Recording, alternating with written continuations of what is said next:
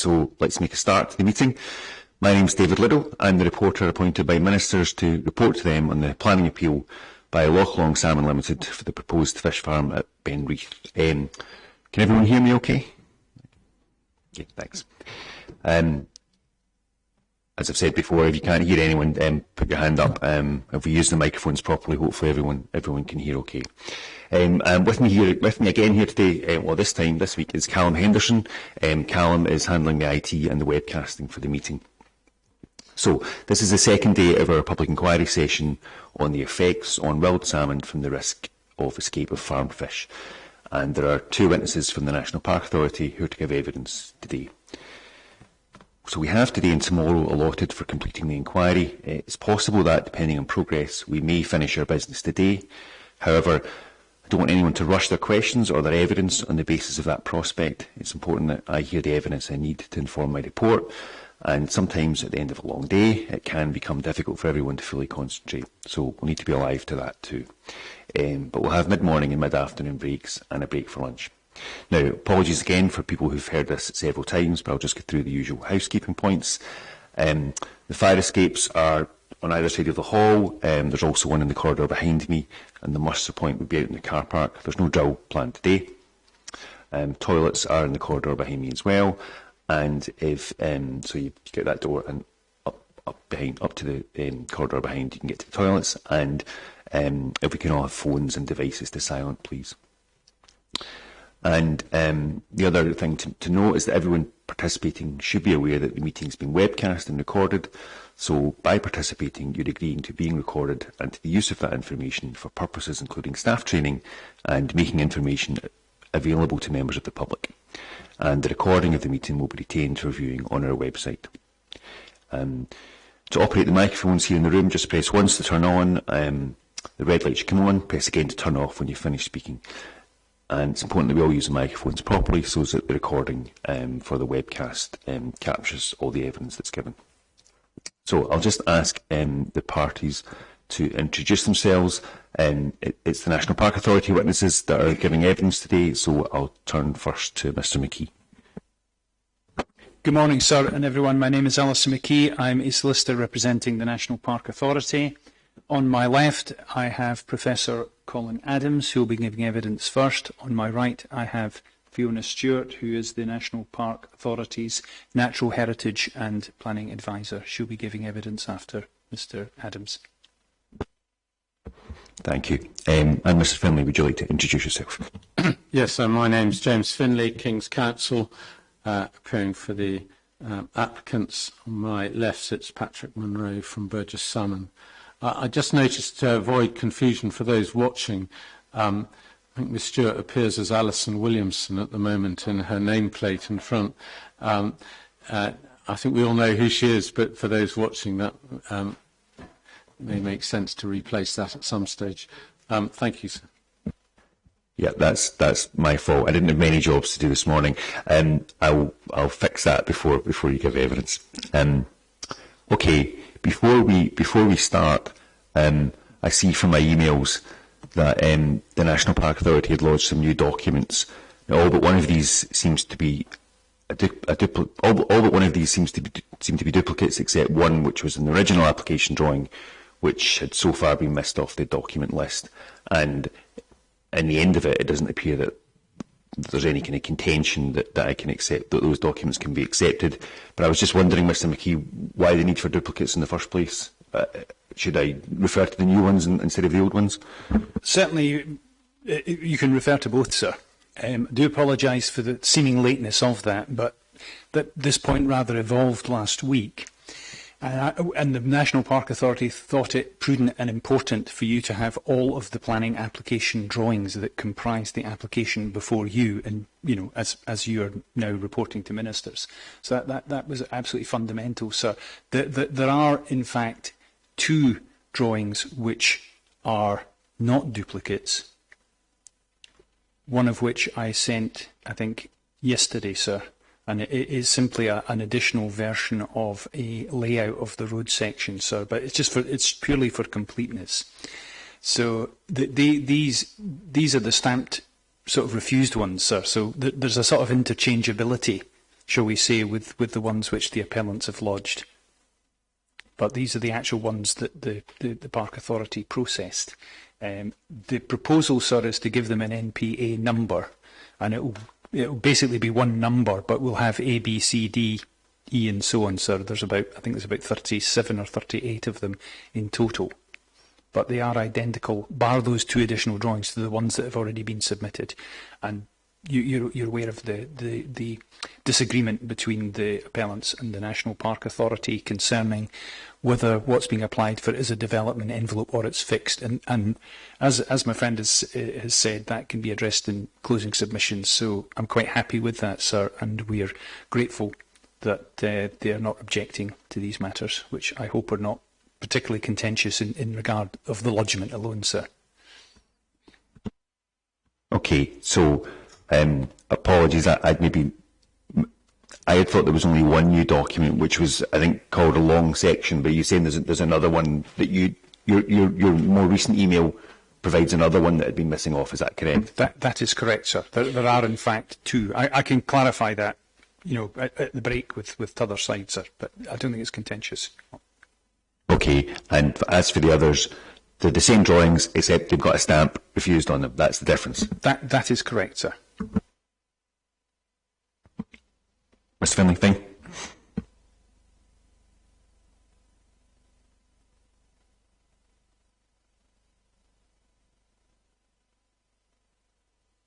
Okay, I think unless there's anything else, then any other procedural points, that's the only one I was going to ask about. So there was one further matter. Last week, your assistant circulated a further representation by Mr Bainbridge on behalf of the Arrochar, Tarbert and Ardluey Community Council. The National Park Authority have received that, sir. It's a relatively detailed representation. It makes reference to the local place plan, which is indicated has been completed and submitted to the National Park Authority.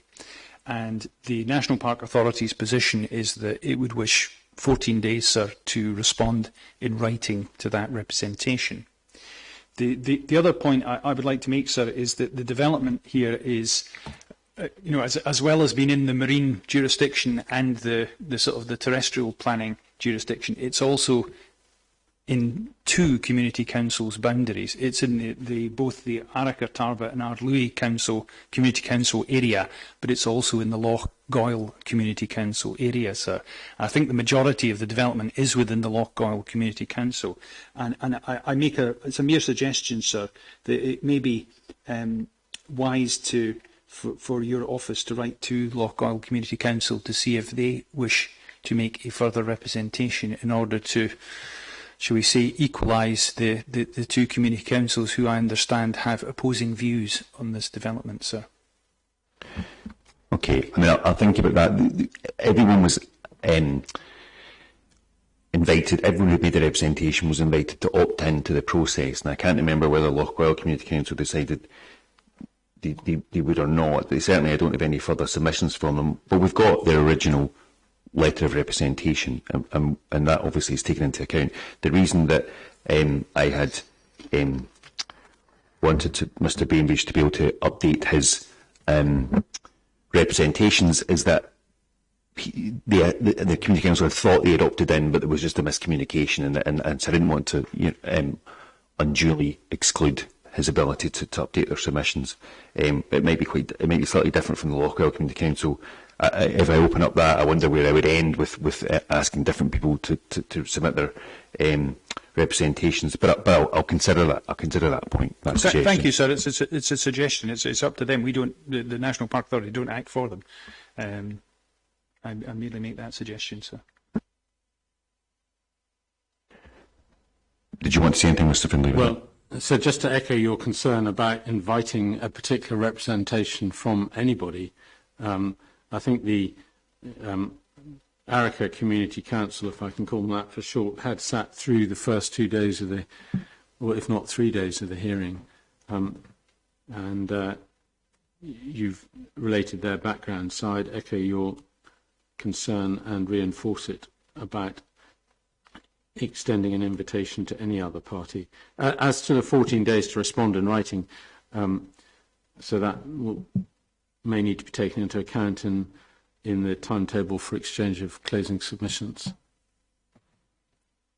Okay, well, we'll come back to that at the end of today or the end of tomorrow, as may be.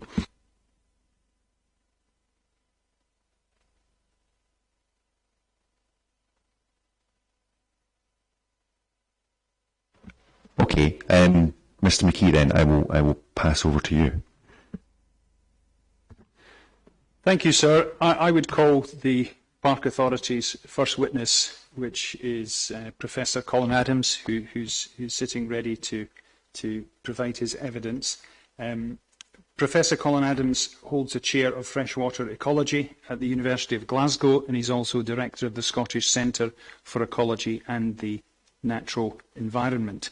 Sir, a bit old school of me, but my preference would be for Colin Adams to read his precognition, sir, if that's okay by you. And I think that's important for those who may be watching the webcast. At the end of his precognition, I have a few questions for him, sir, which have really derived from Mr. Wright's evidence last week. And following last week's tradition, I'm assuming I'd have an opportunity to ask these questions. There's not a huge number, sir, but I'd like to do that. So, Professor Colin Adams, if you could simply start by reading your precognition, starting with, I have an active programme of research.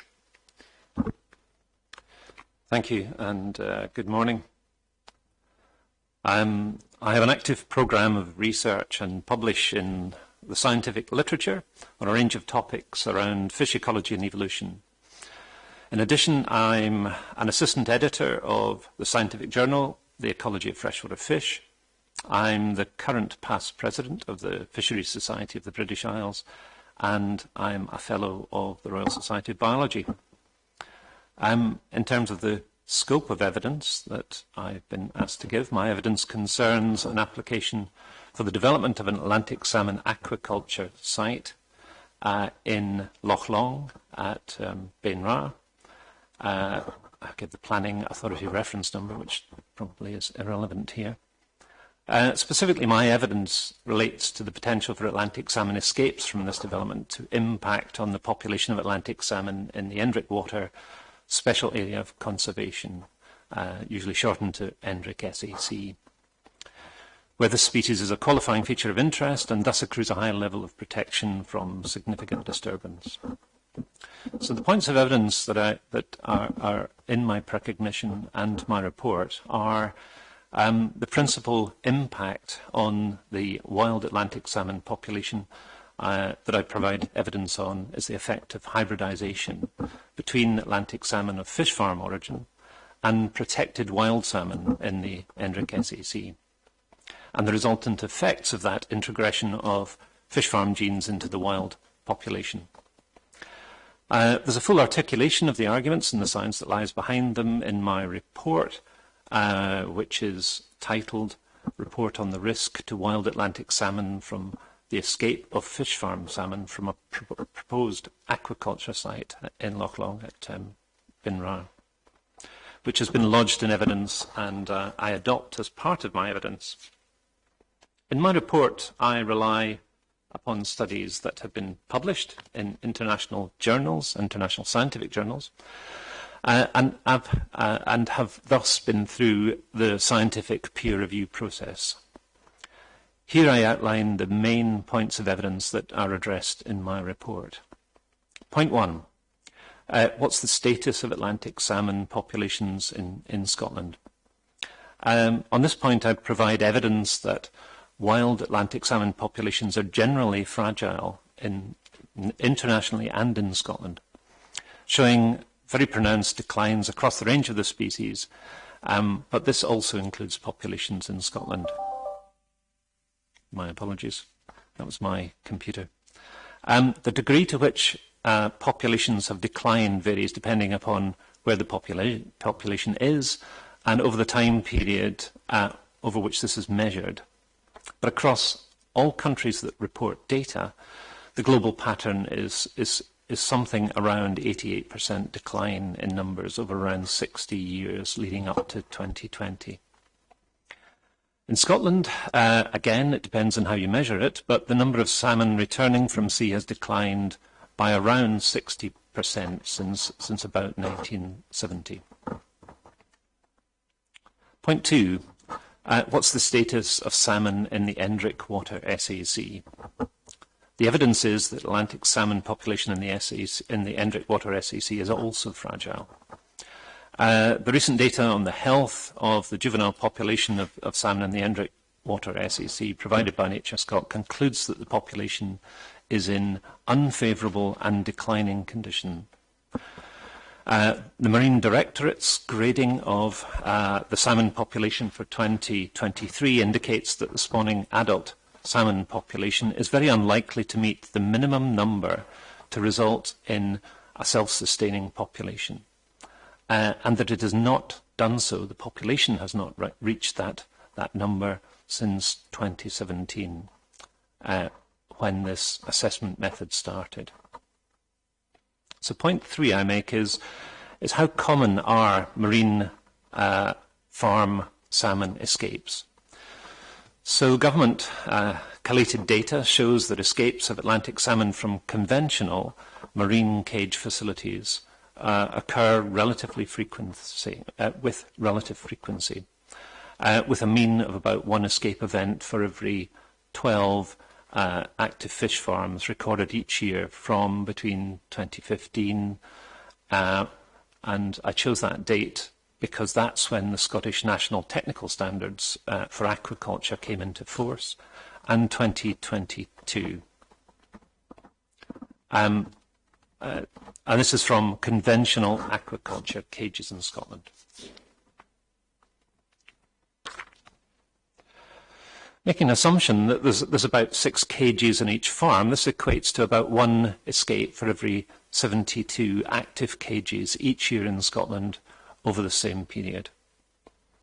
Having been installed since about 2014, FISC semi-closed containment systems have been used for around 63 unit years between 2014 and 2022.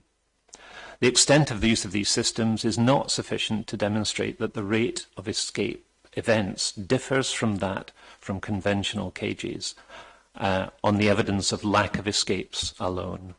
Professor Adams, it's just a clarification point. I'll ask you it since we're going through it. When you say they're unit years, does that mean cage years, if you like? Cage, I'm trying to avoid using the word cage specifically because I guess you could argue that the semi-closed containment system is not the same as an open cage. Yeah, but I understand it right. It's not fish farm years. When you say unit, you mean one. Exactly. One pen, one enclosure. Yeah. Okay. Thank you. Exactly. Sorry. No.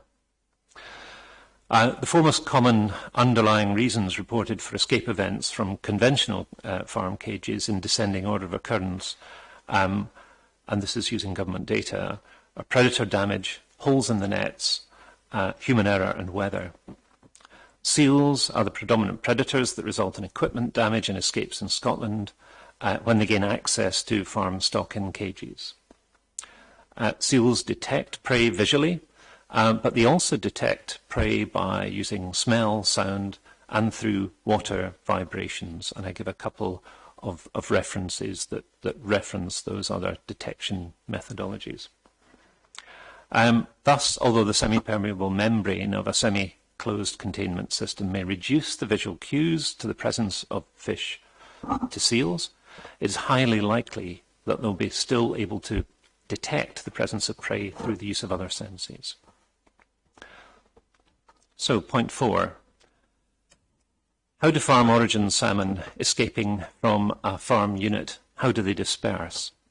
Well, the data on the dispersal of Atlantic salmon that have escaped from cages indicate that they can, and they do, disperse very widely in the marine environment following escape, and that they enter freshwater systems, and that they come in contact with wild salmon populations as they are breeding. Salmon from an escape from conventional cages in the Outer Clyde at Carradale were found entering rivers 250 kilometres away from the escape site. And I have written here over 140 were recorded entering Loch Lomond. In fact, it was 194, so that is a mistake in this document. So recorded entering the Loch Lomond catchment, which includes the Endrick Water SEC, which is 83 kilometres away from the escape site. The mouth of the Loch Lomond system is approximately 40 kilometres from the proposed development site, and the Endrick Water SEC is about 70 kilometres distant from the proposed development site, both well within the dispersal range exhibited by salmon from the Carradale escape.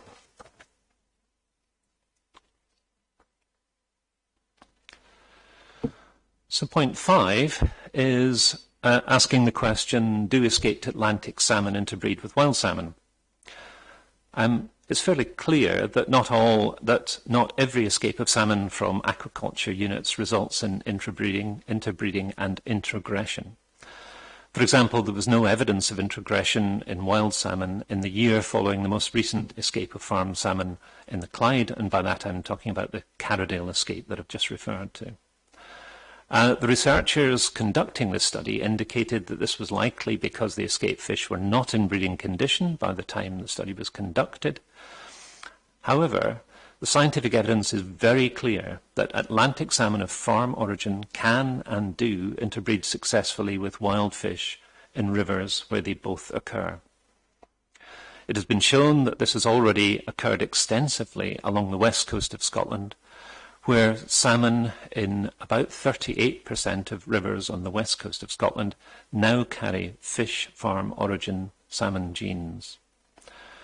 Introgression has also been detected in salmon collected from the Endrick Water SEC. The same effect has also been reported extensively from other salmon aquaculture areas in Newfoundland and in Norway. Once genetic introgression occurs, there is no practical measure that can be taken to reverse this effect. Thus, at this point, the consequences of introgression cannot realistically be mitigated against.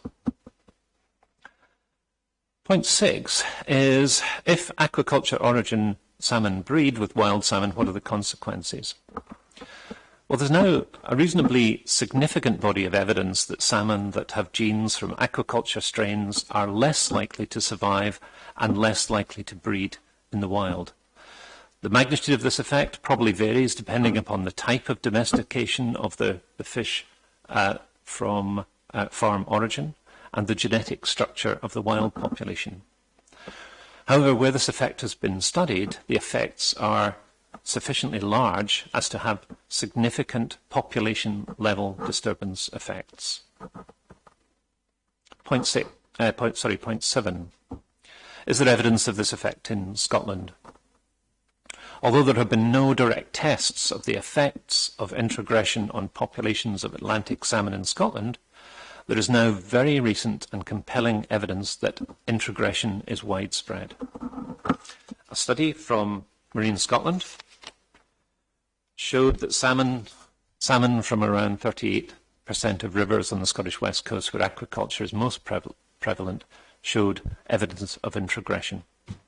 It is thus highly likely that similar effects to those reported for salmon from other countries are occurring in Scotland also. Point 8. What are the risks of genetic introgression for the Endrick SEC salmon population? The evidence is that genetic introgression of farmed origin salmon with wild salmon has already occurred in fish in the Endrick Water SEC, albeit at relatively low frequencies so far.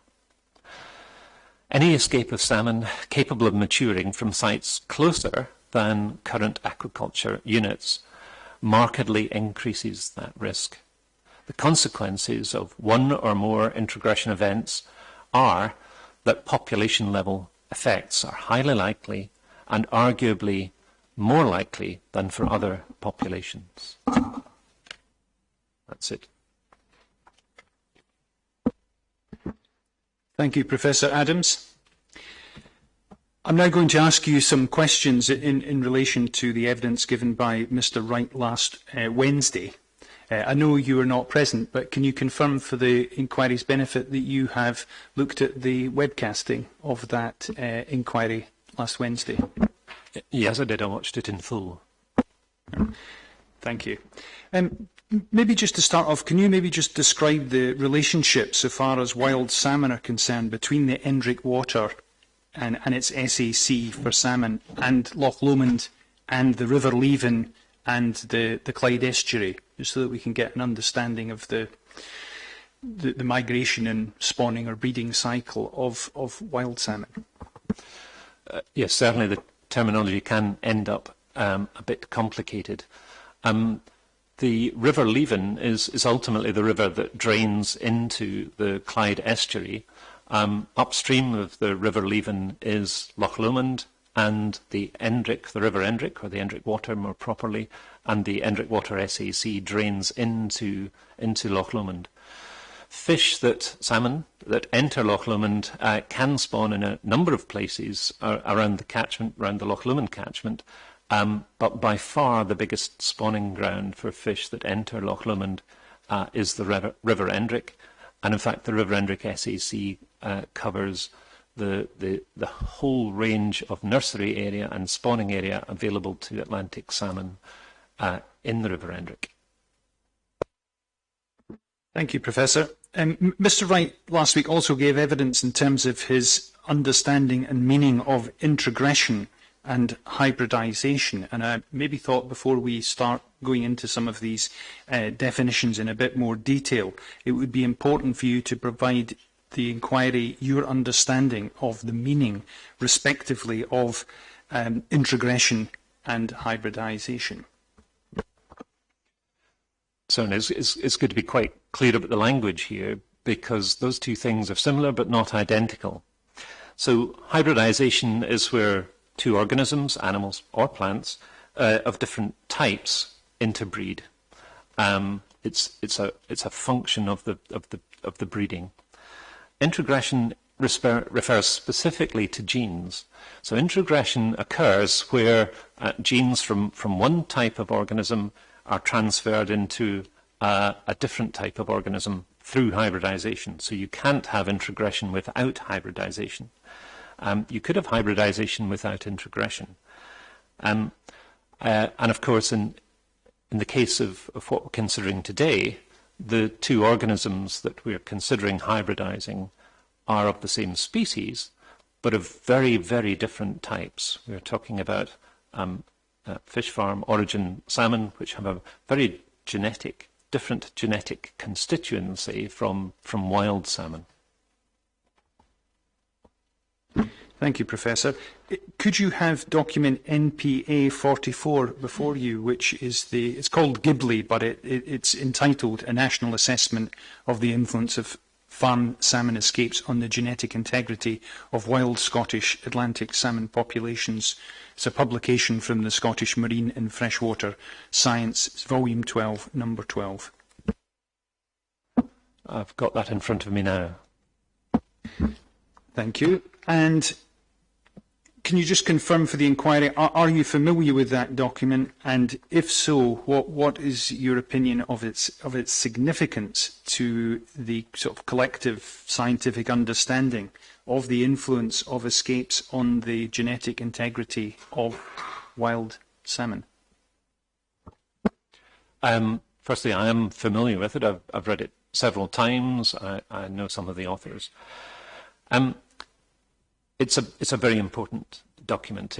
What it describes is what I've just talked about in my precognition, actually, a little bit, and that is that it's now known that in a large number of sites around Scotland there is genetic introgression. So there has been hybridisation between Atlantic salmon of farmed origin and wild Atlantic salmon, and those genes have now got into the populations that are in the wild.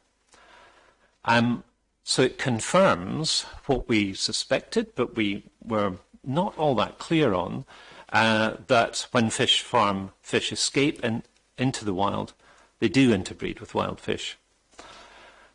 What is surprising from this is just how widespread and common this effect is.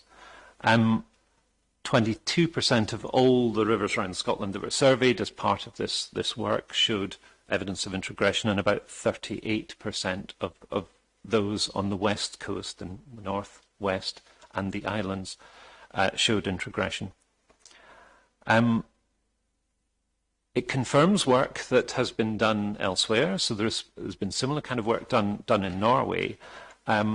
But despite that, and despite that we were probably expecting to find introgression, I think the scale and magnitude of the effect is very surprising. Thank you, Professor. Could you turn to page 35 of that document and to the figure 14, which is an image of the Clyde area?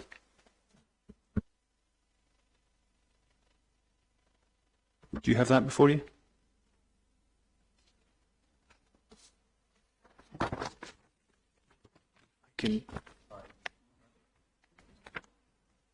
I do have it. It's NPA 44. It may have been lodged as a core document as well.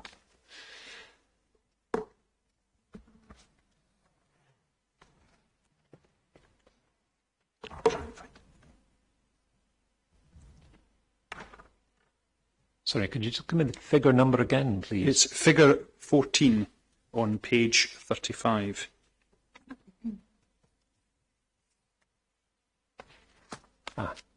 Yes, found it, thanks. Do you have that, sir? Yep, thank you. On that figure, you can see an orange dot with the number 9 next to it and the description leaving. Can you confirm on which river that yellow dot is to be found?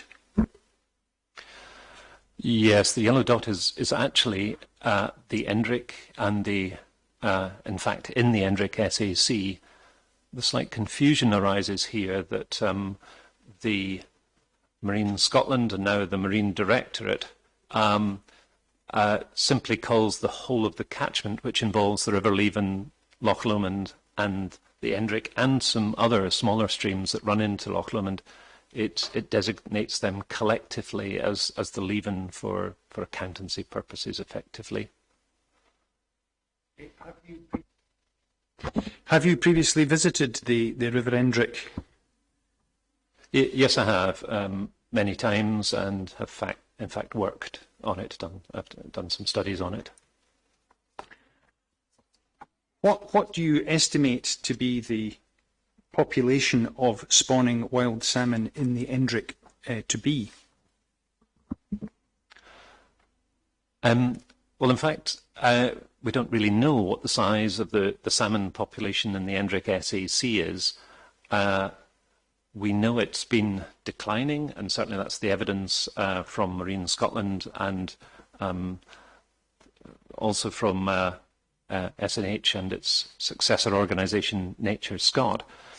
The Lomond Fisheries Trust has attempted to make some estimates, not of the population size, but of the carrying capacity of the Endrick SAC for Atlantic salmon. And by carrying capacity, I mean how many spawning adults would be sufficient to effectively fill all the habitats that are available for Atlantic salmon at spawning and in terms of their nursery areas.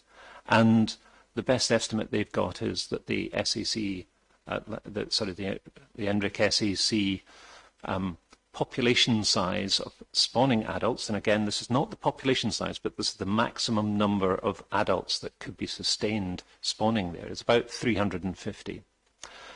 I'm guessing there's a bit of wobble around that estimate, but I would certainly say that it's very realistic to say that the maximum capacity is in the range sort of 300 to 400 adult spawning salmon as a maximum. Sorry to interrupt, but I can just ask whether that is in evidence anywhere before this morning, because that's evidence of relying on the Lomond Fisheries Trust, and I don't recall seeing a document setting that out. Could I answer that? Be my guest, yeah. It's It's not, as far as I'm aware. I've not seen that, and that is because this is work conducted by. So in other words, it's not in paper form, as far as I know. So it's sort of in some respects unpublished data. However, I would kind of point to the fact that there's quite a lot of mention of the Endrick SEC population being small, without actual numbers attached. In my report, certainly. I'm just raising a concern that obviously Mr. Wright hasn't had the chance to comment on this evidence. Well, just see where it goes first of all before. I did put to Mr. Wright last week that it had a small population. I didn't get specific numbers. I grant you. I think you've said that the carrying capacity is, in your opinion, somewhere between 300 and 400 adult spawning salmon. I think that's what you're saying. That's the carrying capacity. What is your evidence in terms of, we were dealing with ballparks here and estimates of what the actual population is likely to be, given that the river is graded as being declining, in decline? I think in reality that's almost impossible question to answer, because the numbers of fish entering the Endrick SEC have never been enumerated, because it's a very difficult thing to do. It's costly and technically very difficult. So the answer to your question is we have no way of knowing, but it's certainly smaller than that, smaller than, say, 350. And how would the carrying capacity of the Endrick SAC compare with other salmon rivers that we may know the names of, which may obviously appear to be physically, geographically bigger rivers?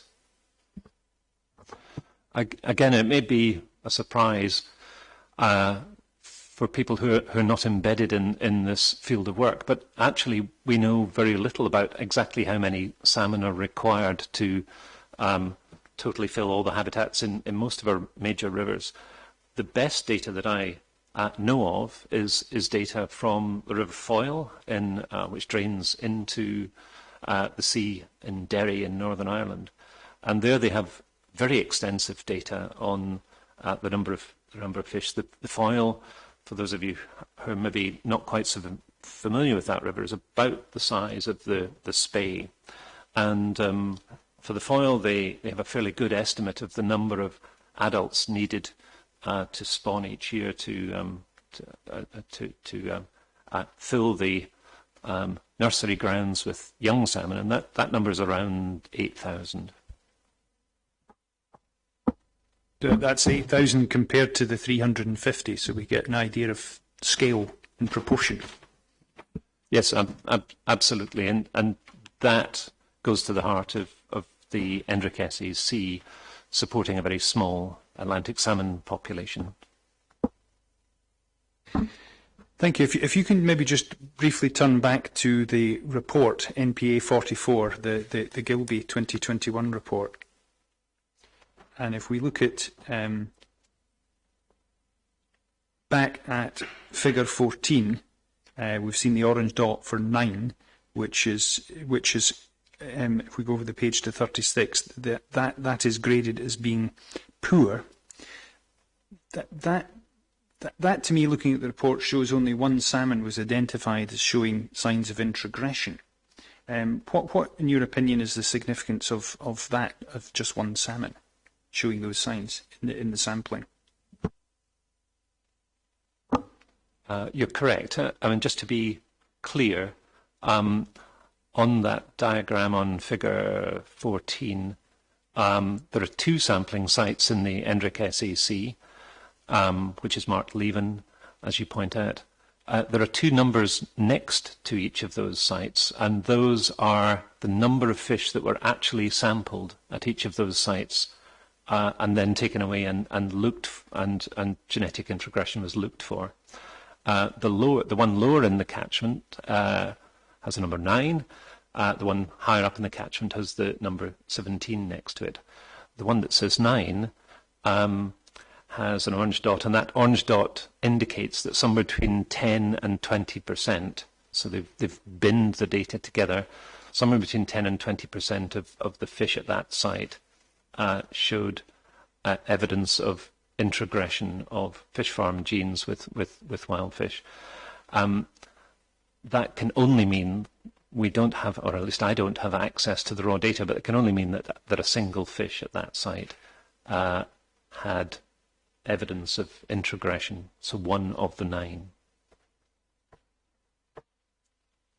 And do you have any opinion on the significance of 1 in 9 of that sampling point showing introgression? Yes. Firstly, it's a surprise that I think, at least to me, that the Endrick SAC, which is pretty distant from fish farms in the west of Scotland, is showing any signs of introgression. That, frankly, is concerning. 1 fish in 10 is quite moderate levels of introgression. It does suggest that there's been a significant amount of hybridization between wild fish and fish farm fish that have come into the Endrick. It also shows very clearly that it's possible for fish farm fish to get to the Endrick SAC and interbreed and produce offspring, which has a mixture of genes, which are wild genes and fish farm genes. Thank you, Professor. Just turning to another point, Mr. Wright, I believe, last week argued that the effect of any interbreeding between farm salmon escapes and wild fish is likely to have a bigger effect on a large wild salmon population.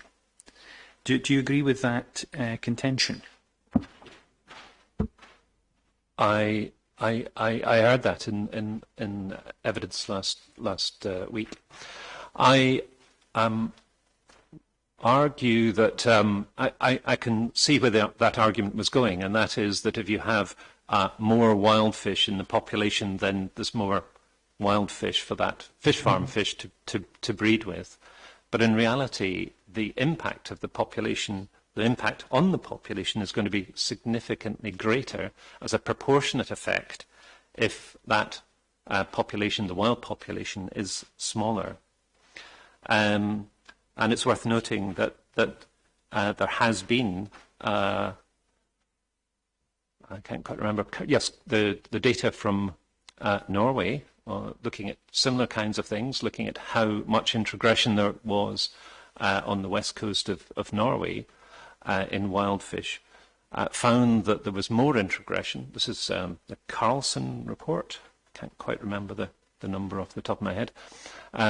Showed that smaller populations were likely to have higher levels of introgression than larger populations, which suggests that the impact on smaller populations is greater.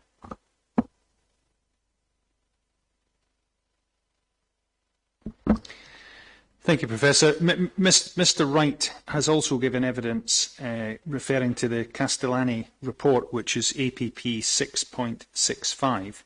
We may not need to actually produce that, but I think in summary, he's saying that at low intrusion levels from escape farm impacts, the impacts will on phenotypic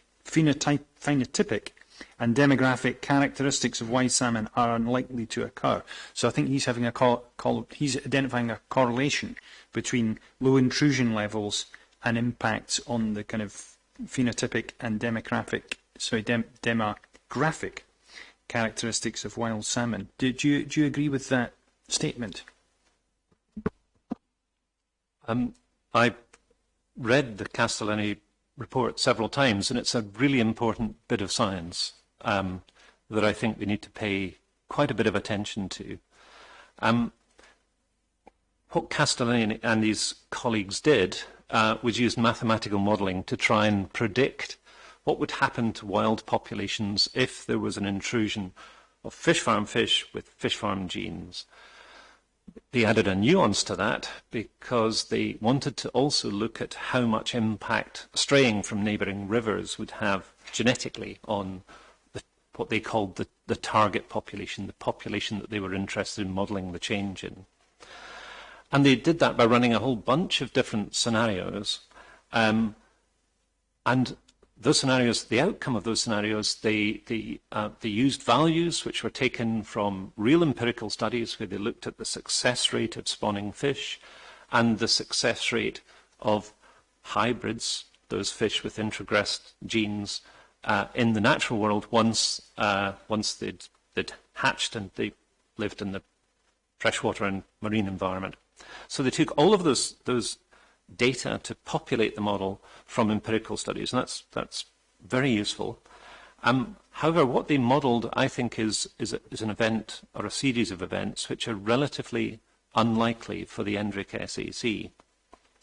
And the reason why I'm saying that is that what they modelled was a series of successive invasions of their target river with successive escapes from fish farm over many multiple years. And what they showed is that there's a fair bit of change in the population. If we want to go down that route, we could start having a look at some of the outputs from their modelling. But they showed that there was a significant population drop-off over time with successive invasions, intrusions they called them, by fish from a fish farm origin. However, the maximum intrusion rate that they ever looked at was 50%. So in other words, they modelled a population size, a wild population size. Actually, they used a population size of 500. And the worst case scenario that they modelled was where there was an intrusion rate of 50% of that population size. So in other words, 250 fish intruding. And they showed that there was declines in populations, and when that intrusion dropped, in most cases, but not all cases, the population recovered. I would argue that that is probably not very likely. Those modelled scenarios are not very likely for the ENDRIC if there was a significant release of fish from a development of the size of the one that's being proposed for Loch Long.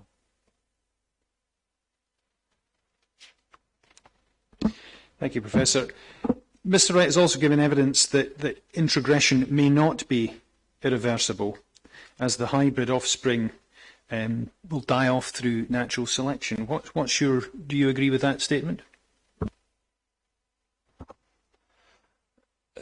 Yes, I heard the evidence on that, and in one sense, Mr. Wright's absolutely right.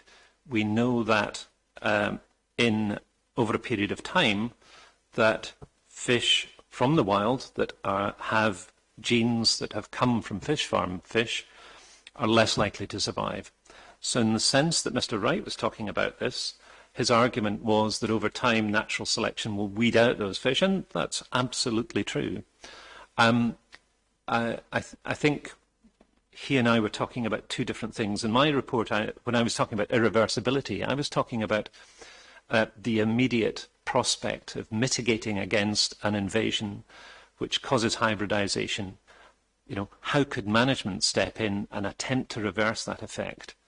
And the reality is that at that level, in that sort of set of circumstances where we're talking about irreversibility in the short term, where management might be able to do something, might be able to intervene and achieve something that might reverse or reduce the effects of hybridization, then there isn't a mechanism through which that can be done. It's just managerially impossible. So I think just the difference in Mr. Wright and I here is just really how we define the irreversibility. In one case, Mr. Wright was talking about a long-term evolutionary process, and in my case, I've been thinking about this in terms of how could we, as managers, step in and somehow reverse the effect, the immediate effect of a hybridization or a series of hybridization events were that to occur. Thank you, Professor. What level of intrusion or influx of genes from escaped farm salmon would be required to cause harm on the wild salmon population in the Endrick SAC, and how would that harm manifest itself? That is the $60 million question. It is. I'm going to answer the second part of that question first, if I may. So how would that impact manifest?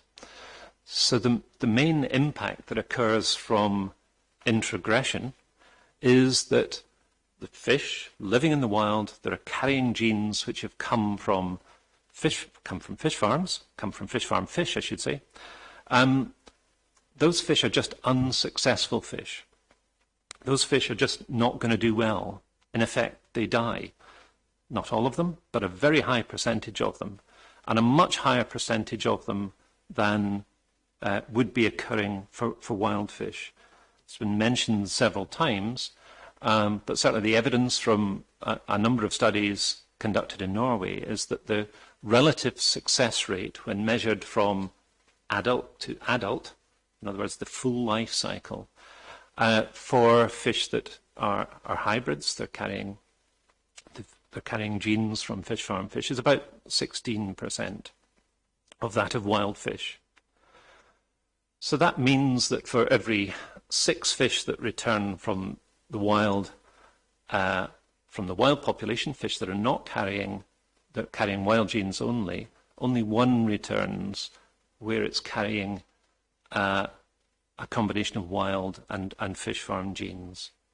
So the sort of trite answer to your question is really what is the impact of introgression on wild populations, and that is that the impact is really that fish die. A proportion of the population just does not make it back and contribute to the next generation. So that's important, because that means that, to answer your first question, which is kind of just what level of intrusion, what influx of genes from escaped wild farm salmon is going to impact on a natural population. That's an open question. It's very difficult to judge. And there are 3 or 4 things that play into this, 2 of which I think are very important for this consideration, which is about the Endrick SAC. And the first of those is the size of the wild population, which we could haggle whether it's 300 or 400 or 500. It is small. It is undoubtedly small. So that the wild population doesn't have the robustness that a larger population would have. That's the first thing. And the second element to that is the intrusion rate. If the intrusion rate, the number of fish that are going into wild populations and therefore have the capacity to hybridize with those wild populations, if that number is relatively small, then probably the impact is going to be small. You're sort of challenging me to try and come up with a very specific number here, and I would love to be able to do that. But I think the real answer to this question is that we don't quite know. We don't know how to balance our understanding of the wild population size with the intrusion rate against the potential impact, the long-term impact on that population. I'm going to use a sort of slightly strange analogy, which I hope is informative. And that is, were we to argue that we should take a bucket of sewage and we should pour it into the upper reaches of the Endrick, we would argue, I don't think anyone in this room would argue against the fact that this is probably damaging. And I would argue that any introgression is damaging. The question is really, how much damage can we get away with? 1 bucket of sewage, we can probably get away with that because there is some resilience in the system and that we'll be able to cope with that 1 bucket of sewage. But if we then extended that to 1,000, 10,000 buckets of sewage, then I think most of us would regard that as being too much. Now, we've spent probably the best part of 50 years trying to work out how much sewage can we actually put into our rivers. Where do we draw the line? Where is the cut-off point beyond which we dare not step? Even when we do set those lines, it seems that we quite often do overstep those lines, but that's a different issue.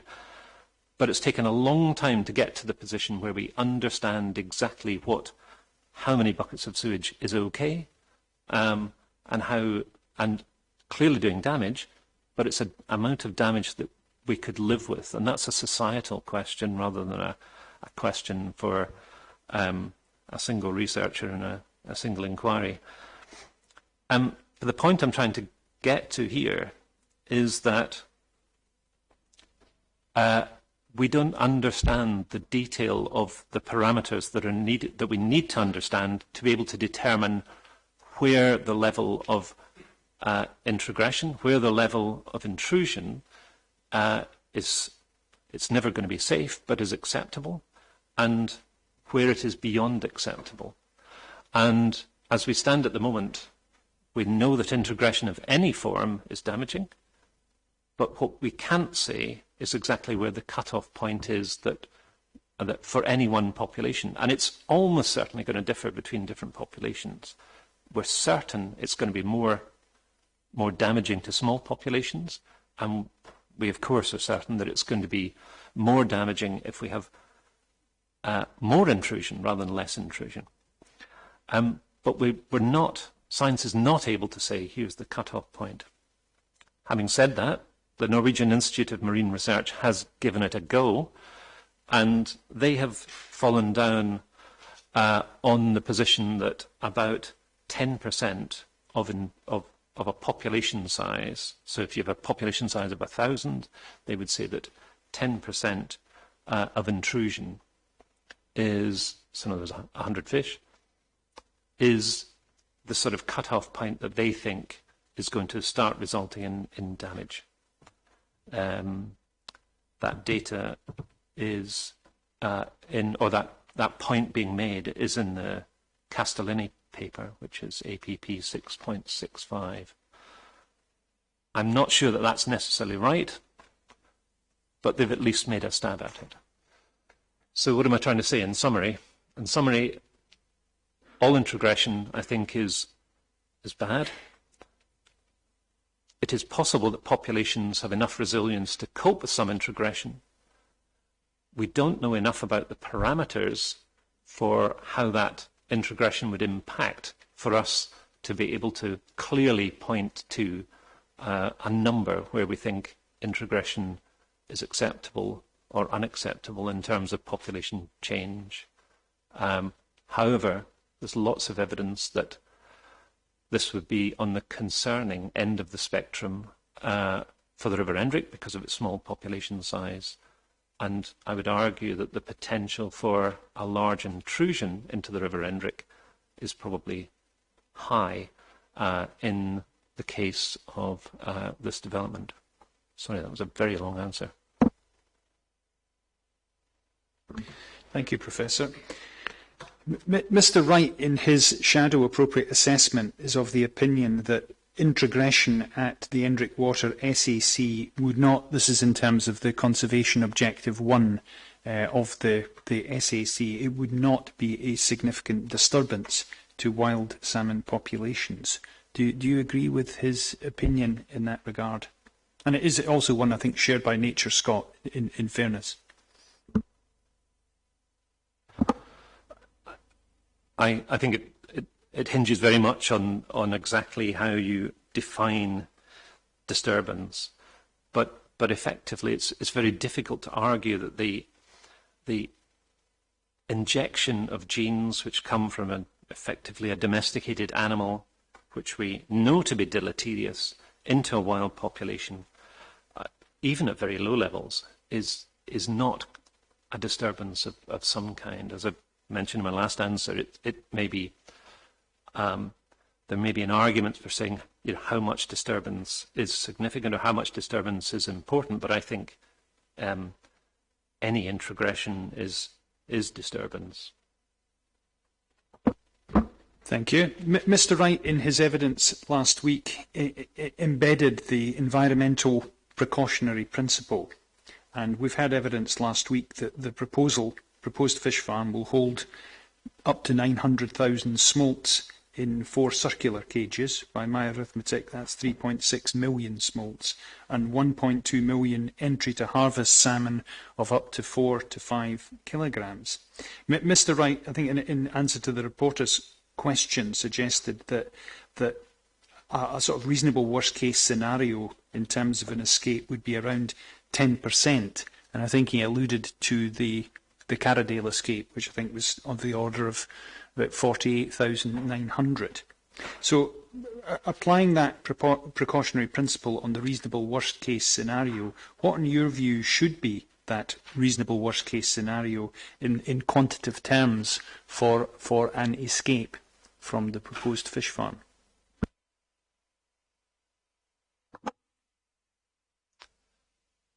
It's quite a tricky one to answer, but I think my general feeling is that simply plucking a 10% number out of the air is probably just that, plucking a 10% number out of the air, and I would suggest that may be unrealistic for two reasons. We've heard already that escape comes really in 2 forms. Mr. Brooke made a series of points about trickle escapes, about small escapes from fish farms continuously over a period of time. And these have been called drip escapes by the Environment, Climate Change and Land Reform inquiry, which was in 2018, looking at the impact of aquaculture on wild fish. So they argue that, in fact, these drip escapes are really quite significant, and that's actually more or less what Mr. Brooke was saying last week. But leaving those aside, the alternative is that you have episodic escapes. So you have catastrophic failure of one kind or another, and fish are escaping from fish farm units in relatively large numbers. These are happening more infrequently, but the numbers that are released are greater. And they only happen when there's some kind of breach of the containment system that the fish are being held in. So I went back and had a look at the reported escapes from conventional cages. And in fact, I think it was Mr. Fraser that brought this up last week. There are a large number of reports, escape reports, where there's actually no fish actually reported escaping. So there's an escape reported, but the number of fish reported as having been escaped, presumably because the escape hasn't resulted in fish actually getting out of the cage. There's a large number of those. In fact, about 60-something% of those reported escapes result in no fish actually escaping.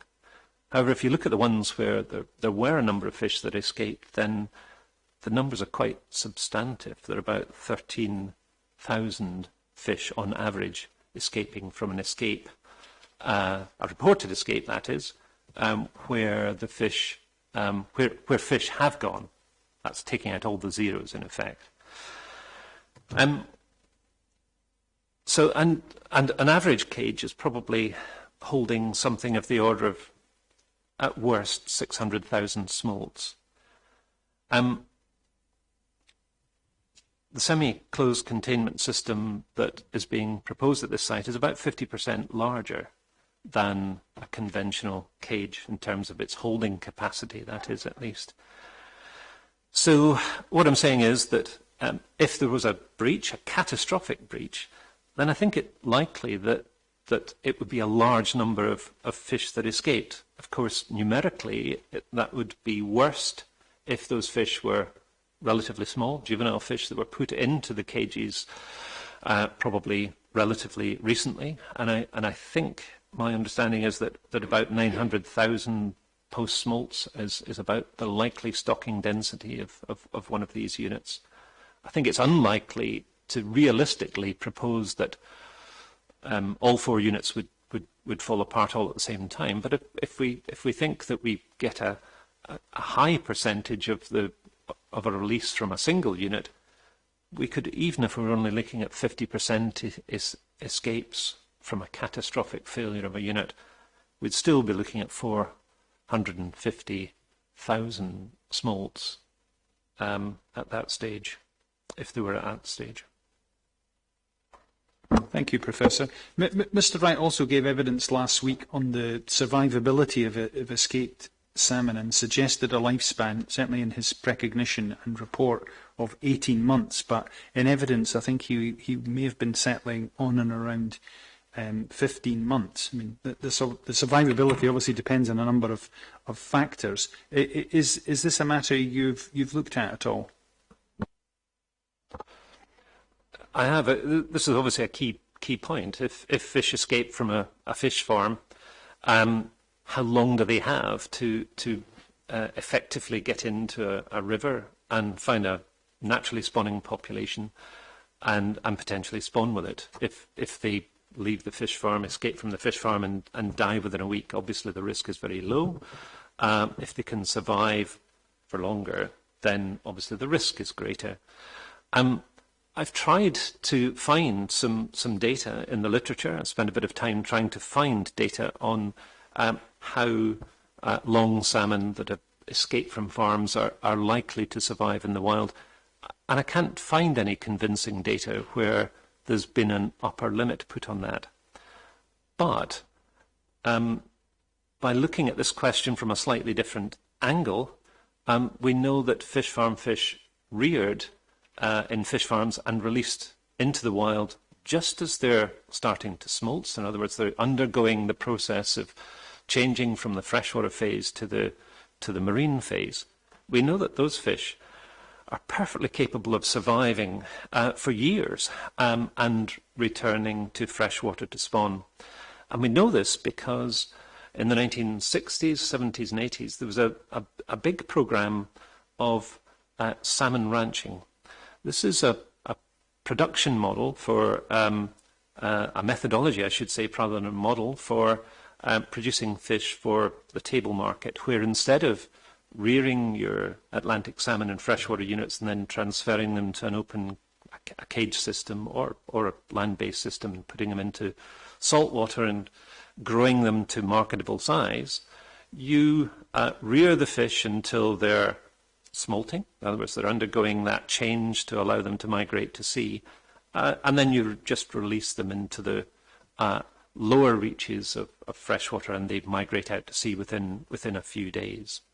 And we know that the return rate for those fish that have effectively been in fish farms for all of their life, 1 or 2 years, and then released to the wild, we know from really long-term data, much of it coming from Iceland, that those fish survive at almost exactly the same rate as wild fish that have been reared in that river or neighbouring rivers and migrated to sea naturally and then returned. So we know that fish that have been reared in fish farms for much of their life, but still at quite an early point in their lifespan, they can survive quite easily at sea. And I think there's likely to be some kind of relationship between how long fish have spent in fish farm units and the likelihood of them surviving once they get to the wild. And that's certainly been proposed by a number of authors who've commented on that. Thank you, Professor. Just to record, I don't think Mr. Wright's evidence has been accurately recorded. I think what he said about the 10 to 15 months, or 15 to 18 months, was that was how long fish would need to survive Caradale to breed in year 2. So it's a slightly different point. I think, so I'd just like you to note that. If you can bear with me for a second, Mr. Meekie, I just want to make a couple of notes and I just want to ask a clarification point, but I'm just going to catch up for a second.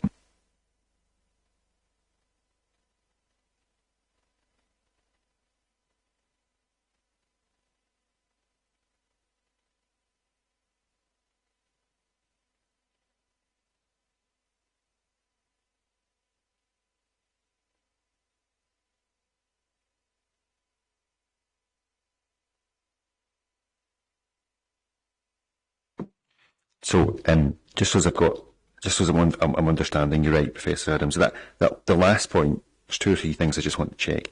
The last point there about a likely relationship or a hypothesised relationship between the amount of time spent in the fish farm and then survivability, the relationship, you didn't say it, but I'm assuming the likelihood is the longer time spent in the fish farm, the less likelihood of survivability in return. It's not the reverse of that. Yeah.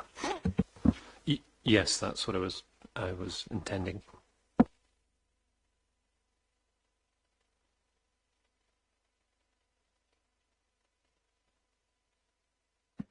And then I just wanted to go back. Earlier on, Mr. McKee was asking you about Mr. Wright's view, and you said that, and it was about disturbance. And you said what I've noted down is you said that any integration is disturbance, and I wanted to check when you're using the word disturbance there, are you using that term in the way it's used in the SEC? So when you say disturbance there, you mean specifically disturbance to the as the word is used in the SEC? I've always said I look at the description of the conservation objectives, and I find the word disturbance in the conservation objectives confusing, because I think it can be interpreted in multiple ways. I'm using it in this specific case as a disturbance to the population that has a negative effect, some effect that is negative to the population, and I think you can easily argue that that is the case, that introgression does that. Whether that's exactly what the intention of the wording in the conservation objectives for the ENDRIC SAC is, I can't really answer that question.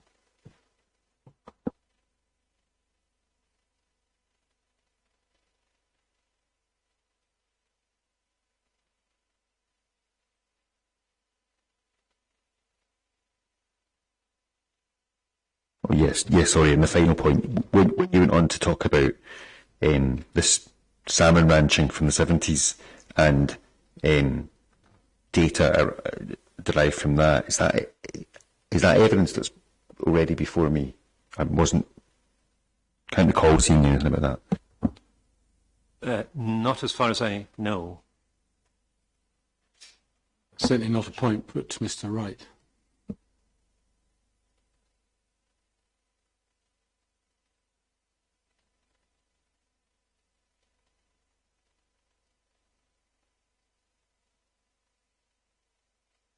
Okay, thanks. That carry on, please. Thank you, sir. Professor, if we could just dwell for a moment on survivability.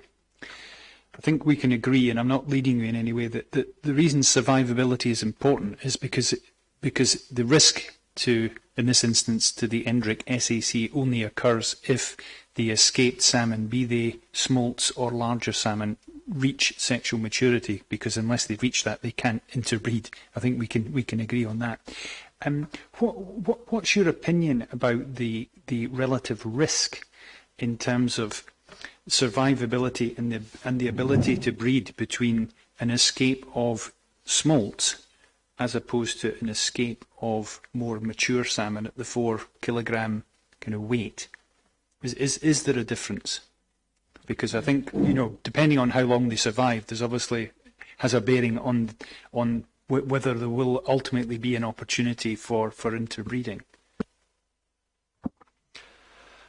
I think the picture is complicated.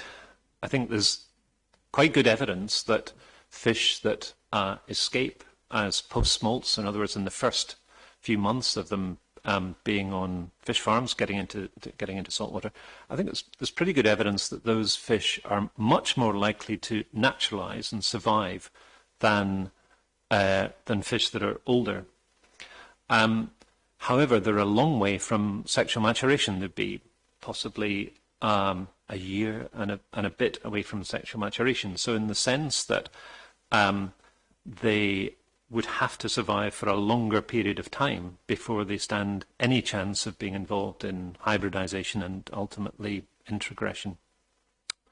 At the other end of the scale, the 5-6 kilogram fish on fish farms that are potentially nearing sexual maturation, or in some cases a small number may be sexually mature at that size, were they able to escape, then the risk, the risk there is that they're very close to sexual maturation, so there's a relatively short period in which they need to survive in the wild before they can contribute their genes to a wild population, hybridize and contribute their genes to a wild population.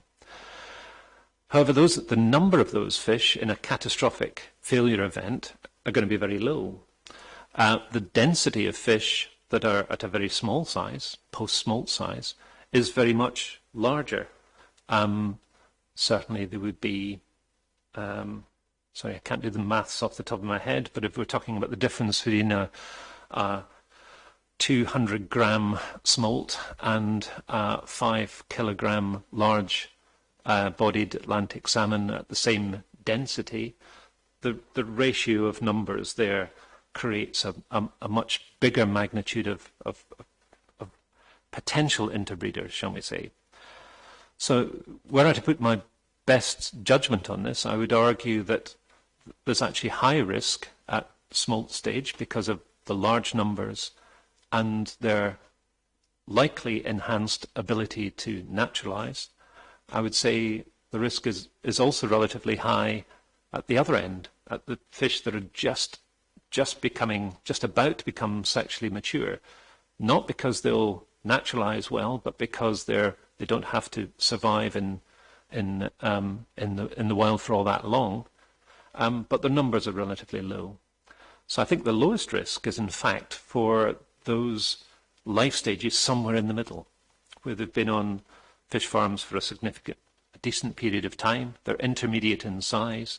There's less of them in cages because they're moderately large, but not very large. And they've got a longer period to, if they were to escape, they've got a longer period to go before they become sexually mature. So I think on balance, if we were thinking about risks, then smolts in their first few weeks in cages and large fish in their last few weeks in cages are the two ends where there is highest risk, and somewhere in the middle during the growth phase is relatively lower risk. And I'm talking very specifically here about the risk of those fish interbreeding if they were to escape. Thank you. And could you remind the inquiry what the breeding season for the wild Atlantic salmon in the Hendrick SAC is? What months are relevant? So they spawn over a relatively long period of time, November to the beginning of January, effectively. Thank you. And lastly, this is my last question, but I put to Mr. Wright last week the possibility of a vortex incident. I think he came back to me with the word extinction vortex in the genetic sense, arising from a mass release of escaped farm salmon from the proposal. Are you familiar with the term vortex or extinction vortex? And in your professional opinion, as an academic, is it a relevant risk factor for the wild salmon populations in the Hendrick Water SAC? I am familiar with it. It's been discussed in literature quite a number of times in relation to the risk of farmed Atlantic salmon genes getting into wild populations.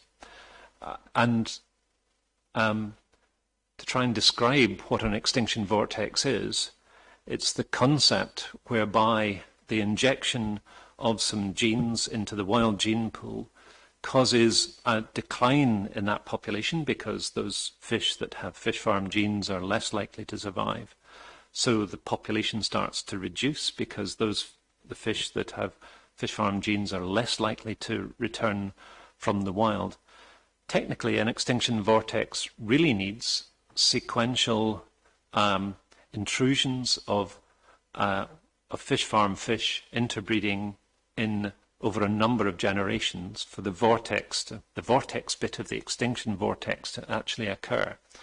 So there's a positive feedback loop whereby the population becomes smaller and smaller. In the process of becoming smaller, becomes more vulnerable to intrusions and hybridization in future generations. And ultimately, the theoretical is that it leads ultimately to the population extinction. I would argue that there certainly is the possibility of that occurring in the Endrick SAC, and I think one of the things that leads to that possibility is the small and relatively fragile population size of the River Endrick. There's no doubt that extinction vortices are more likely to occur in small wild populations than in large wild populations.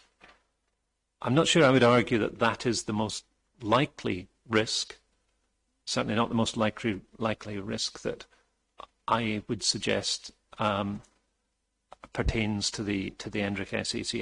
I would argue that a single catastrophic invasion of the population with the wild population in the River Endrick with a mass number of salmon, fish farm salmon, which might overwhelm the spawning in 1 year. So a single catastrophic event would potentially cause more damage than an extinction vortex.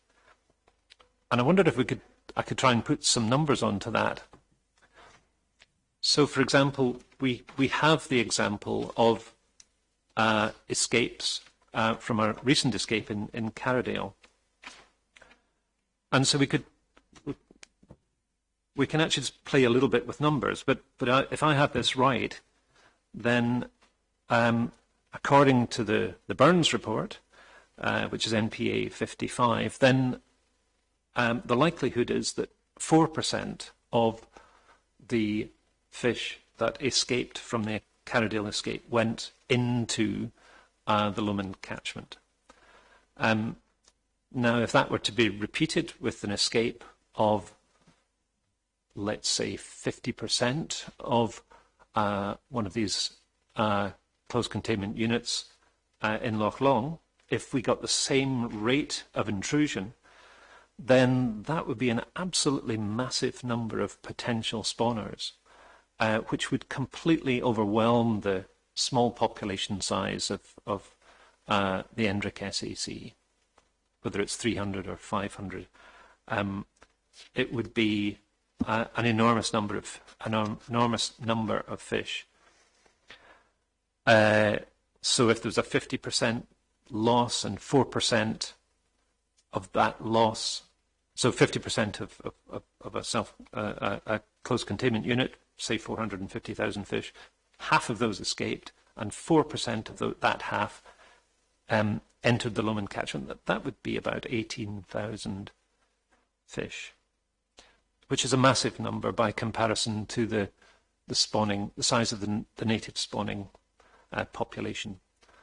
And even with building in the fact that these fish are less competent behaviourally, less likely to be capable of spawning, the ratio of wild fish to fish farm fish would be so great that there would be a very severe introgression from which I think it would be difficult to imagine the Endrick population surviving into the next generation. So rather than an extinction vortex, I would argue that a greater danger is a single catastrophic event with a relatively large, a very large number of fish farm fish entering a relatively small population in the Endrick SAC. I've made this point before, but I'm going to make it again, and that is that effect would be very different if we were talking about other populations. Other populations, other wild populations, which are much larger, will have more resilience than the Endrick population. And this is why I continually refer back to the small population size in the Endrick and its fragility. Part of its fragility is its small size. Thank you, Professor Adams. That completes examination in chief, sir. might be looking for a short comfort break before we move to cross. Okay, thank you very much. I would suggest we can take a 10-minute break and then start at 11:05, Mr. Findlay. Is that okay? Thank you. Thank you. Of Professor Adams. Thank you. Thank you very much. Good morning, Professor Adams. Can I just ask you whether you're actually a fisherman by any chance? I'm a very poor fisherman. And have you fished in the Endrick or the Lomond systems? That's a good question. I have a permit for fishing in both of those, which I am given each year by the Loch Lomond Angling Improvement Association. I don't think I have used them in the last 5 years. I may have used them some time ago. Thank you. There is an improvement association and there's a trust in Loch Lomond. Perhaps you could explain the difference between the two, because I think the improvement association is objective, but the trust hasn't. So the Loch Lomond Angling Improvement Association is a membership organisation which in some case owns and in some case leases the fishings, and its members are allowed to fish by buying a permit through them, and they also sell day permits and week permits and what have you. The Loch Lomond Fisheries Trust is an organisation, it's a charity, in fact, that was set up to try and provide scientific advice to help with management of fish populations and the catchment in the Loch Lomond area. It's one of a series of these that have been set up across Scotland and, in fact, across England and Wales as well. And to be clear, I was the vice chairman of the Loch Lomond Fisheries Trust for about a decade, ending in, I think it was 2012, so 10 or 11 years ago. And you're a member of the Improvement Association? I'm not, no. And when were you first instructed in this matter? That's a good question. I tried to look that up last night because I couldn't remember. I think it was about July. July this year? July this year, yes.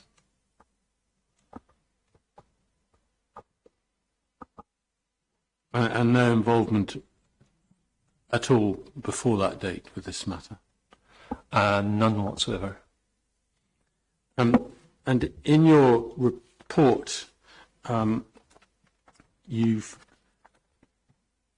included a lot of references, and it's not a complaint, just a comment, and you've referenced in your CV, which you've attached, relevant publications for the last 3 years, and that shows that you're got a high productivity rate. The only two of your reports that are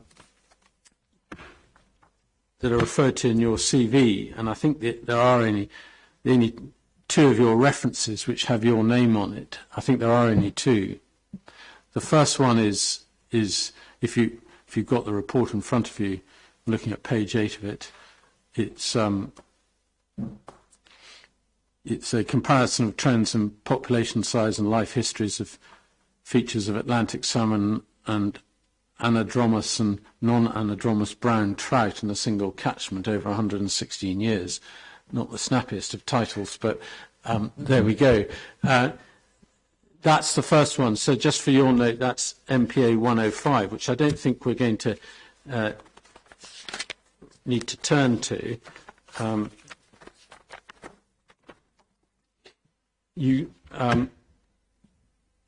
cite that in your report, I think, at 4.7.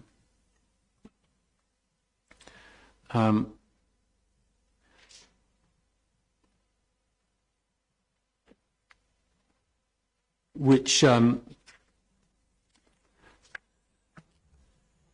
in your, this is part of your discussion of the status of the Scottish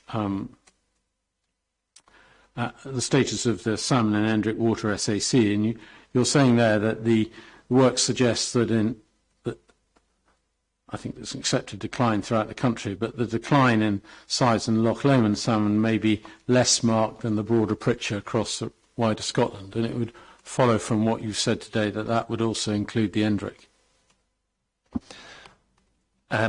It does say that. It is slightly difficult to disentangle because we don't have separate data for the Endrick and Lomond. But yes, broadly I would agree that the most likely interpretation is that the Endrick population is not declining as fast as it seems to be elsewhere in Scotland. I've got to say that the situation elsewhere in Scotland is fairly dire. And as far as I can see in that report, there's no discussion of genetic integration at any stage in that report. Sorry, are you talking about that paper in 2018? Yes, paper. Yeah. Absolutely. And in fact, at that time, we knew of no introgression in the Endrick SAC. And although we had hints of it, we did not have access to the Gilby data, which came out in 2021, showing the extent of introgression across Scotland at that point. So, and that's interesting. So this was a 2021 paper, PPA-002-2020, and you were looking at data up to 2020. And so are you saying there was no evidence of, was there evidence of hybridization in the Endrick before that? I'd make 2 points. Firstly, that we weren't focusing, the intention of the paper was actually just to describe change over time, a very long period of time. So that was the primary goal of the paper. The second thing is that at least I wasn't aware of the fact that there was introgression at that point when this paper was being put together. I wasn't aware of the fact that there was introgression in the Endrick at that time. Yes, no, the question I was asking you was which was a follow-up for that point, were you aware of any hybridization in the Endrick at that point? You took pains to distinguish between the two. No, I wasn't aware of any hybridization at that point. Okay.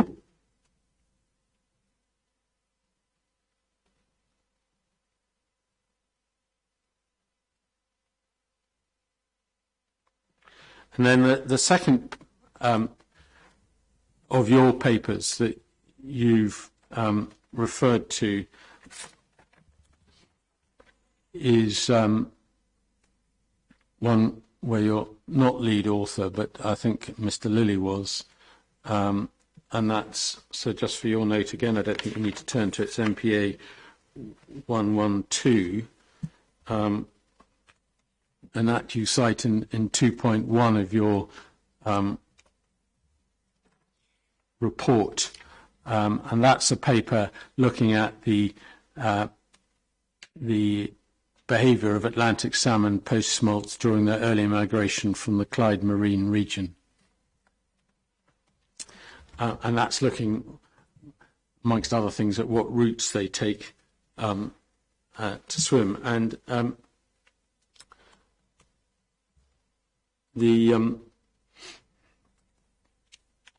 one of the authors, I think, of that report is a Colin Beinn, who's a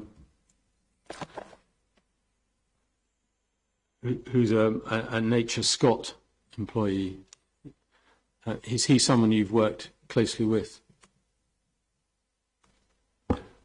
He has an honorary chair at the University of Glasgow. I've worked with him and published with him on a number of things, and we've jointly supervised PhD students together. Thank you. So just for your note, we may come back to it later. He was a member of Nature Scott who signed off the North Kilbrannan shadow appropriate assessment, which is APP, I think 632.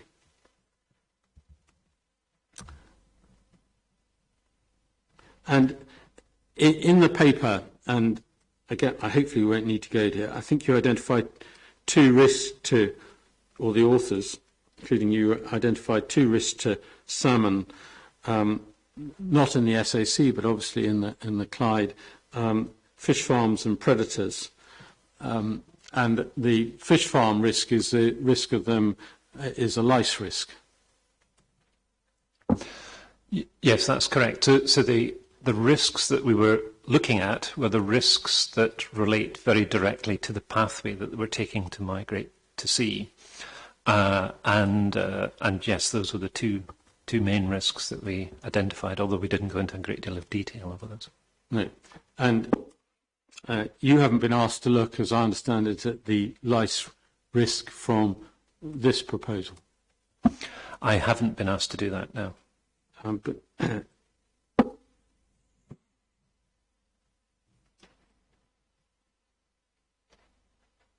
you. And again, there was no discussion of genetic integration in that paper. No, because it in many ways wasn't relevant. Yeah, absolutely, because you're not talking about the SAC. But so none of the papers, you relied on papers dealing with genetic integration, but none of those are actually your papers, they're other people's papers. That's correct, yes. Also, just thinking about your CV at the moment, you don't indicate any expertise in dealing with habitats regs assessment or appropriate assessments. That's because I have no experience in that area, although I have read many of them, and of course critical thinking is part of my day job. As it is of many of us. But I'll leave questions for that, you'll be glad to hear, but Ms. Stewart may not be for her.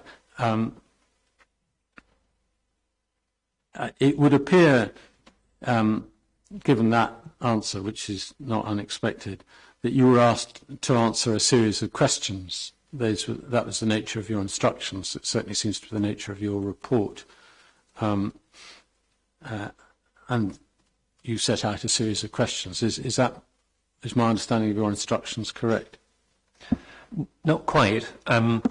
It's my suggestion that it be laid out as a series of questions, because I thought if I was, so my instructions were, can you take a look at this and tell us in as much detail as you can what the literature is telling us, and I thought the only way of doing that is breaking it down into a series of questions. That's the format I chose for the report. Then you're looking at other people's literature primarily, subject to those two exceptions that we've indicated.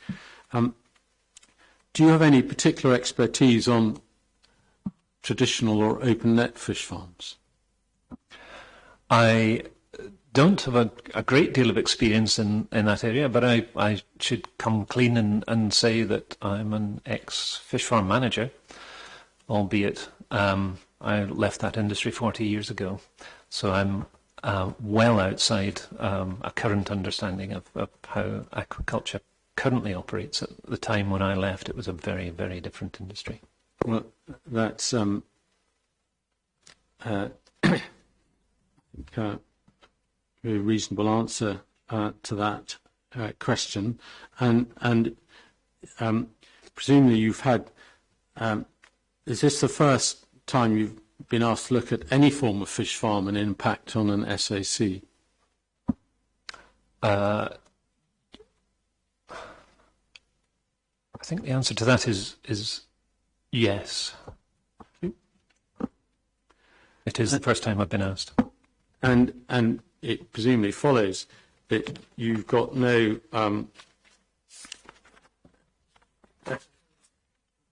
expertise or otherwise on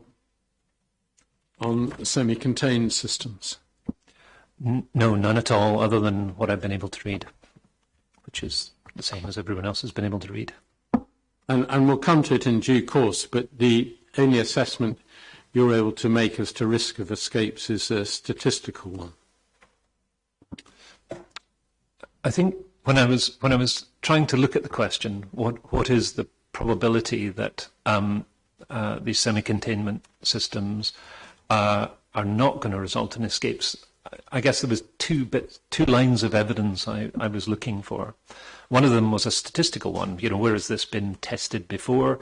Has it been used for a long period of time and proven to show less escapes than conventional systems, whatever it was compared to?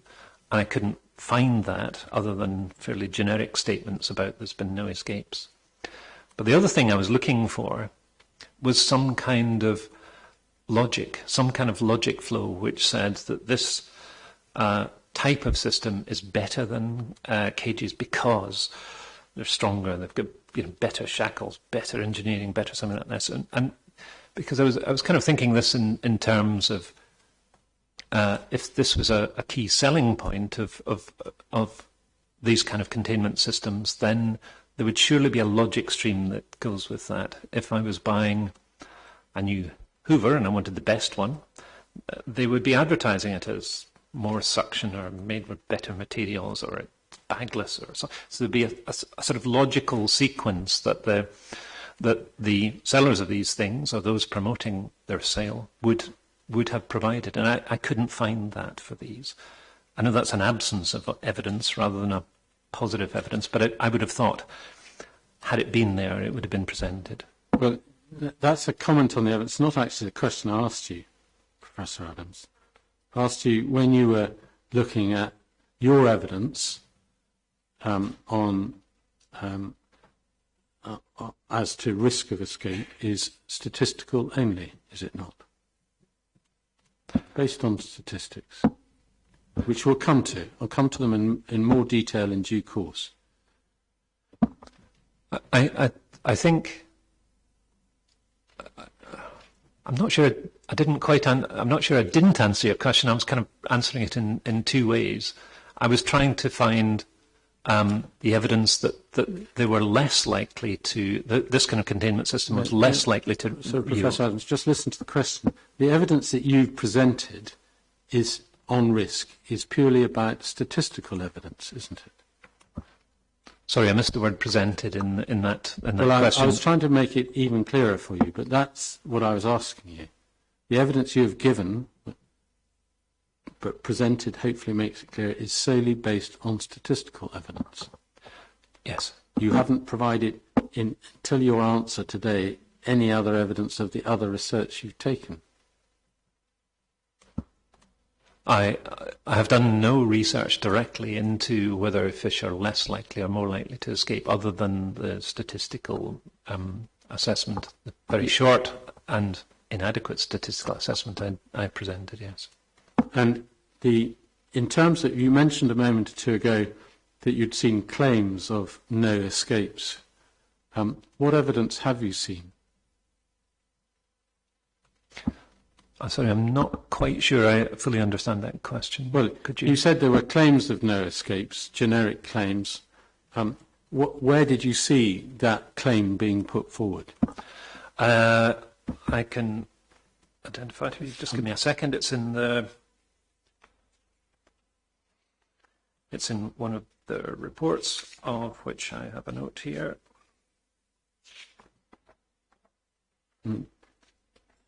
Have you read Mr. Wright's evidence? I have, yes. And he lists a number of documents where it's not just a claim, that evidence is presented of no escapes. Are you dismissing that evidence?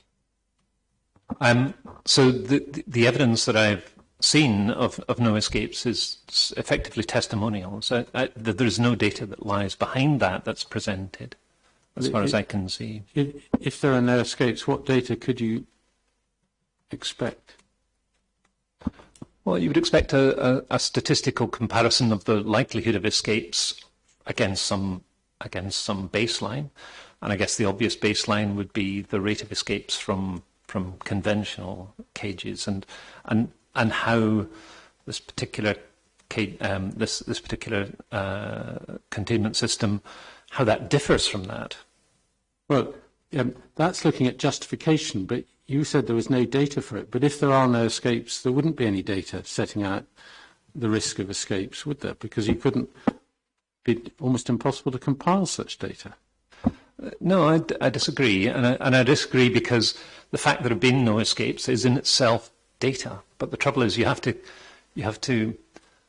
caveat that with how long has that data been collected? What is the probability of an escape from a conventional farm? And if you apply that probability of escape from a conventional farm, does an alternative system, does that do better than or worse than? And having no escapes is still data that can be used to assess the probability of escapes from a semi-containment system versus some alternative. Well, anyway, I've heard your answer to that, but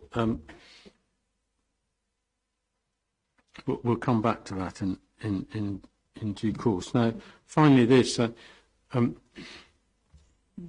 You're aware that the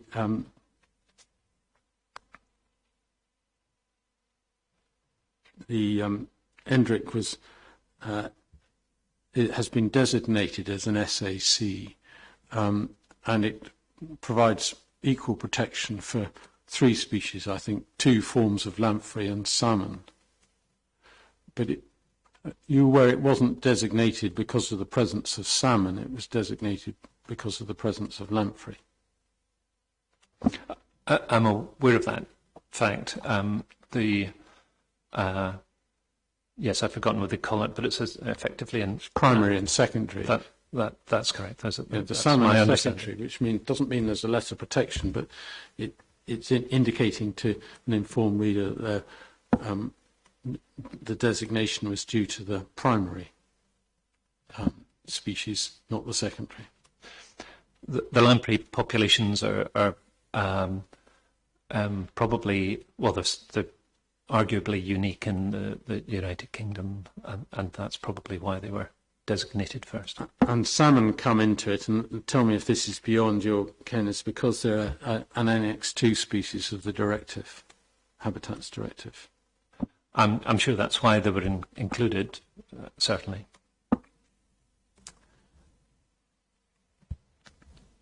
Could we go then to section 3 of your report, status of Atlantic salmon in Scotland? There's very little dispute here, but as I understand it, looking at Scotland, you've looked broader and at Scotland, the picture is universally poor on the east and west, north and south coasts. It is. It's poor internationally. There is almost nowhere, probably with the exception of Iceland, where populations are declining. So right across the range, the rate of decline differs from place to place, for sure. And we've touched on that in part by reference to your paragraph 4.7 that the decline in the Lomond system can be distinguished from the general decline in Scotland. Indeed it can. The rate of decline is greater across Scotland more generally. And then turn to your section 4, the status of salmon in the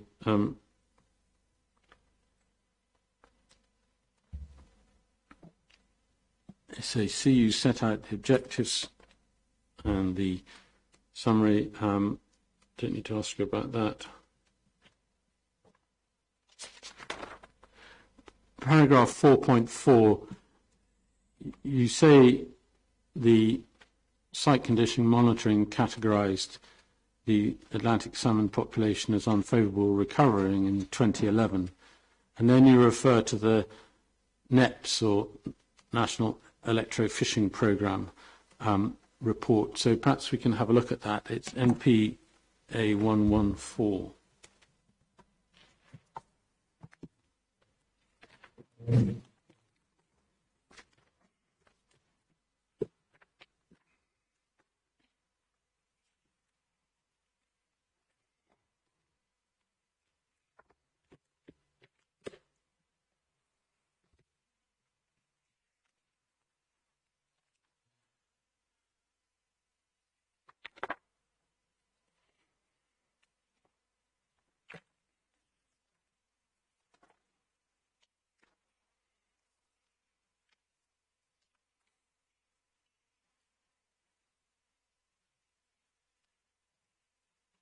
This was a programme that started in 2018. So could I just maybe check the witness has this? I have the document if you don't have it. He was looking, just to assist.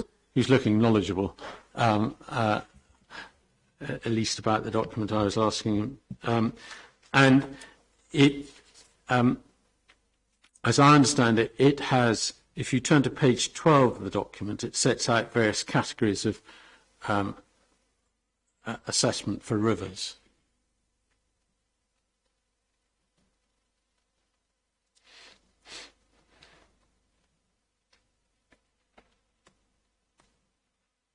I'm working off a hard copy, so it may not be electronic page 12. Oh, sorry, it is, which is internal page 12 of the document. Yes, I've found that section. And just so I don't think you'll need to turn to your report, but in 4.6 you talk about the Marine Directorate's grading of salmon populations as in the ENDRIC as category 2. That's a different categorisation than the one that is being considered here, as I understand it. No, I don't think so. So this particular bit of that report, where they're talking about category 1, 2 and 3, I think maps exactly onto the Marine Directorate's categorisation for fisheries management. That's my understanding of this anyway. And on page 14 of the document, it makes it clear it wasn't explicitly designed to assess the status of SACs. But it goes on to say, however, post-stratification makes assessment of status possible of some of the larger SACs that exist within the NEP sample frame. Now, I don't know whether you recall, but Mr. McKee put to Mr. Wright that this was a smaller SAC. Are you able to help? Perhaps you, given your earlier answers, you're not an expert on SACs, whether this is a large or small SAC. SACs come in all sizes, but I'm presuming you're referring specifically to SACs for salmon. Yes, well, I think that's what was the nature of Mr. McKee's question to Mr. Wright, that this was a smaller SAC. I'm working off memory that I haven't refreshed recently, but if I have this right, I think there are 11 or 12 salmon SACs, and it's certain that the ENDRIC is at the very lowest end of the size category. It may not be the lowest, but it's certainly very close to the smallest. Well, thank you. That's very helpful.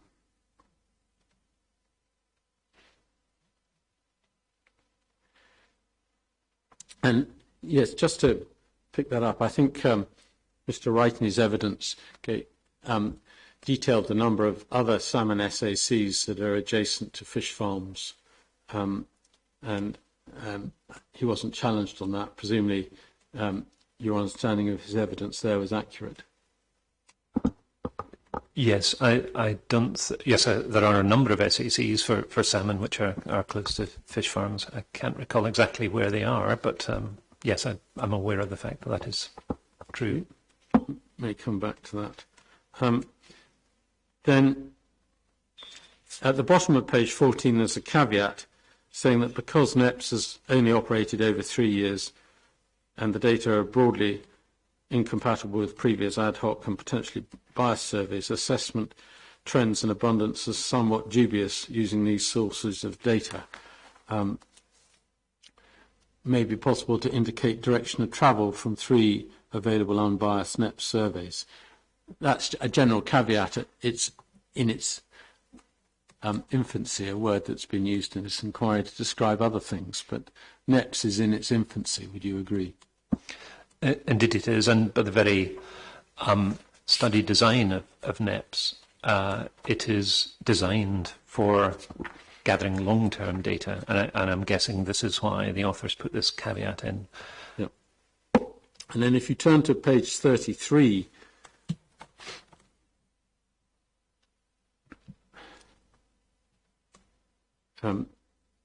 there's a heading at the top of the page, assessing the status of SACs for salmon. And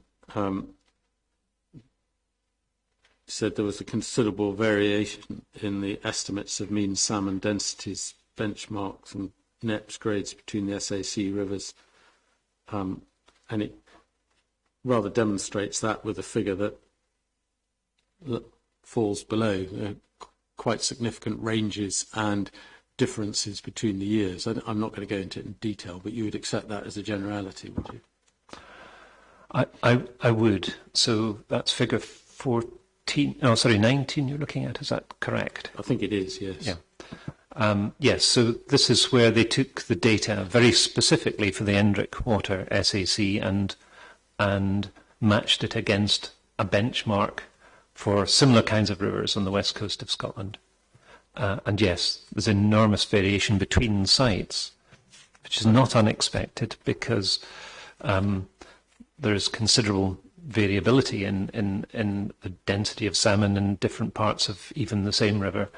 And it's showing the means for each of the 3 years, 18 to 21, for fry, which are first-year fish, and par, which are second year and possibly a few third-year fish. And particularly for fry, they fall below the benchmark. That's the upper part of that diagram. You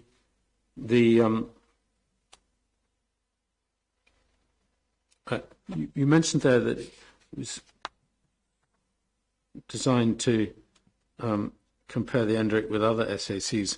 I didn't understand that was the purpose of that. Sorry if I gave that impression that's not right. So it's just a table of every SAC that they've investigated, isn't it? It is, but it has a benchmark, not for SACs, but it has a benchmark for rivers that are deemed to be less impacted by us humans. So the black square, which you see in each one of those, each individual river diagram, is the benchmark. So for the Endrick fry, it sits exactly on 0.5. And that is fish. That's the density per metre squared. Yeah. And then if we go to the table 1 on the following page, the Endrick was grade 2 in 2018, grade 1 in 2019, and grade 3 in 2021. And the table 1 is described as proposed site condition assessments for SACs based on NEPS data. I've seen no document which takes that forward and accepts that recommendation. Have you seen any? I don't think there is one as it stands at the moment. It's my understanding, but I'm kind of slightly out of this loop because, of course, this data is being collected by statutory organisations, of which I'm not one, but I've not come across documentation which would take this argument further. See, because if we do then turn to your report, the Marine Directorate has graded Endrick Water as Category 2 in 2023, and that category has remained unchanged since 2018. Are you aware of any indication that the Marine Directorate is going to change the categorisation in 2024? They've only just a few months ago released the categorisation for 2023, so I have no idea what they're going to be doing in 2024.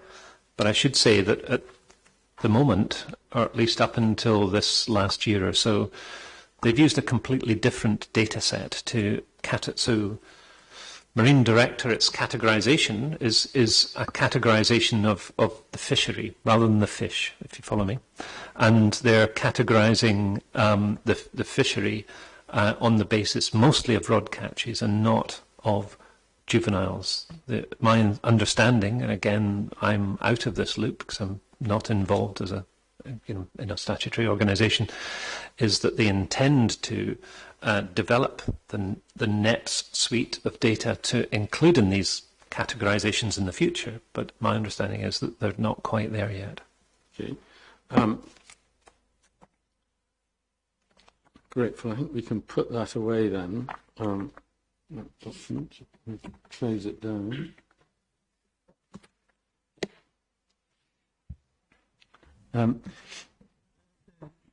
The categorisation by the Marine Directorate of the ENDRIC as Category 2, so it's unchanged since 2018. I think 2017 it dropped to Category 3 from Category 2 the previous year, and then went back up to Category 2. Is that correct? That's my understanding, yes. And Category 2, you set out what that means, but I think in practical terms, does that mean that catch and release is advised but not compulsory? That's correct. That's what the consequence of that categorisation means for those who are running the fishery. And I think the ENDRIC in particular is there are a number of pressures on it, including bank management, agricultural use, but it's certainly, as I understand it, a river that's promoted by the park for fishing. I don't know how much it's promoted by the park, but certainly I would agree that there are a number of pressures on the ENDRIC SAC. Sorry. You then in 4.5 you say it's now well established that smaller populations are relatively more susceptible to external stresses that impact that population, and you reference a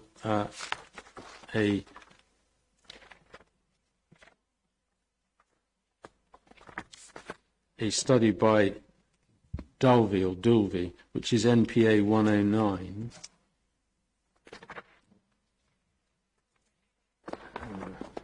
Done with that.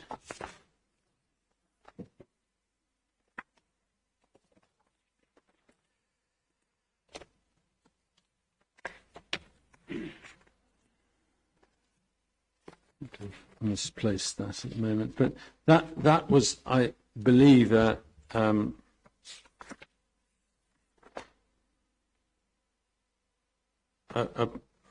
paper on extinction vulnerability, which again doesn't discuss genetic introgression. No, absolutely. That paper is really only being used to make one simple point, and that is larger populations have more resilience, smaller populations less, and it's a general pattern throughout the animal and plant kingdoms. Right. I'll come to your evidence on extinction vortex today, but you're not relying on that paper for that, save for that general point. No, it doesn't relate directly to extinction vortices, no. Thank you. And then at 4.7 of your report we covered already, 4.8 and 4.9, you're looking at the different populations within the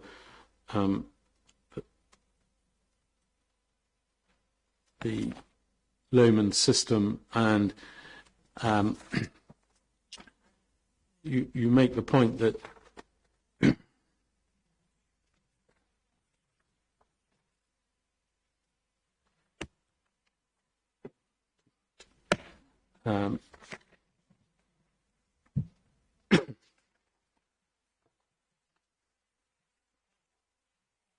as I understand it, that the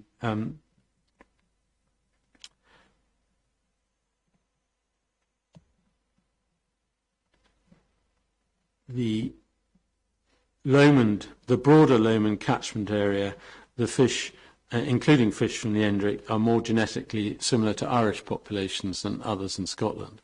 So you've created one differentiation of looking at the Lomond system. And then within the Lomond system in 4.9, you say that juvenile salmon in the ENDRIC water SAC are genetically different from the other rivers in the system, and you rely upon primarily Coulson, I think, for that, which is NPA 108.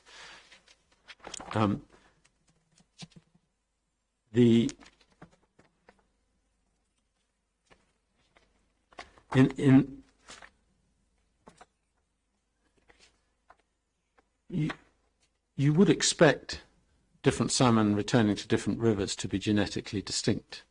So there's nothing remarkable in that, as I understand it. You're absolutely correct.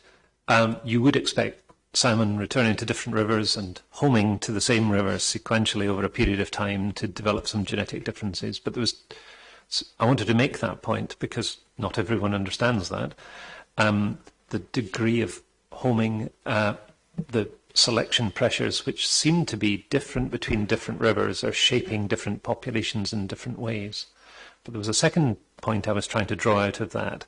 So that was the general point, different populations, different genes being shaped by the local environment. The second point I was trying to draw out was that the Lomond population, even although Lomond's quite small as a catchment, has got significant structuring within it. And that's not unique, but it is not found everywhere. So, for example, a similar study trying to identify that in the Spey failed to find it, which is rather surprising. So the point I'm trying to make is that the Endrick SAC is a small population which is genetically different from even the smaller populations elsewhere in that Lomond system. But there's nothing in MPA 108, or indeed the other document report, that suggests that they're markedly or remarkably different. They're just, what you would expect, a difference between the two. It depends on what you expect, I guess. There's nothing in the document that suggests that there's anything unusual or markedly different or unexpectedly different about the Endrick genetics from the other genetics within the Lomond system in that study. I'm not sure I'm completely grasping all of your question, but what I'm going to see, and you'll correct me if you feel I'm answering the wrong question, what this is pointing to is something just quite descriptive. It's just saying that the whole of the Loch Lomond catchment is not a broad mix of fish that are interbreeding everywhere. That the homing is really quite marked and directed to very small populations. That's the only reason why this structuring in the Lomond population occurs. I'm not saying that it doesn't happen elsewhere, but it's happening at a really quite small geographic scale. Where people have looked for this before, they've seen it at much broader geographic scales than is occurring in the Lomond catchment and the Endrick. I think that's the main thing that I would argue should be drawn out of that paper and my attempts to interpret that paper. Because you say later on in your report that the Endrick SAC salmon are markedly different from others within the Lomond system, and I'd suggest to you there's no support for that in that paper. Where they're statistically different from others in the Lomond system. They're detectably different. Yeah, okay. If that's all you're meaning by markedly different, we can understand your comment. You can...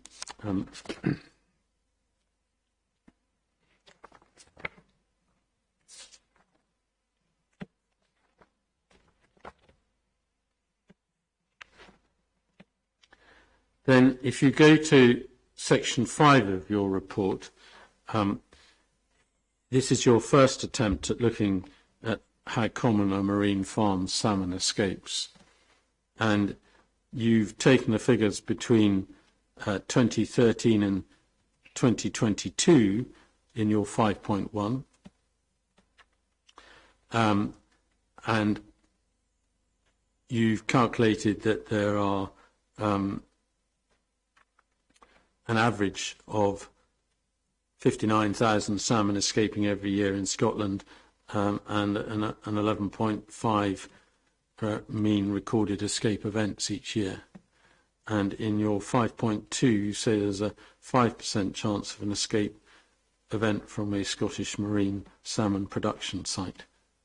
So that would be 1 in 20 is 5%. Another way of looking at the same thing, is it not?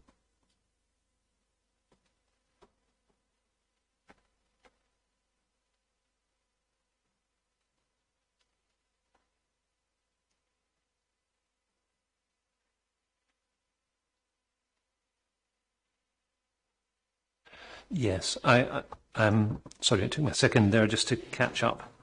So the 5% chance of escape is the result of an average of 11.5 recorded escapes each year and the number of operational farms. Yes, yes. So it's a 5%, so it's a 1 in 20. Yes, sorry, it took me a minute to catch up with my own writing. Then you in your precognition, you alter your evidence on this, change it. I'm not using that word pejoratively at the moment. And you look at the data since 2015 when the standards came into force. Are the standards something technical standards you have some particular knowledge of? I have read them, but I have no specialist knowledge on technical standards. Was it someone else who asked you to start from 2015, or why did you change from 2013 to 2015? I thought it was perfectly reasonable to consider that if the technical standards were adopted by the industry, that there could well be a change in the number of escapes, and it seemed only fair to analyse the data that related to when the technical standards were published. It seemed better than including a couple of years which were around before the technical standards. I suppose there could be an argument that the technical standards possibly hadn't kicked in until 2016 or something, but that seemed like the most reasonable and fair way of analysing the data. See, that seems to give, perhaps contrary perception, a greater chance of escape, because there's a mean chance of escape for 1 for every 12 farms as opposed to 1 for every 20. It does, but in reality the difference is relatively small. A lot of the escapes are driven, as you can see in Figure 2, by 2020, where there was just an awful lot of fish escaped in 2020. I think we're looking at escape events rather than numbers of the fish there. Yes, that's true, sorry. So be careful. Then in the second paragraph under point 3, you've assumed, there are a number of assumptions in here. First of all, you've only considered FISC semi-closed containment systems. You haven't used other commercial semi-closed containment systems. Why was that? That was mainly because the data wasn't available. As far as I could find, I could not find any data, whereas FISC have published their data. But as I understand it, Aqua Features have published data too. But what we do know, and I think it's commonly accepted, that there have been at least 160 production cycles in semi-closed systems. And a production cycle can be anywhere, as I understand it, from somewhere about 9 months to 2 years. I see you nodding. So that on average, taking matters against myself, there have been at least 160 production years of salmon in cages in semi-closed containment systems. The difficulty, I saw that data, and the trouble is trying to translate that data back into escapes per unit year, escape number or escape events, it's very difficult because we don't know the length of the production cycles for each one of those 160. But we do know, Professor Adams, that they range between 9 months and 2 years. So I'm suggesting to you on a conservative basis, we know there are at least 160 production cycles. It's highly likely there are at least 160 years worth of unit years of production. That might well be true, but you would have to make an assumption about exactly what each production cycle was. It would be much nicer to get a hold of really quite robust data to do something with this. Yeah, but you haven't. I think this is the first time that you attempt to do that. I don't think you've asked the applicants, have you? No, I haven't. No. So, if we take the escape events, one escape event for every 72 active cages, and the reporter was considered that 160 was a conservative low event, you would have expected at least 2 escape events from 160 unit years, wouldn't you? That's pretty reasonable, yes. Thank you. And you've, in reaching that, further in reaching your view here, you've assumed 6 cages on each farm site. What's your basis for that assumption? That's just personal knowledge. You can, as you drive around Scotland, you can see the number of cages in fish farms. The average could be slightly less than that. Certainly not scientific, more. Is it? It's certainly not scientific. This is.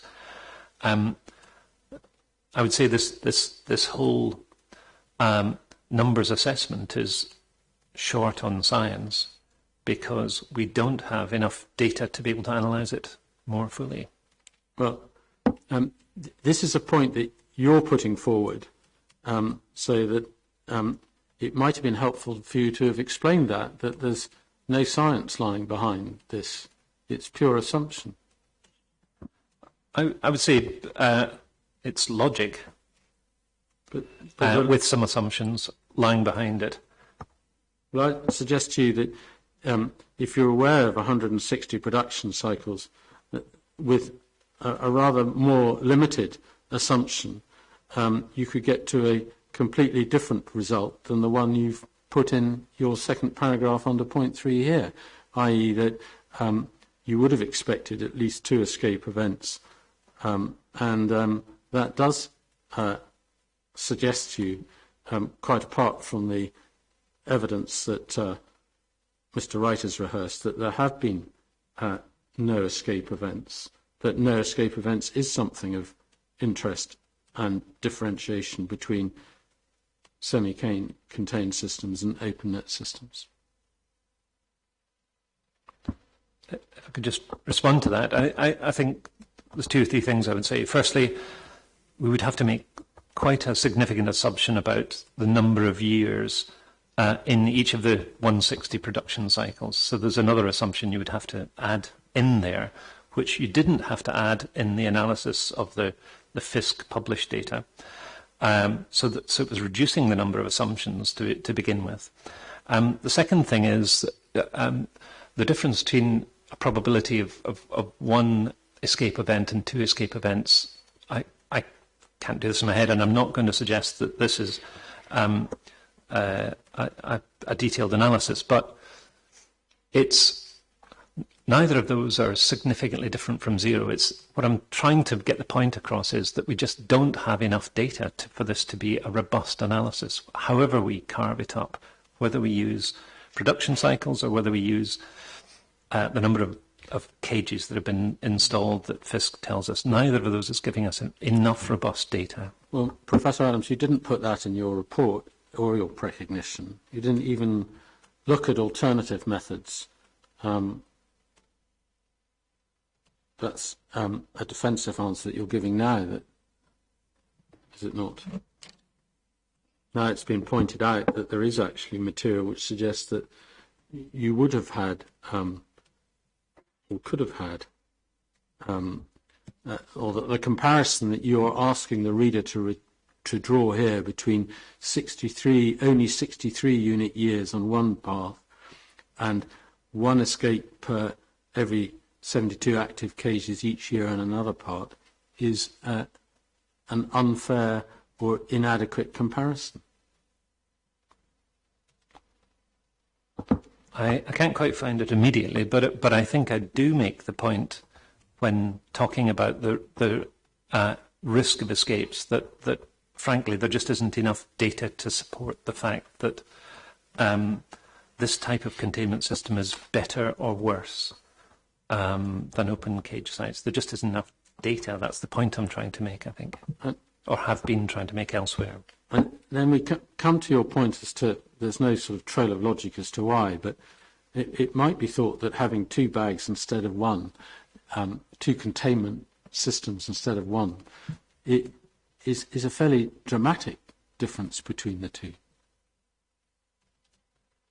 It is a big difference, and I am not at all going to argue that possibly, or probably even, does not make the chance of escapes less likely, because I think it does. I think it does patently, obviously. It provides an additional barrier and therefore some additional probability. But this is a logical argument, which is perfectly acceptable. I think it's likely, but the point is I don't think we know what the risk is, what the numerical risk is.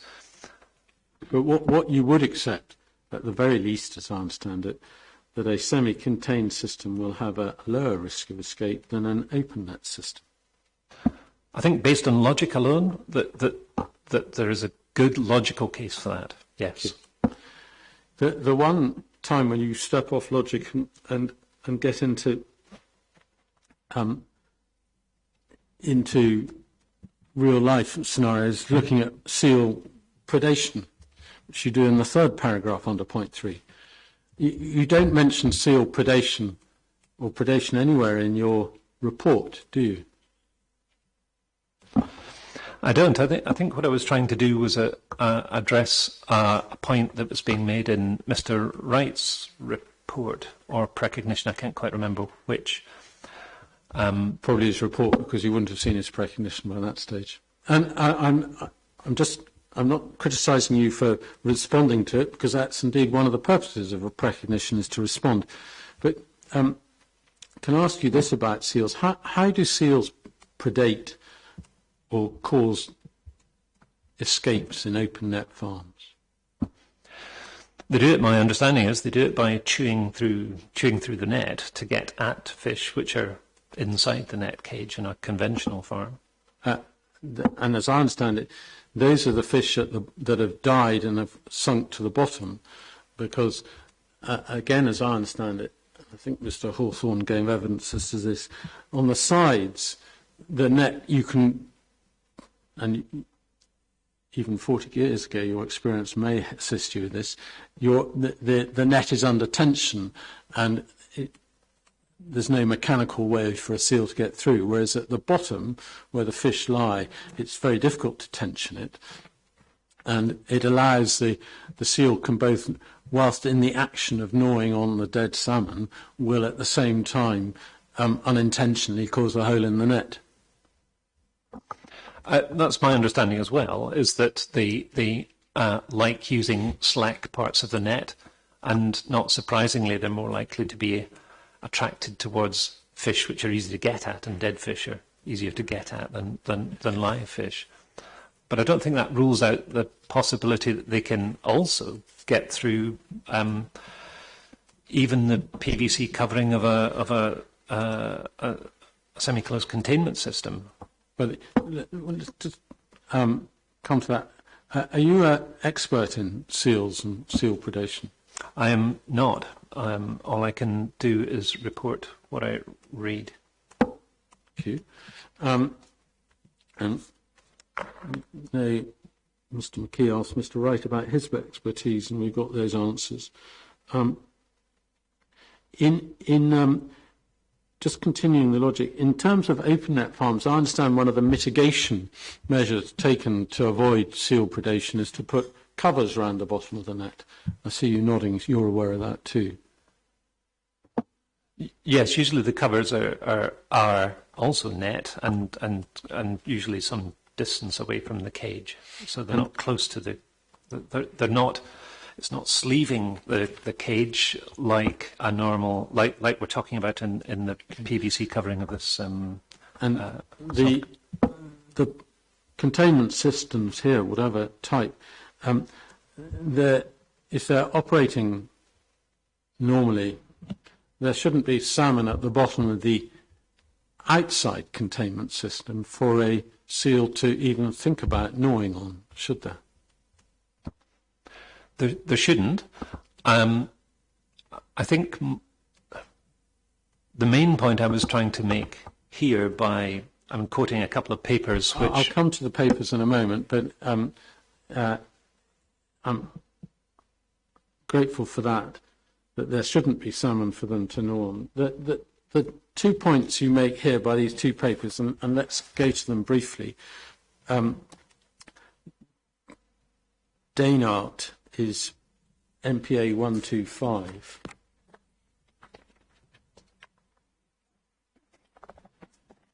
This is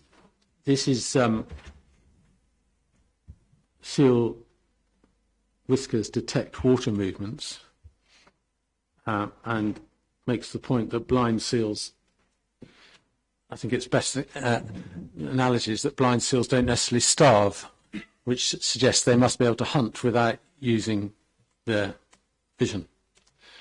But it doesn't tell you whether the extent to which those water movements would be perceptible if they've had to transmit through a impermeable bag, does it? Could I just interrupt? Do you have that document in front of you, Professor? I can bring it to you if you do not. I don't. It might be useful to have it in front of me. Yep, by all means. I'm not sure the answer is going to be in there, but I don't think it tells you anything about whether those water movements can be detected through an impermeable bag, does it? It doesn't, no. So, and you don't have any evidence as to that? I don't have any evidence that they can or cannot. But you would accept that, at least logically, an impermeable bag would make, where the water is under pressure inside, on the inside but not on the outside, would at least make it less likely, if at all likely, that you would perceive such water movements. I think it's quite likely that movement, vibration inside a bag which is in contact with water on both sides is likely to transmit through the bag. But I can't be sure. I have no empirical data on that.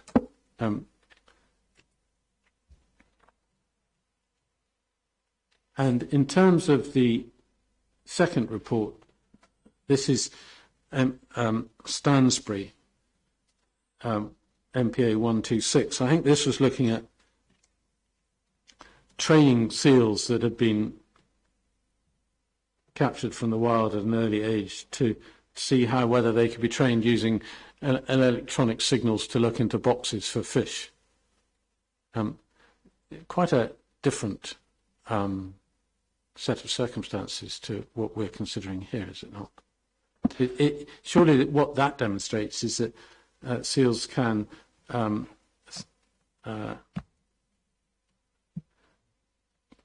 connect the idea of food with an electronic signal. I think the point I was trying to make is that they are very good at hearing and they can detect prey items by hearing. Simply no more than that. But well, you're not an expert in seals. All this, as I understand it, your opinions here rely on these 2 papers. All this paper is telling you is that they can relate to an electronic signal and relate that to food. The electronic signal was sound. Yes, but they've been trained to react to that sound. Yes, but they are using sound they're using sound for detection. That's the sole point of including this as a right, yeah. in evidence. They can detect things with sound, they can detect things by smell, and also vibrations with whiskers. And have you got any evidence to suggest that seal predation is any less likely in Norway than in Scotland, or in Canada, or in the Faroes? I don't, because I don't know enough about the seal distribution in those other countries. And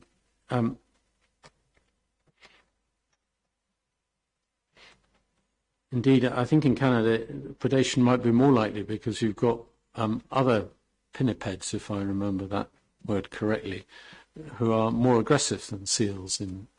I see you nodding at that. You're aware of that. Yes, they've got a number of other species in Canada, which are even more aggressive than harbour and grey seals. And were you aware of or had anyone taken you to the environmental statement where it dealt with impact on seals and consideration of seals and this fish farm? I did read that. I'm dredging my memory, but I think that part of the impact was looking at the impact of the fish farm directly on the seals rather than the other way around. Is that? Yeah, absolutely. And so that this fish farm, unlike other fish farms, is not going to have acoustic devices, for instance, or have to have these other anti-seal nets, so that the risk to seals would be, looking at it from the alternative perspective, would be lower. And that's a matter that, as I understand it, the lack of need for such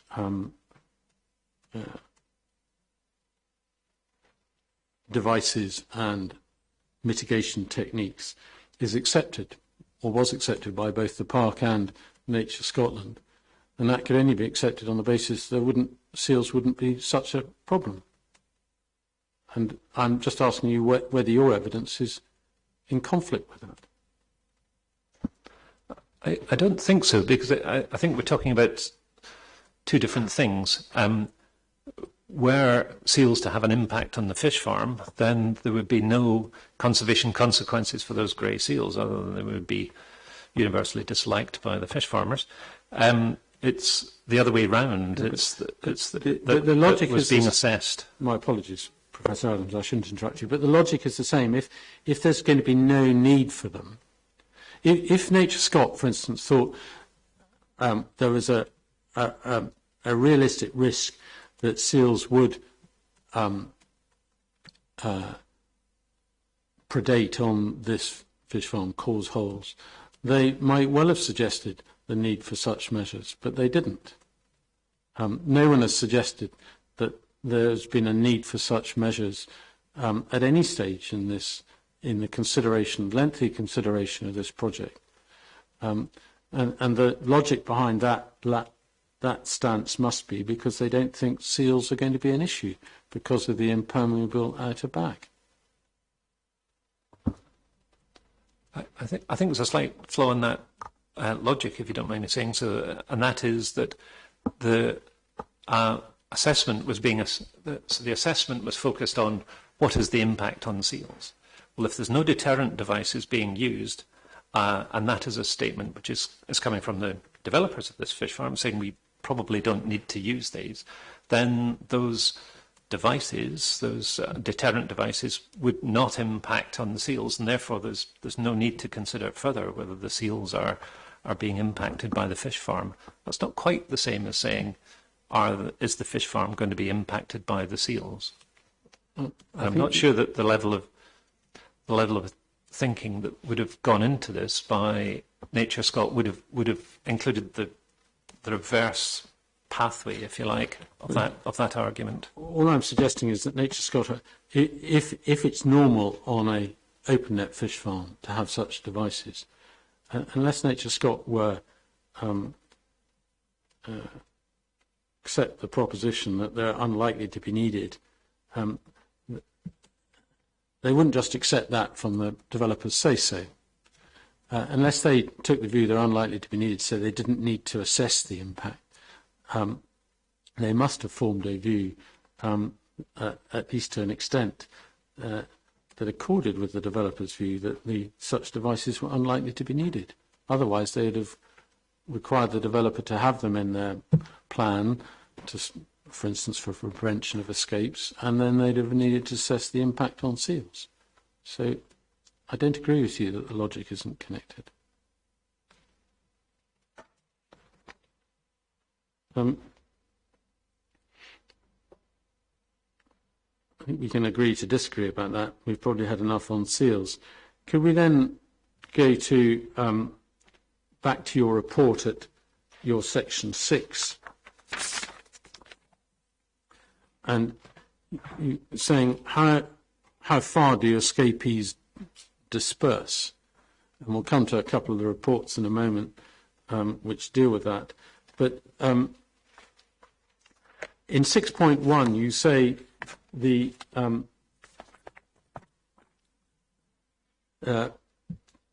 shows with fish dispersed up to 8 kilometres within 12 hours of release, and 30% of fish have moved out of the study area by the end of the study. And then you refer to Solem, which is, so for your note, PPA-002-2020. I think what that report said, 30% had either moved out or died.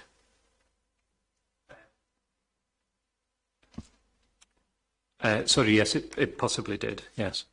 Because the point is that escapees from, and we'll come on to this perhaps after lunch, but escapees from a fish farm there, which I thought you'd accepted earlier this morning, but farm fish have a far lower survival rate than wild fish.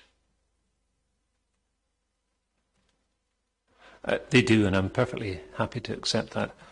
I'm just trying to check on whether 30% had actually moved out of the study area, or died, because I'm not quite. If you want to.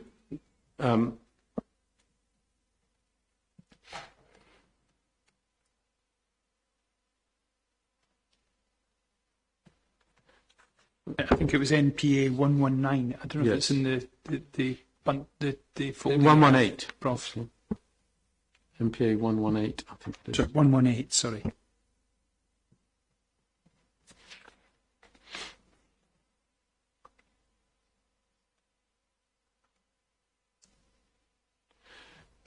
Perhaps Professor Adams, fairness to you, I think after 2 months, they hardly detected any fish in the field.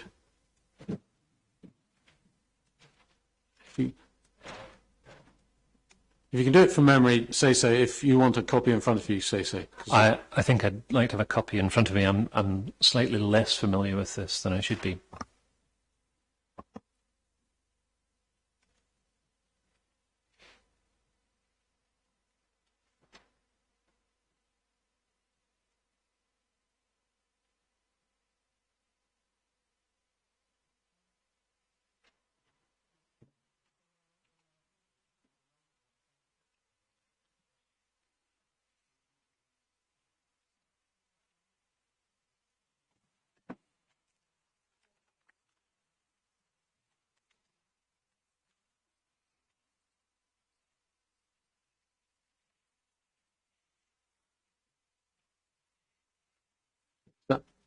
Your caveat may well have some fault in it, so I want to be fair to you. If you have a copy of it now. I think we want to move to the discussion section, which begins at page 933.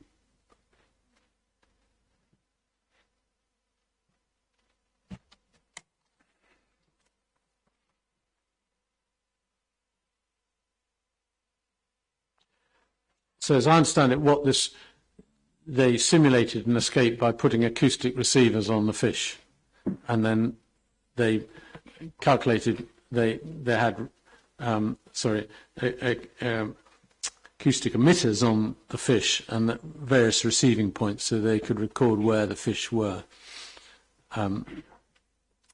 and no detections occurred from approximately 2 months after release, which meant that one of probably three things: either the fish had gone out to sea, the fish had died, or the fish had gone up a river.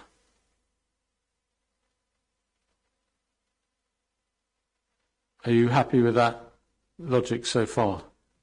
I do believe I am, yes. So if you go to the discussion page at 933, they make the point about they were no longer detected after, that's the bottom right-hand corner of page 933.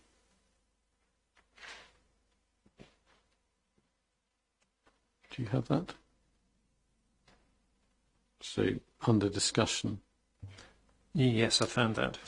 Then if you go over the page, it makes the point that this suggests that many of the escapees had migrated out of the field or died during the 2 to 3 months after escape. Then I think I'm going to accept a correction. If you go to the right-hand column of page 934, they say that nearly a third of tagged individuals were last detected in the 2 outer rows, which is where I think you get your 30% from. So if they're in the 2 outer rows of receptors, they would be heading out to sea, I think is the logic behind that. Yes, that's what I was trying to look for, the discrimination between fish being detected on the very last receivers versus those that had not been detected there and had never been detected again, which would discriminate those that left from those that died. Yes, so that's what the point I was trying to assist you in making, that a third may have gone out to sea. And does it help with the proportion that were found in rivers? As I understand, it was a fairly small proportion that were found in rivers.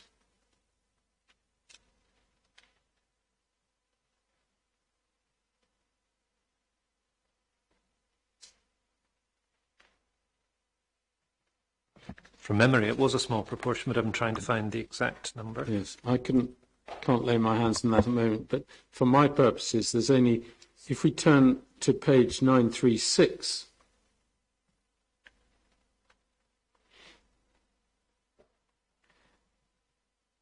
there's a passage underneath a interesting figure 6 that I'm not going to ask you to have a look at.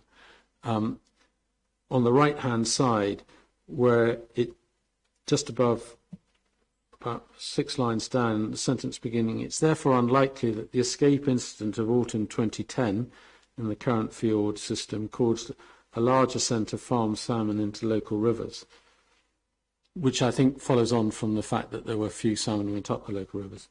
But both the tagged salmon and those in the large-scale escape event were probably too small to be sexually mature for spawning in rivers in autumn 2012. We can understand the reason why that's said. Furthermore, other studies have shown that immature Atlantic salmon escapees are less likely to enter rivers than mature Atlantic salmon escapees. Do you accept that? The last sentence about immature, yes. And yes, absolutely. So that, for instance, if you look at the Carradale event, they were mature escapees, so they're more likely to go to rivers than immature escapees that would be if they were the smolts. Yeah, yes, I'd agree. That's a general pattern, actually. Thank you. So to compare a Carradale event for mature salmon and a Carradale event for smolts is not comparing apples with apples, is it? Because in the Carradale event that occurred with mature salmon, more are likely to go to river, far greater percentage are likely to go to river, whereas if you're looking at smolts, a lesser percentage are likely to go to the river. I think the difference between those two is time. So the mature fish are more likely to move up into fresh water than those fish that are immature. But when those immature fish then become mature, they're then more likely to migrate up into rivers. If they've survived. If they've survived. Yes, which, according to Mr. Wright's evidence, is a reasonably large if. That's all I wanted to take you to in MP 118.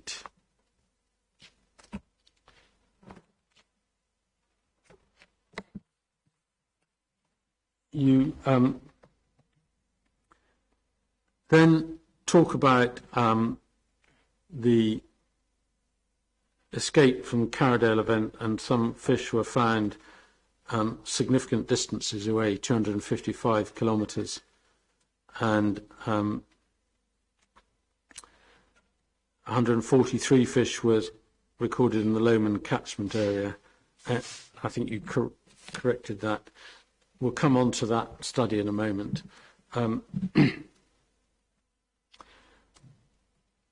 What is the dispersal? What's your advice to the reporter as to the dispersal system that, or the extent of dispersion that he should have regard to?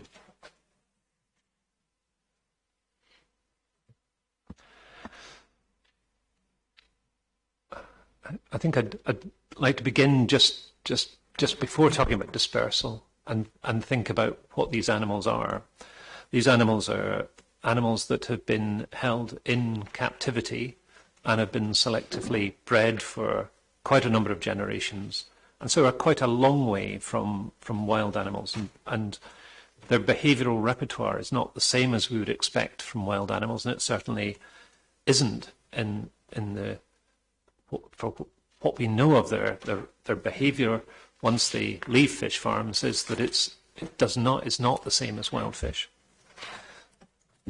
That being said, they have some characteristics. They still obviously do some of the behaviour that wild fish do. They do run up rivers, and they can spawn. How they disperse from an escape and where they disperse to, we don't really understand completely how they disperse in the way that they disperse. They just do. There's maybe some evidence that they're more likely to move with currents than against currents, but at times they clearly do swim against currents to get into rivers. There's some, and this is only speculation, that they may in fact track wild fish, so they come in contact with wild fish and they follow wild fish into rivers, but we really don't know that for sure. That's just speculation. What we do know is they do get into rivers, and ultimately they can spawn with wild fish. And the report that you're coming, I'll leave it. You're coming on to the report. Well, no, the question I asked you was, having regard to the reports, should the, if you were looking at the Endrick SAC and you were looking at large-scale escapes or even a drip feed of escapes, are you looking at, are fish farms of concern, every fish farm within 255 kilometres, is that of concern? Or are you, where would your outer ring of concern be?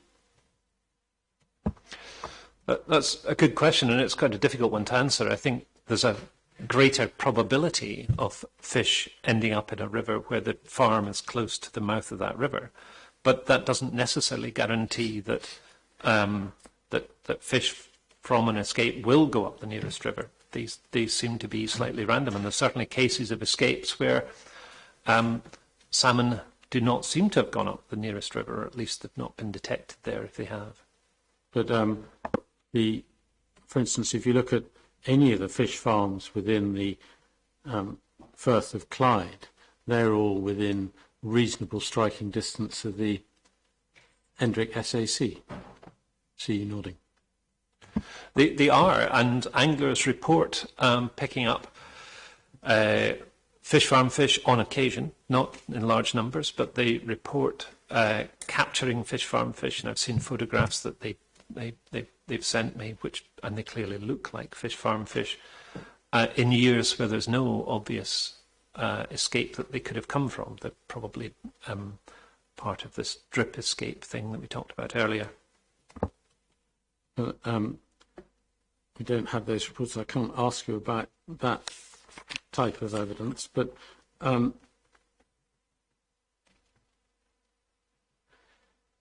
so just to be clear, if there's whether this proposal was in Loch Long or in Loch Fyne, your concern would be the same, as I understand it, broadly, in terms of the geographical difference in distance would not be that significant. If we're talking only about dispersal, then the concern around dispersal is that certainly I would argue that fish from Loch Fyne could very easily disperse as far as the Endrick SAC. I think it's slightly less likely because they're a little bit further away, but I don't think that less likely is all that significant. In terms of dispersal, there's other issues at stake, and one of those is the magnitude of the potential escape. You're looking at the number of fish, absolutely, but in terms of dispersal, but it just looking at magnitude, is there a the site, just taking Carradale as an example, is Carradale or the number of fish there, I think it was just under 50,000 that escaped under a fish farm that was holding somewhere between 500,000 and 600,000, I think. But that number of escapees from Carradale, don't know, I think how many were in an individual pen. Is that still a significant risk to the Endrick SAC, in your view?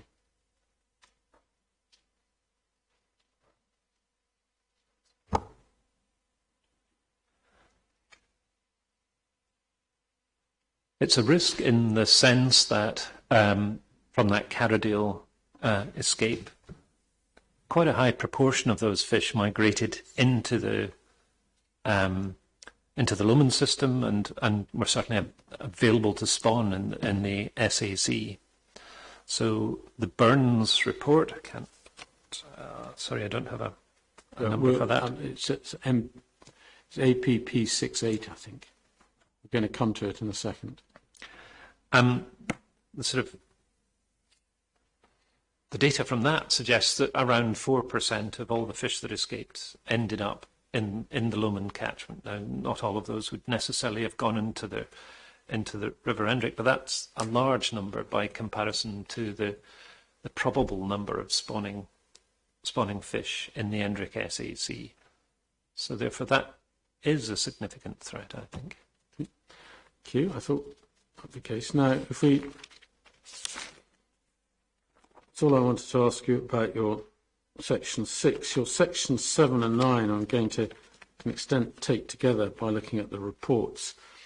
And I think this morning you gave evidence about what you understood to mean by hybridisation and integration. And my understanding from that was that you and Mr. Reithe are in agreement. Yes, I don't think we're I don't think we're disagreeing at all. Yeah, no, that not criticism of you, but that wasn't made clear. But that was my understanding, and I'm grateful for you confirming that. So, if we then turn to the Beinn study, and I got the number wrong, it's APP-60767. There were two studies following the Carradale event. The first in time was the Beinn study, and then there was the Gilby study, I think. Yeah. I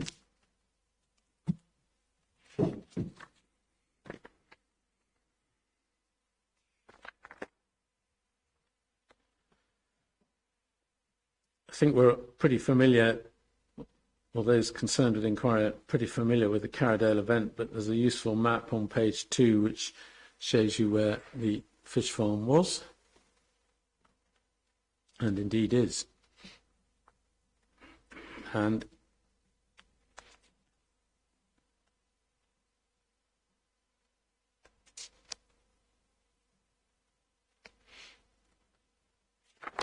the purpose of the study is set out on page 3, which was to determine whether there was any impact on the genetic integrity of wild salmon populations occurred following this escape.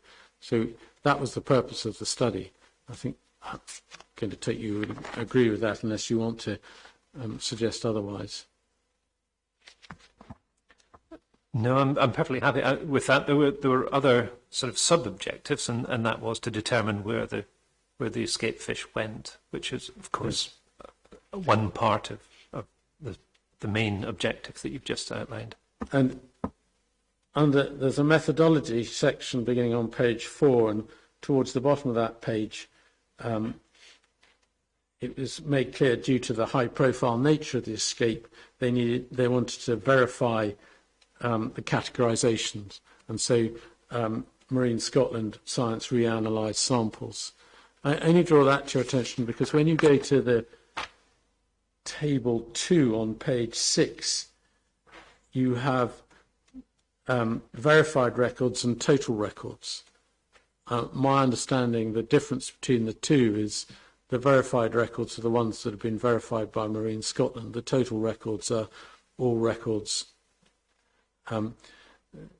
The figures you've been giving to date for, I think, has been that you've been using the total records. That is correct. Rather than the verified records.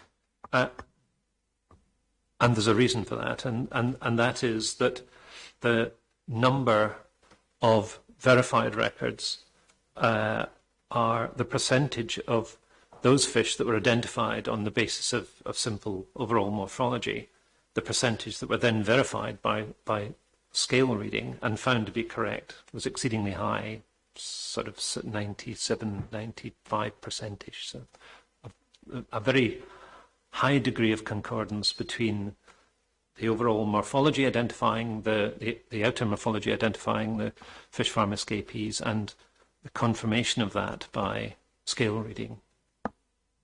And then we see that, as well as the Lomond system, 2 other rivers of interest to certainly Mr. Brooks are the Ecaig and the Rule.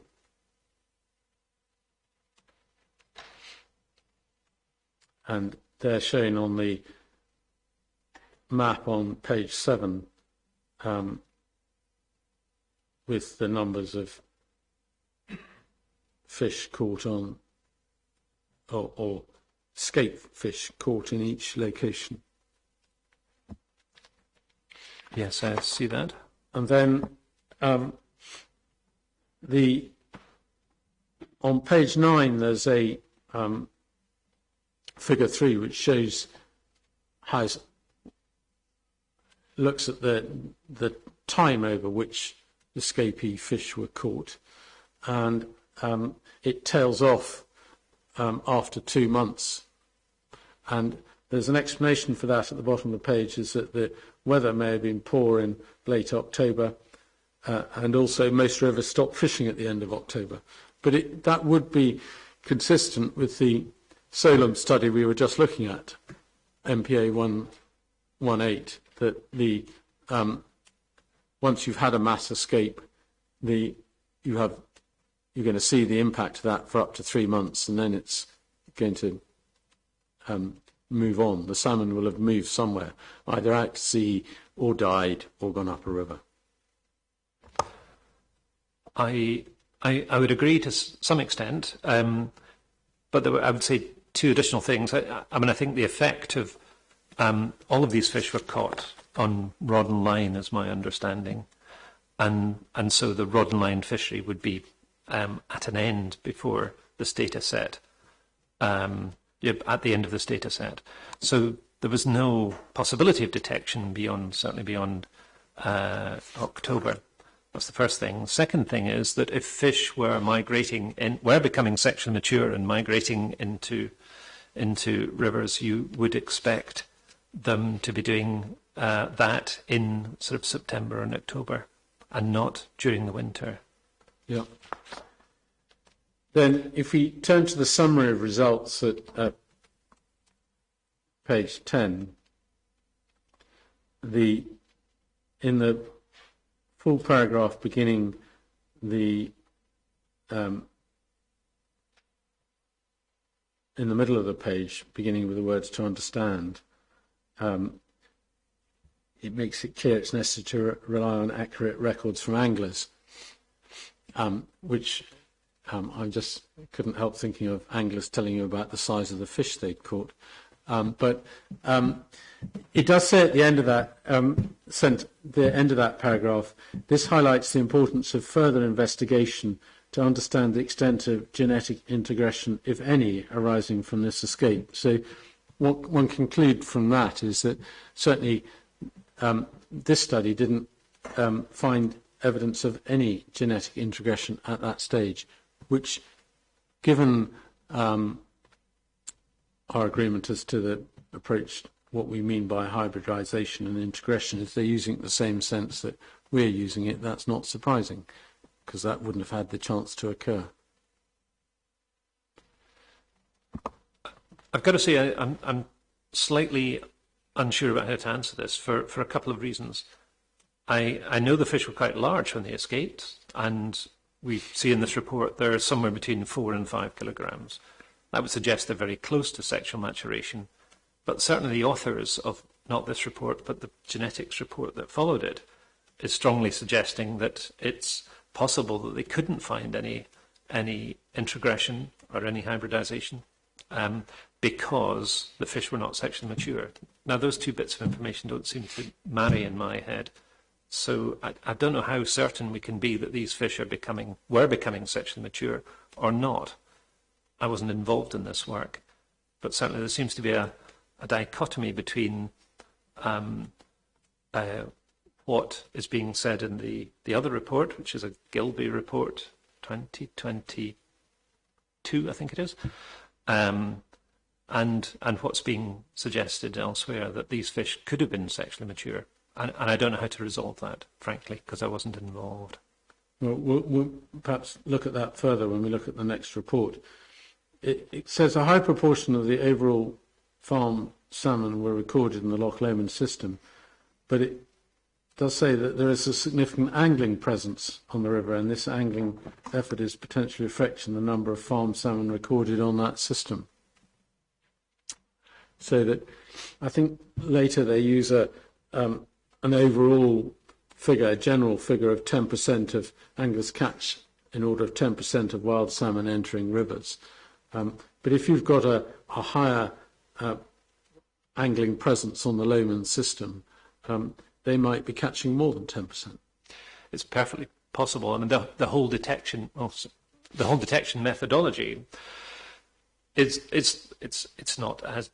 flawed. It's not as good as it could be. It is providing us with minimum data, but it's not providing us with all of the data. And I perfectly accept that the number that are being recorded in different rivers is partly a reflection of angling effort in those rivers, but it's certainly giving us minimum numbers.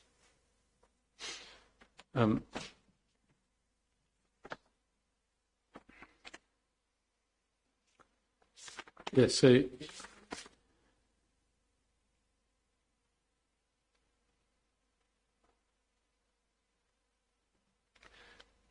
because as I understand it, you suggested that 4% of the escapees were found in the Lomond system.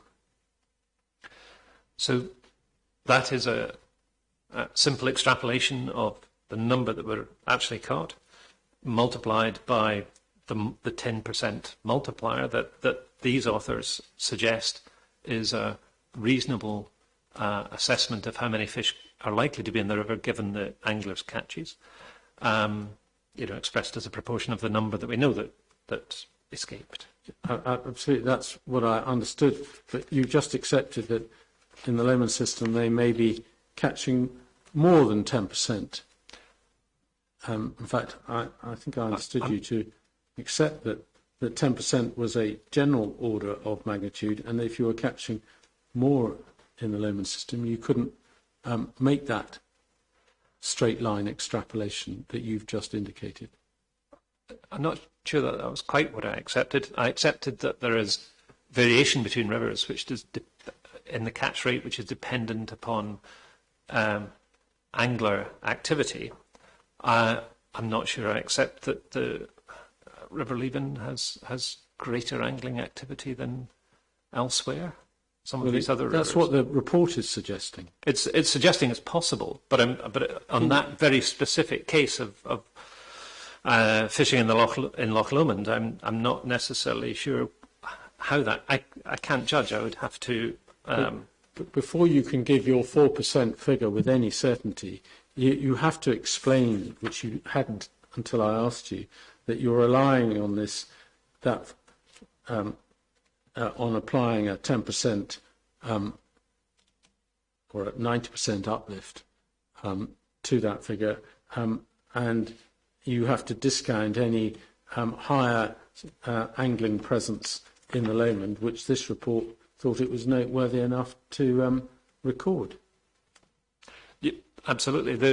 This is crude statistics, the kind that you jot in the back of a used envelope, but they are drawn as an extrapolation from the best work that we have available to make some judgments about what is happening with dispersal and how many of these fish went into the Lomond catchment. Well, it certainly helped me, if not the reporter, that if the statistics you produce are crude statistics equivalent to the back of an envelope calculation, that you make that clear when you produce them, because that's not what you made clear when you were giving your answers to Mr. McKee earlier this morning.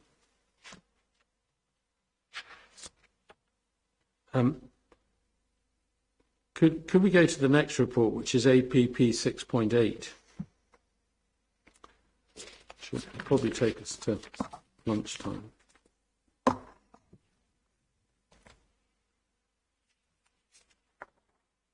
This is a report a year on, as I understand it, effectively, and it's looking to see if there was any hybridization between escape fish and wild stocks in particular. Yep, great. I have it in front of me now. And in the executive summary on page 2, in the first full paragraph, it said, in samples obtained from Scotland, a single F1 fish. Now, F1 fish, as I understand it, is a hybrid fish. That's a sort of 50-50 fish. It's a first-generation hybrid, yes. Yes. That's what the 1 stands for. That's correct. And that would be 50-50 because you're contemplating a wild fish and a farm fish, and when they come together, you're, I don't know the science, but you're presuming that's 50-50 because you've got 50 from one and 50 from the other. That's exactly correct. A single F1 fish in 2020, so that by definition couldn't have come from Carradale because there would be no breeding by 2020. So the Carradale event escape was in 2020. You couldn't have had a hybrid fish being found in 2020 that had derived from Carradale. No, my understanding it was the fish was collected in 2021. Well, I think if you look at the paragraph and the samples obtained, a single F1 fish was observed in 2020 cohort and none in the 2021 cohort. Sorry, could you direct me to exactly where that is? Page 2. Yep. First full paragraph. In the samples obtained from Scotland, a single F1 fish was observed in 2020 cohort and none in the 2021 cohort. Now, what I understand that's telling me, and tell me if I'm wrong, that the fish caught in 2020, there was a hybrid, but no hybrids in 2021. The hybrid in 2020 couldn't have come from Carradale because it wouldn't have had the chance to breed. A Carradale fish couldn't have bred a hybrid by that stage. You're absolutely correct. I was confusing that with the other fish, which was an F1 hybrid, which was identified in 2021. Yeah, but that came from England. In England. Yes. And it's uncertain whether that came from Carradale, as I understand it. It's likely, but uncertain, but not certain. There's no absolute certainty. the only reason for identifying it as potentially from Carradale is because of the correlation with the escape in 2020. And then Q. I can read what it said then. There were paragraph, page 4, just for the reporter's note, one gets the average weight being 4.2 kilograms and each. And I'm told that's just before they're going to be harvested. I see you nodding, which means that they're getting close to sexual maturity. Some may be sexually mature, but you harvest fish before they're sexually mature, or before the vast majority of them are, because sexually mature fish aren't so good to market. Then I don't think I need to go to much more in this report. If we go to the discussion section, it begins on page 14, but if I can ask you to turn over to page 15. There's a paragraph in the middle of page 15 being given immediately following the escape event. Large numbers of escaped farm fish, purportedly escapees from the event, were observed in rivers relatively near to the farm. Did not translate into increased detection of F1 hybrids. The next paragraph talks about successful spawning. Effectively, you need mature fish. And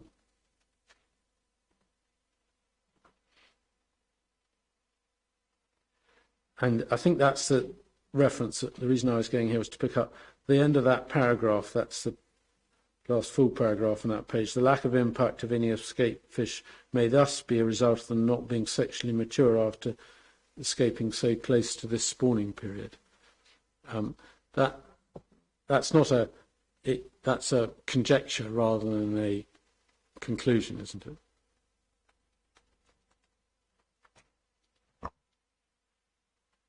It is, because they have no evidence one way or the other. I might have expected them to have been sexually mature, but at that size, not long after they escaped, but I have no evidence whether they were or not. Clearly, these authors thought that they possibly had not become sexually mature after escaping. Certainly, it's not whether they're sexually mature when they escape, as I understand it. It's the issue. It's whether they would have matured to sexual maturity by December, January, when spawning occurs. That would be the issue. Yes, exactly. If they become sexually mature in time for the normal spawning season of the wild fish. So that if they were due to be farmed, which I understand, harvested just before or just after the escape, there must have, your experience would tell you, as I understand it, there must have been an increasing likelihood as time went on that more of them would be sexually mature. I would be speculating here. I think it likely, but I can't be sure. That Q.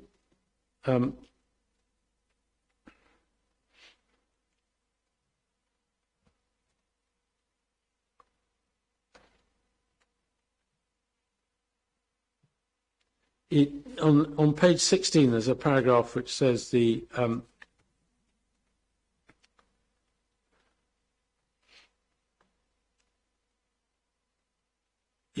says you can't rule out the paragraph beginning the absence of an immediate observed effect. It says you cannot rule out future hybridization, but it's going to be difficult to, at the end of that paragraph makes clear, difficult to identify whether it came from Carradale or from other escape events.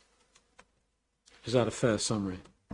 Yes, that's certainly what they're saying. They did not continue the study into the following year, which would have been 2022, to look for hybrids in that year. And part of the argument for that possibly would have been how do we correlate those that any hybrids that they do find with the escapes from this particular farm, the Carradale farm. I don't understand. I don't know why they chose not to continue into the 2022, but that's one possible reason why they didn't. So can I just deal with one more report, and then that might be a more logical time to break. Could we turn back to then MPA 44, which, given you were taken to this morning, I think we can take more swiftly. That's the national assessment.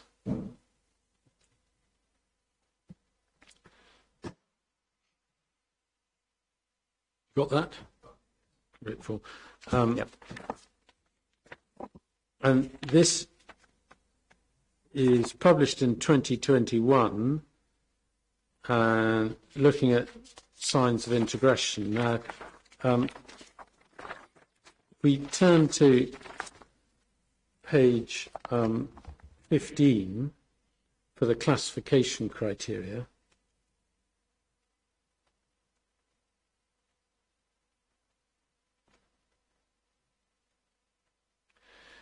If we look under the orange, because we know that that's going to be relevant in a moment when we look at Clyde, for an orange condition, there are 4 bullet points. The third bullet point is there are greater than 10% to 20% of individual fish classified as hybrids at the 1 percentile cutoff.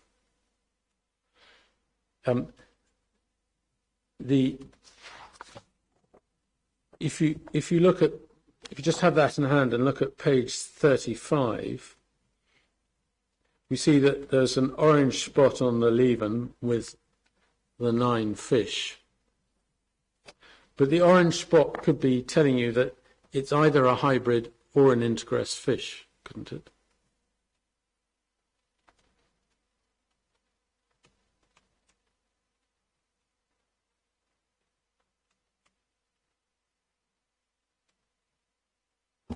I think this is possibly where the definition of hybrid and integration are getting a little bit confused. I think integration means when you've got a wild fish, a fish in the wild, even if it has parents from a fish farm parent and a wild parent, if it's got genes of both and it's alive, then integration has happened. Well, so it's a hybrid, but it also shows integration. Well, I think that's different from what you were saying this morning, but I think it is certainly not what I understood Mr. Wright to be saying, but I'll come back to that. But do you accept that that the orange dot may either indicate the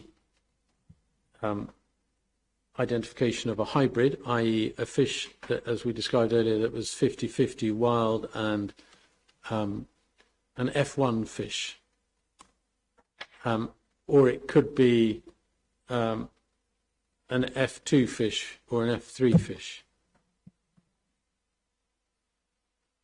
Do you accept that?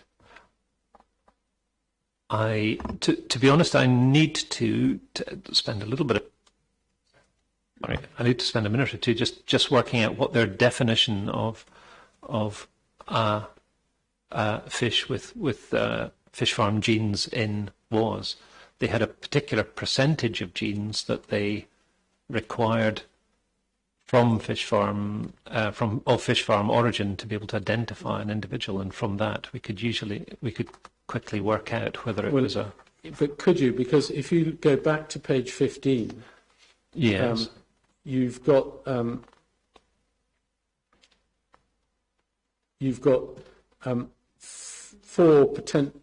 3 potential criteria giving rise to an orange dot. The third of which is that the fish between 10 and 20% of the fish were classified as hybrids. Now, if they're using the word hybrid as a F1 fish, then the orange dot could arise because of an F1 fish, or I think in terms of the bullet point above, it could arise because of an F2 fish.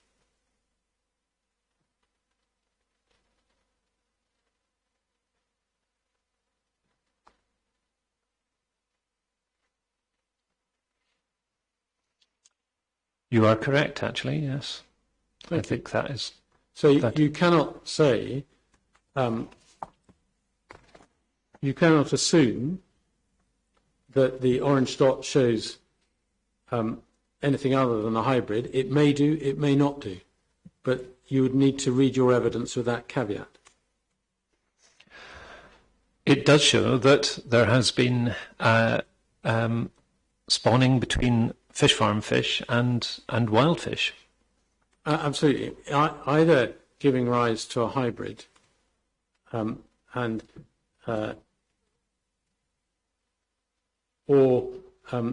that could either be a first generation fish, only one found, or it could be a second generation intergress fish, but it can't be both because there was only one fish caught.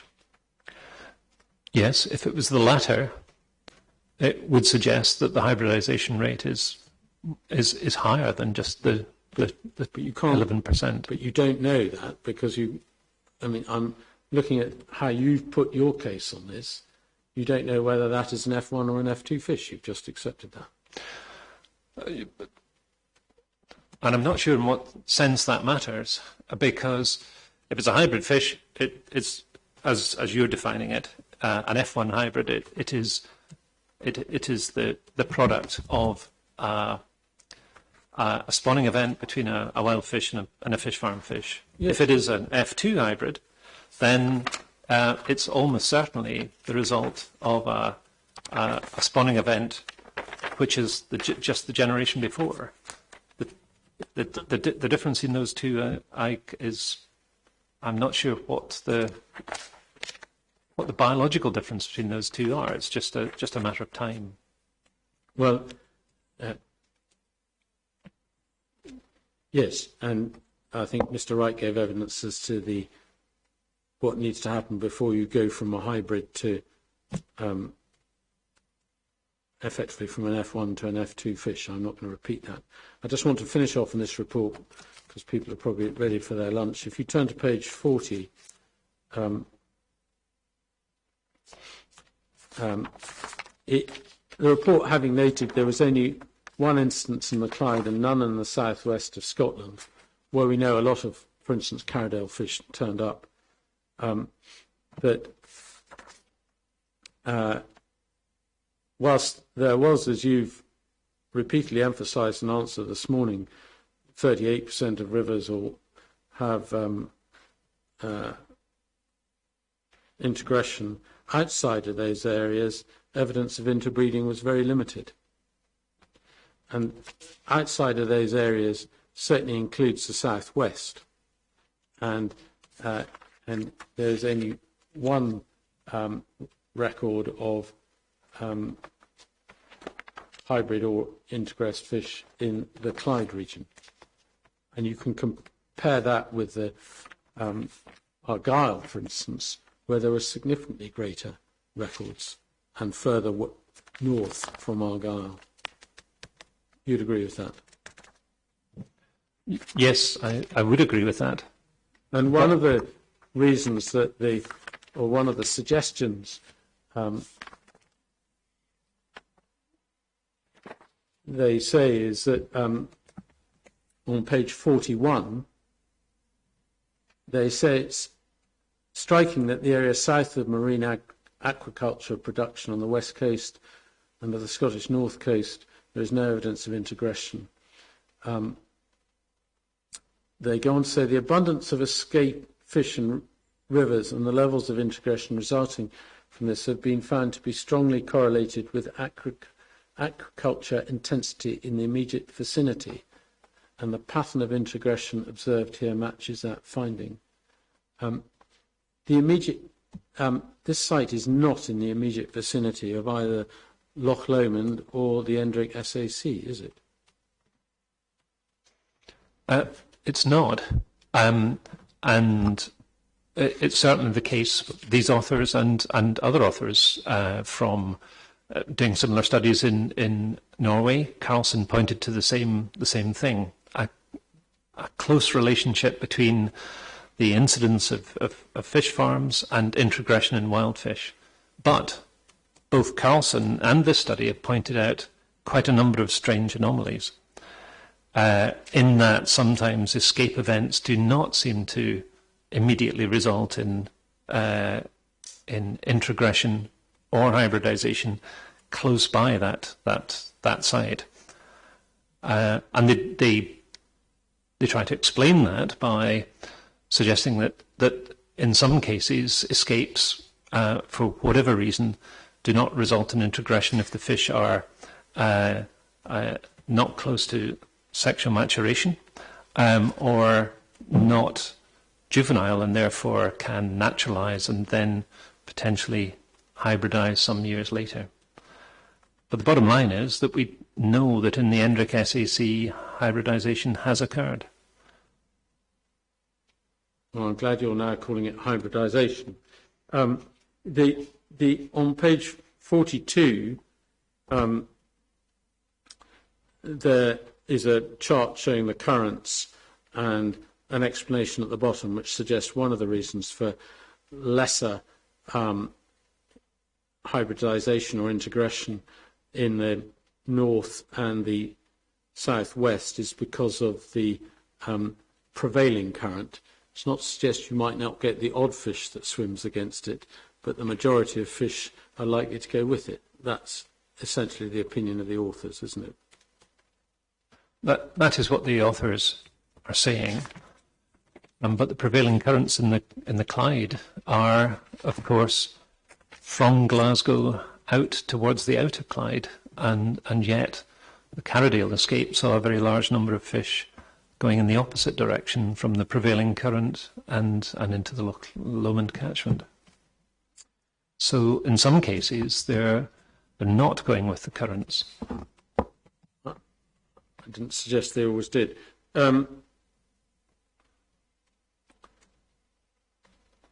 Yes, that would be a convenient moment. So.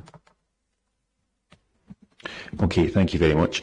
So that's 1:10. So let's just keep it simple, and if we start again at 2 o'clock, and yeah, I'm afraid, Professor Adams, you don't need to separate yourself entirely from everyone else, but if we obviously just refrain from discussing the evidence. Thank you very much, everyone. We'll start again at 2 o'clock. 2 o'clock. So we'll pick up where we left off. Mr.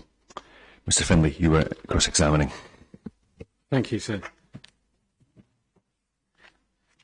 Just one further question on MPA 44, which is, I don't think we need to go back to it, but you remember that they call it the River Leven, but we know it's the Endrick, where the 9 and the 17 were.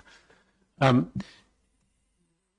fact that there were 17 fish tested higher up the Endrick, and none found to have any level of introgression or hybridization, is a relevant factor as well. Yes, it is, in the sense that both of those sites are in the Endrick, and therefore, if taken together, that means that it's not 10%, but taken across the SAC, there's a lower percentage of hybridization or introgression, and that at that particular site, which is further upstream, there was no evidence of that. So if taken across the whole Endrick SAC, you're looking at about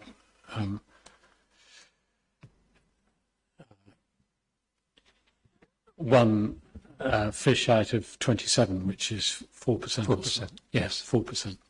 Yes. Grateful. Thank you for that. Right.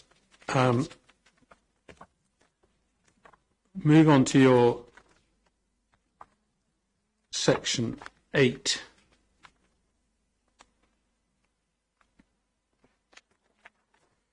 And then I'm going to refer to well, sorry, just before we get to section 8, paragraph 7.5 may not need to deal with it in so much detail, given that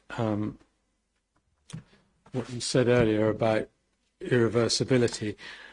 In paragraph 7.5 of your report, you say for all practical purposes, integration is irreversible. And I understand what you mean by that is that the river managers can't do anything to deal with it. You have to rely on natural selection to deal with it. That's exactly right, and that to some extent explains the difference in interpretation between Mr. Reithe and me in this sense. I'm thinking practically about practical management. Yep. That was one of the reasons I asked whether you were involved with the ENDRIC, because you seem to be more concerned with, or have a concern with practical management. Just looking at that study, which is AP 665, to which you referred to, the Castellani study.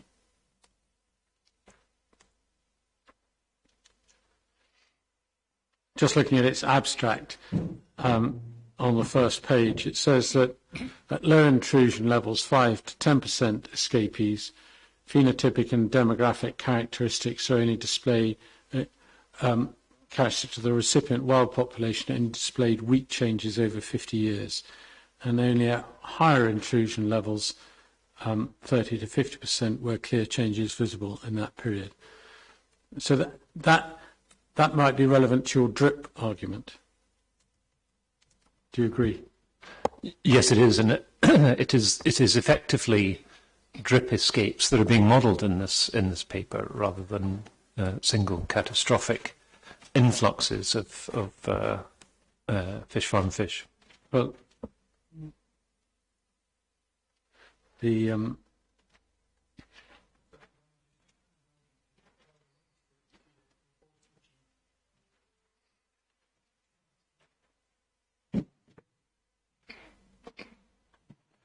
see whether I can probably deal with the remainder by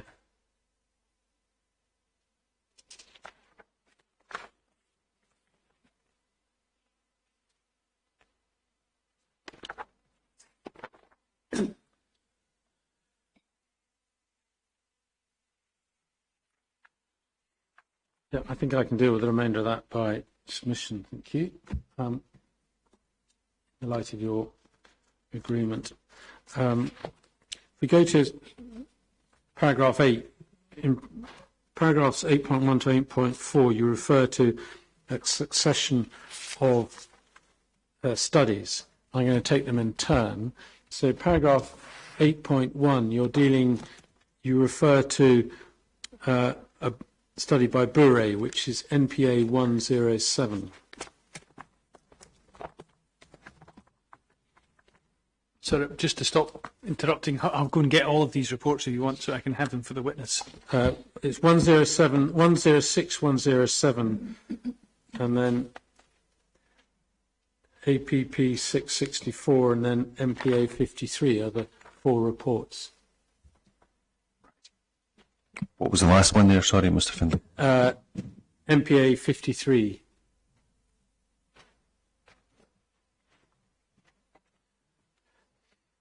So I think, apologies, but these are additions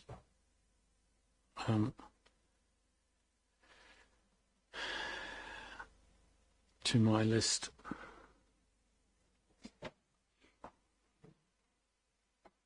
Do you have 107 before you?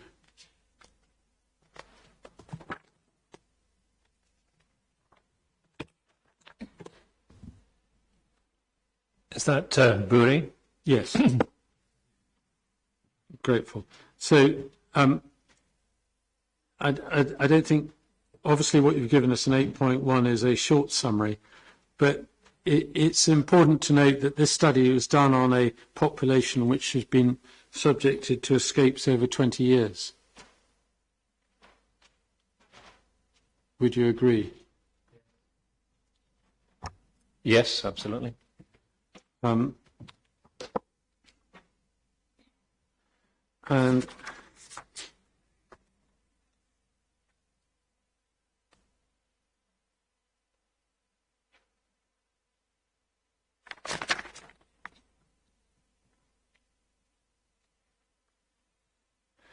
And that finally, it didn't form any conclusions, detailed conclusions on the relative impacts of farmed escapees on the neutral or adapted diversity of affected populations on a genome-wide basis.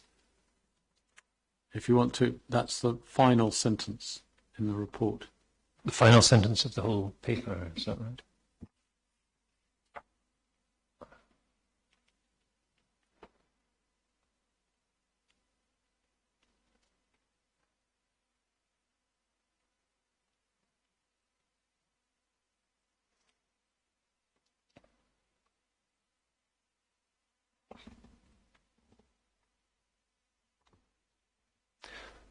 Sorry, I'm not seeing the sentence that you read out there. So it says, furthermore, in this context and with increasingly important genomic resources seem to become available for non-model species such as Atlantic salmon. I didn't read that out, that's the introductory. The more in-depth studies could further disentangle the relative impacts of farmed escapees on the neutral and adaptive diversity of affected populations on a genome-wide basis. So it's not purporting to provide a definitive conclusion, is it? No, and I think you could probably argue the same for almost all the papers in this field. None of them feel that we have got to the bottom of all of the science that informs this area. Right. I'm just pointing out matters that the reporter may wish to consider when he's looking at your 8.1. If you go to do the same exercise on 8.2, where we're looking at PPA-002-2020,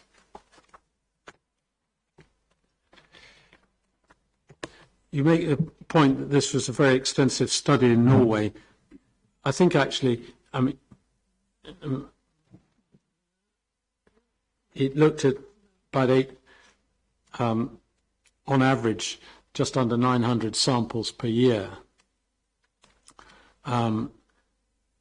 which, and you can compare that with about the 1,500 samples per year in the Scottish study. So whilst it's an extensive Norwegian study, it's not to suggest that the Scottish study that we've just been looking at wasn't also extensive. No, I would completely agree. Both of them are pretty large-scale studies, geographically large and numerically large. Yeah, thank you. And then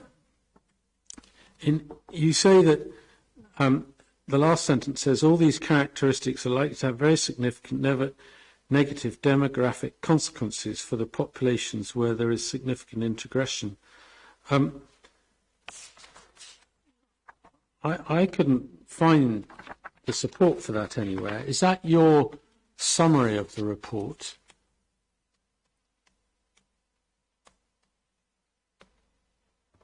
I'm not sure if I can find exactly those words. Well, I'm fairly sure you can't because I've done a word search, but if you turn, just to help you, if you turn to page 7 of 12 at the bottom right corner, on the right-hand column towards the bottom, there's a heading, The Way Forward.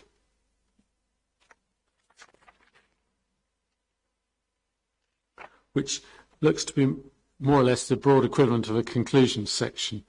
And what it says in the second paragraph is, we know that changes in life history have demographic consequences for wild population, but it is difficult to make a quantitative assessment on the impact on population dynamics based on our results alone. Obviously, a few introgressed individuals will not have a large population level impact. Do you accept that? Yes, absolutely, and I was making that point earlier this morning. Yeah, so we're not looking at just one. It's not a question of any integration is going to have a population level impact. It's obvious that it won't have a population impact. You're looking at either sustained population impact over a number of years, or we'll come to your single event example in a moment. That's what one's got to be keeping one's eye on, isn't it? I think you've got to have your eye on three things, actually. I think the frequency of invasion events from fish farm fish is one of those. So is the population size of the wild population. and the number of intrusions that occur in a single event. Those three things combined will go to the heart of impact. The closest I get to your wording is if you go over to the next page, 8 of 12, the bottom of the left-hand paragraph.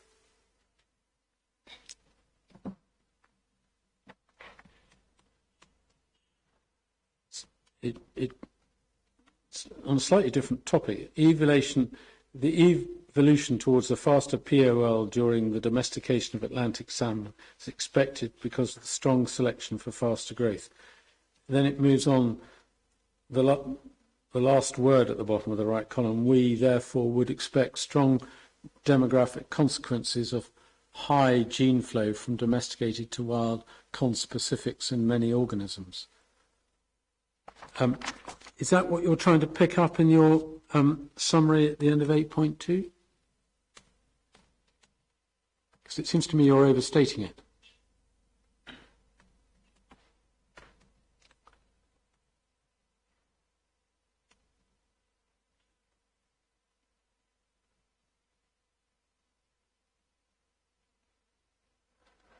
Not really, I think.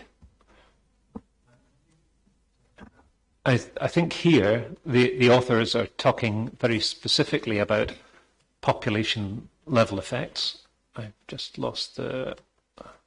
we are.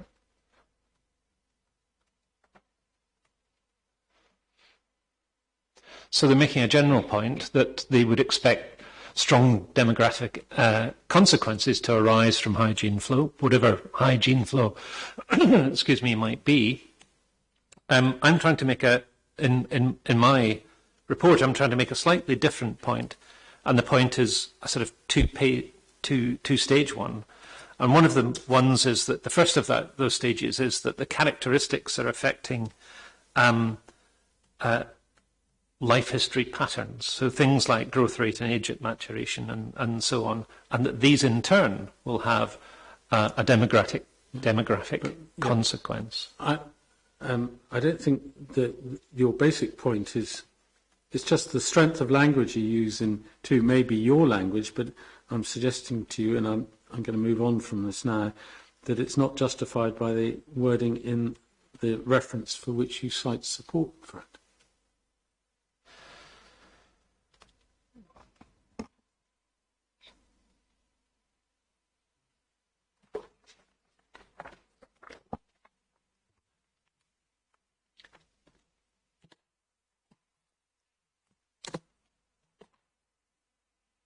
I'm not quite sure how to answer that. I think I do strongly believe that that statement is correct. Your question is really about whether this paper in itself provides support for that, and I think it does, but perhaps not the clear one-to-one relationship between the two things that you're thinking of. In fact, it might have been better to quote the Castellini paper there, actually, I think. Well, I'm grateful for that, and I can comment on that in closing. Thank you.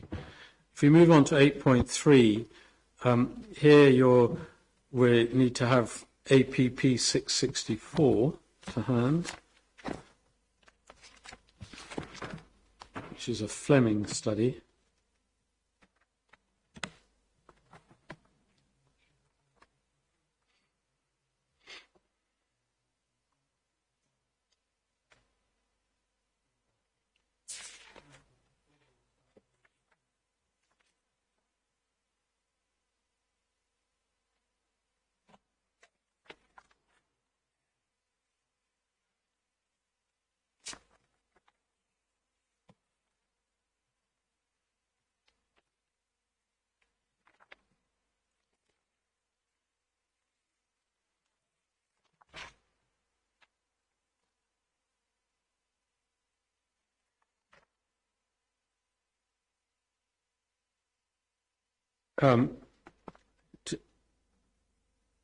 Two points about this, I think.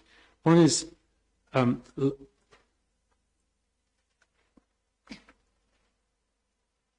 you accurately quote the full lifetime success rate of only 16%.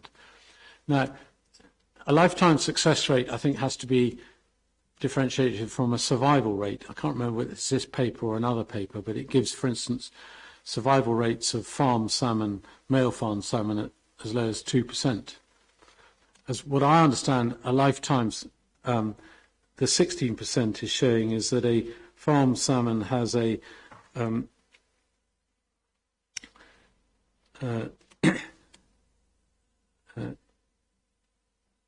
only 16% the same chances of a full lifetime success rate of a wild salmon. Yes, that's correct. That's my understanding of what this paper is saying. It's relative to the 16% is relative to wild fish. Grateful. And the results in that paper, you have to bear in mind that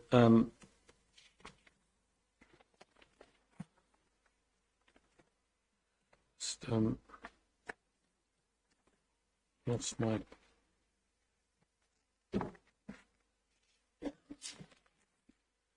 yes, if you go back to the first page, that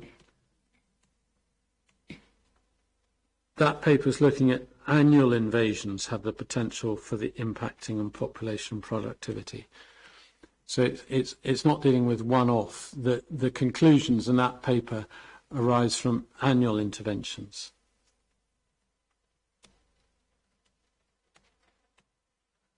It makes it.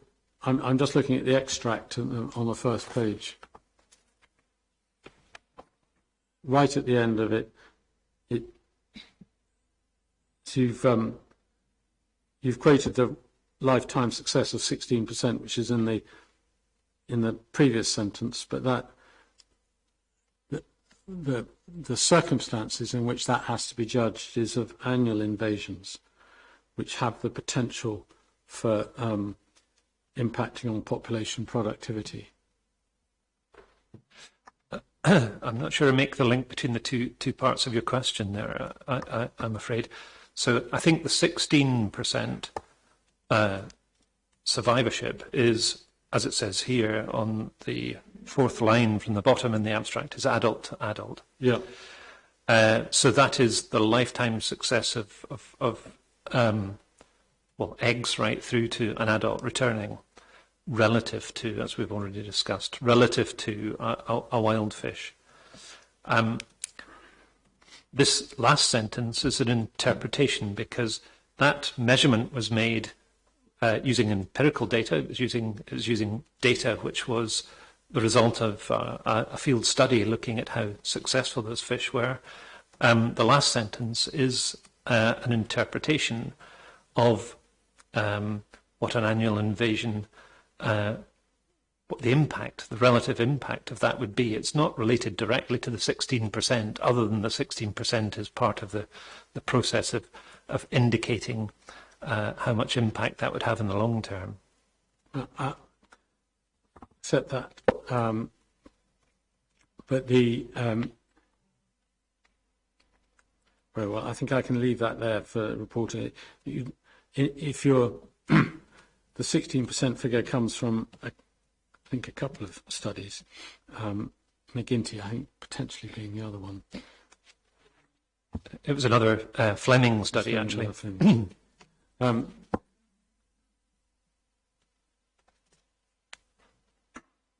But, well, just before I leave that, just so the reporter has it, what that study was looking at, and it tells us in the introduction,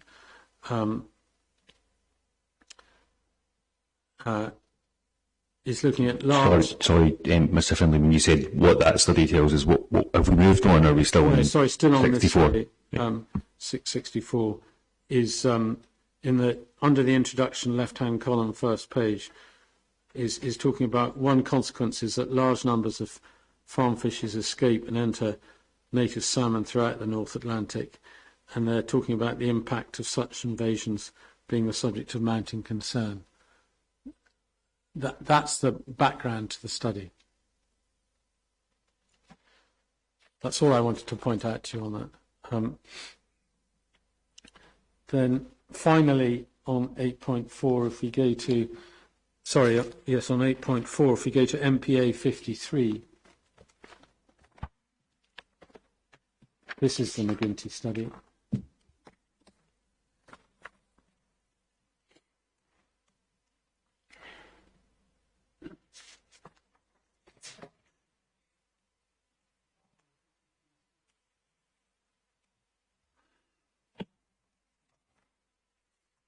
And both you and Mr. Wright's given his views on it too. I just wanted to first of all go to page 2447 at the top left, top right corner.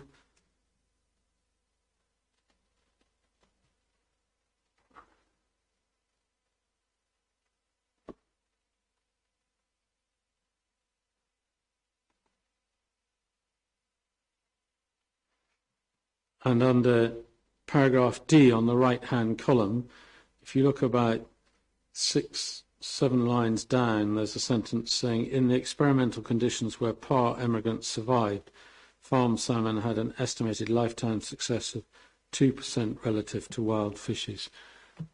I think that's where the 2% figure I put to you came from. And then, yes, I was a bit confused about hybrids and integration just before lunch. If we go to the next page, 2448,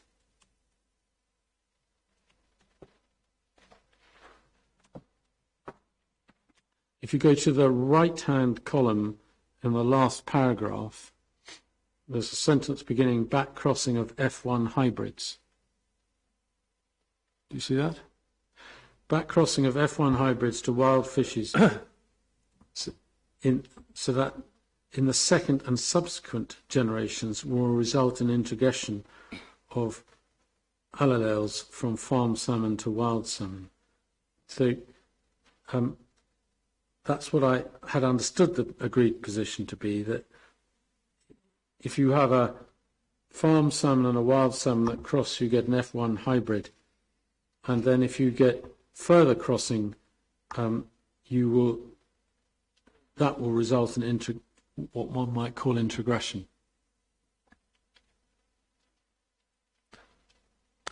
Would you say that's all integration? I would say that was all integration.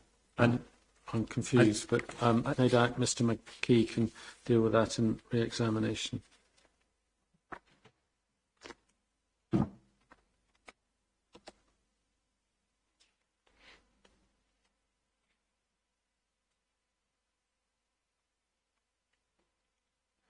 And then lastly, this on your section 8, you say in 8.5, should it occur? What do you mean by it?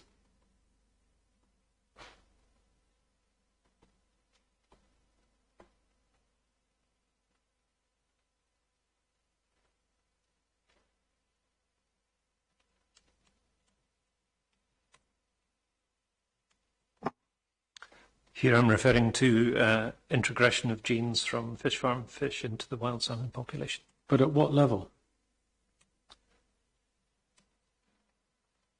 Because it appears you're suggesting it if it occurred at any level. But I think you've just agreed with me that if it was at a limited level, that wouldn't give rise to that conclusion. No, what I agreed, I think, was that there would be, if there was it would require some amount of integration, some amount of genes flowing into the wild population for there to be a demographic population effect. Here I'm arguing something slightly differently, and that is that genes entering into a wild population from fish farm population would result in the change of the genetic types, and that's in inverted commas because that's one of the conservation objectives. So you're talking about any level there? Yes, in fact. Right. Well, again, I can comment on that in closing. Thank you.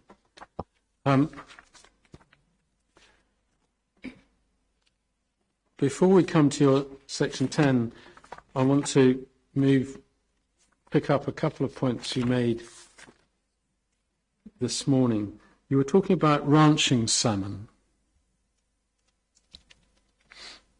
Now, I understand ranching salmon is different. What you're doing there is you're taking wild fish, effectively female wild fish, no doubt, that have fertilised, stripping them or fertilising them in tanks, and then releasing their, I'm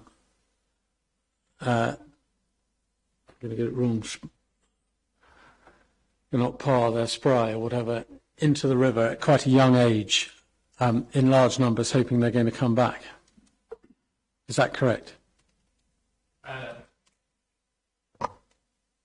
Almost. In some ranching situations, the fish have been partially domesticated, although they would have all originated originally from wild stock.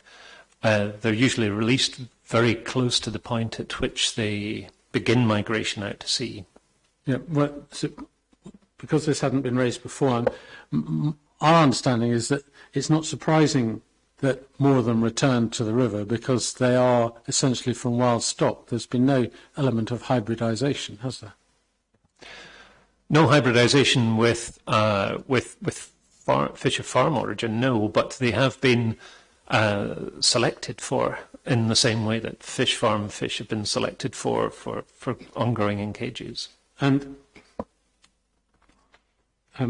but as I understand it, it's an entirely different nature. The smolts from that are effectively wild smolts that have been ranched, if you like, as opposed to the farm fish that we're proposing in our fish farm, which have been bred for over 50 years to produce a particular product.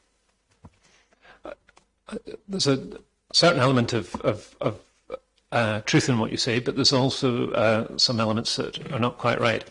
So there's two kinds of ranching that are going on, and one of them is still very active, and that kind of ranching is taking wild fish, rearing them in tanks, releasing them as you would in ranching, quite close to the point at which they're migrating to sea, and they're doing that as a stock enhancement project, an attempt to increase the number of wild salmon that are coming back for anglers, and that's being conducted in a couple of places, one in Scotland and one in Iceland most notably.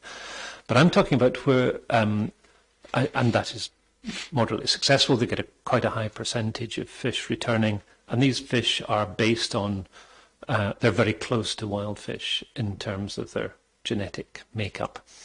However, in the 1960s, 70s, 80s, there was a campaign to ranch fish for production, and those systems, they did select fish. They collected them from the wild in the same way that the fish farming industry did, and did selectively breed them and release them to sea. And they were selecting them for the kinds of things that they were selecting them for in fish farms. Well, I can't ask you about that because I don't think there's any paperwork before the inquiry which deals with that. Am I right? As far as I know, you're right. And then I just want to go back to the Carradale escape event. If you're right that some 4% of the fish ended up in the Lomond system, I think from your earlier evidence, the vast majority of those would have ended up in the Endrick, because you say the Endrick is much the most significant river within the Lomond system. That would be the expectation, that a high percentage of those would spawn there, yes. And again, if you're right with your 4%, you're looking at just under 2,000 fish that would have ended up in the Endrick, less those that were caught on the way through, of which we know there are about 200. So there have been about 1,800 fish, a large proportion of which would have ended up in the Endrick. That seems logical. I can't quite work out where the 2,000 came from in the first place. That's about 4% of... 4% of the 48,000. 48,000, yeah, okay. Yes, I mean, obviously it's not an exact figure, but 4% of 48 is roughly 2,000.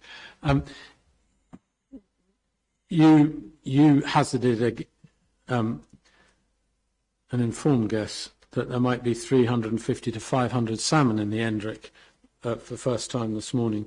But if your numbers are all correct, there would have been 3 times the amount of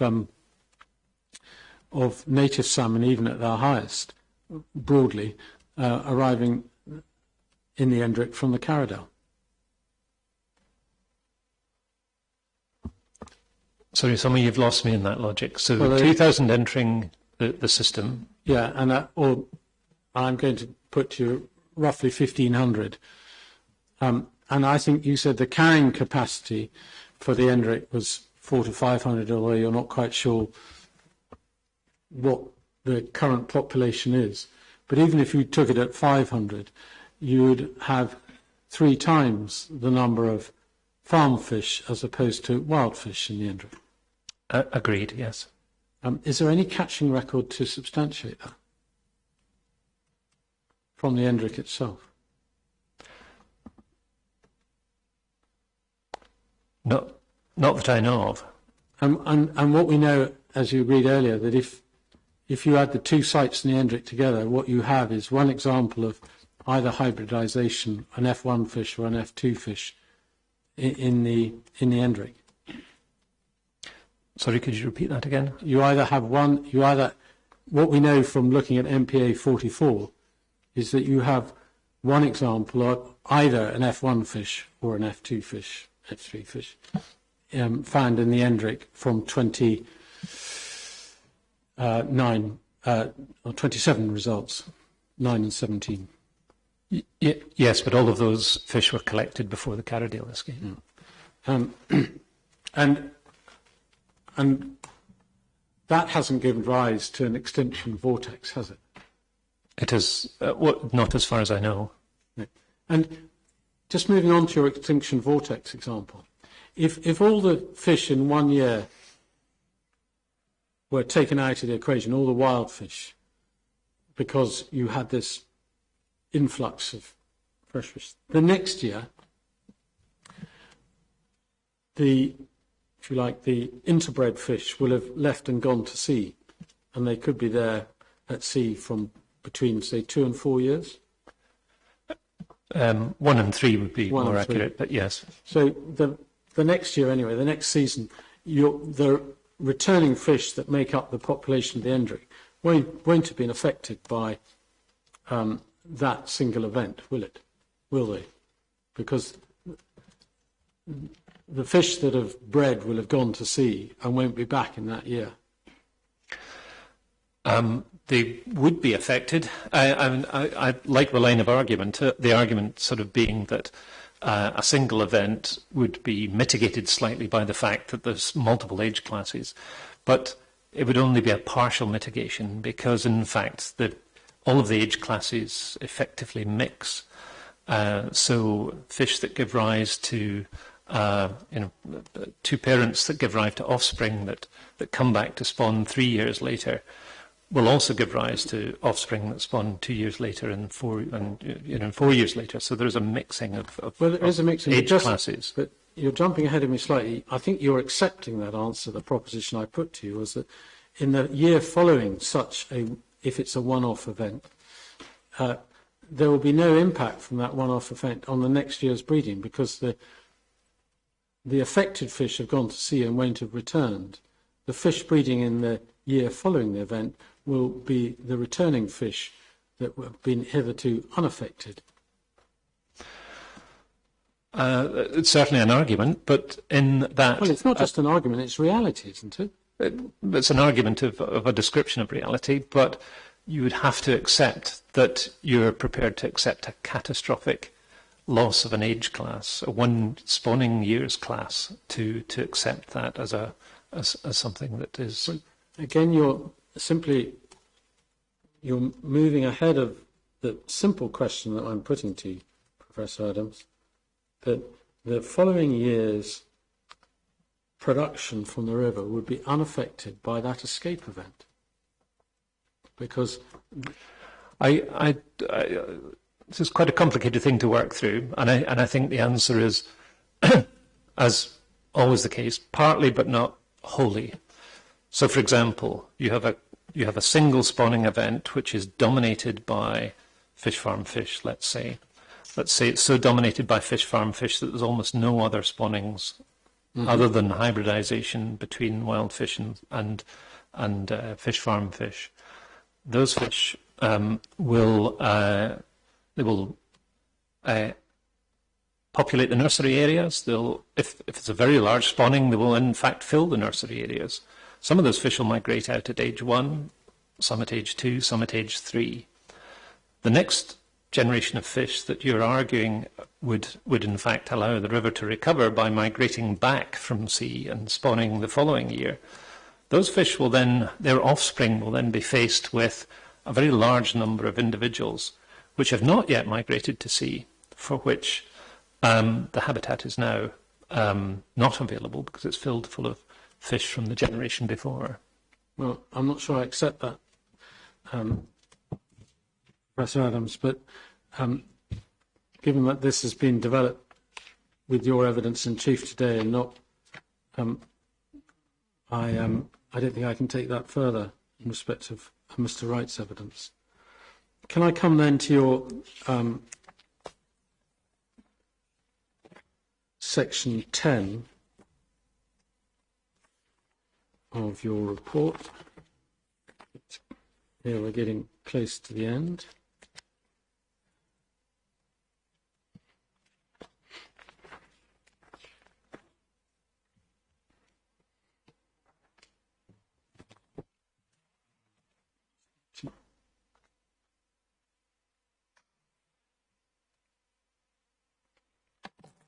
You've spoken a lot about the smallness of rivers, and in 10.2 you return to that. But you would accept that in terms of Argyll there are large numbers of small rivers, smaller than the Endrick. Yes, I would. And did you hear Mr. Brooks's evidence, I think on the Wednesday now, last week? I don't think he had any evidence of hybridization or integration in his rivers, in the inner side of the Kintyre Peninsula. Did have on the outer side of the Kintyre Peninsula.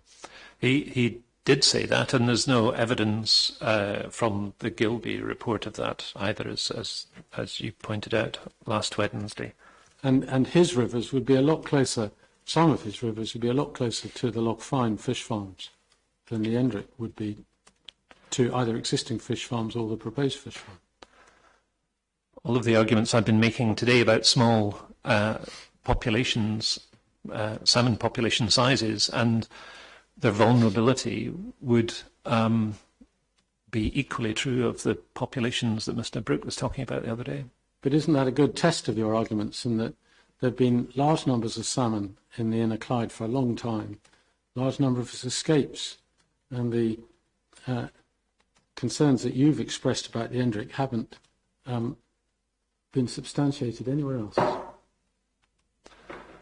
Could argue that the populations are now down to almost single-digit numbers, partly because of impacts. We don't know where those impacts have come from, but they could quite easily be from escapees and introgression.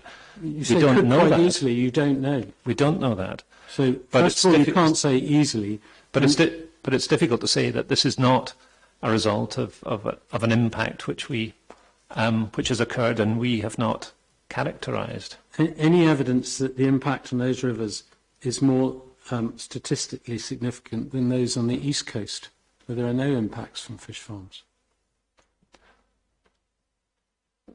So I'm not quite sure the question is. Are you asking whether the decline in populations are more acute? You were praying in aid that there are declines in populations in these small rivers, and I'm asking you whether it's any more acute than those on the east coast.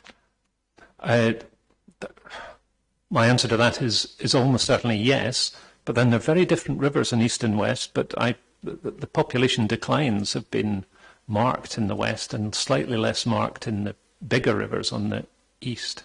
That's a different answer than the one you gave me earlier this morning, which was that there were very similar population declines north, south, east and west. Well, there are declines, yes, but similar declines is what I put no, to Professor Adams. I thought you were talking about the declines across the whole of Scotland at the time. I put to you in geographical terms. Anyway, I'm sure there'll be a note of what I put to you. 10.5. No, I don't think I need to deal with that now.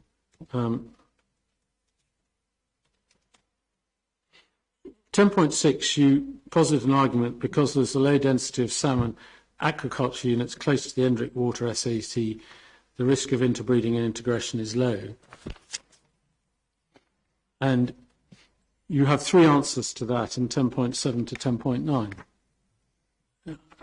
I've understood the logic of your report correctly, I hope. The first answer deals with Carradale. And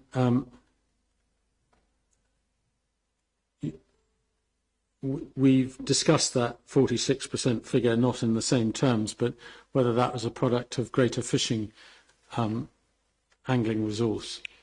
The 10.8, you say there is evidence that hybridization has already occurred there, and we agreed there is evidence of one fish being caught showing hybridization in the Endrick. That is correct. And the 10.9, you say the evidence of detected hybridization rates throughout Scotland is that once genetic integration occurs, these genes remain in the population. Is that not coming back to irreversibility? Because if you had a hybridization, one hybridization, there's no evidence, for instance, of the genes remaining in the population in the Endrick yet, for instance, is there?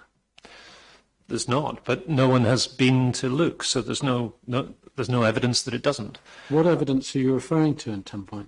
I'm referring to really the evidence of Gilby, which showed the geographical scale of the hybridization in a single year class up and down the west coast. But isn't that a good example of how you're using?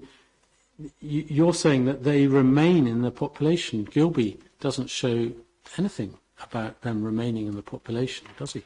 Well, Gilby argues that the introgression that he found up and down the west coast is recent. So the alternative is you argue that there's been so many hybridization events and they've been so geographically widespread that they've been able to hybridize effectively within 1 year, possibly within 2. They did look at some second-year fish. So this is a snapshot of the level of introgression, the level of genes from fish farm fish and wild fish across the whole of the west coast, effectively in 1 year, arguably over 2. So the alternative argument would have to be that intrusion by fish farm fish and hybridization and survival of those fish is very widespread indeed. No, well, with respect, I think Mr. Wright's alternative is that if you have his explanation of Gilby is that if you have large numbers of fish farms in close proximity to the affected river, there is a significantly greater chance of integration. And that is what is demonstrated on the northwest or west coast north of the Clyde.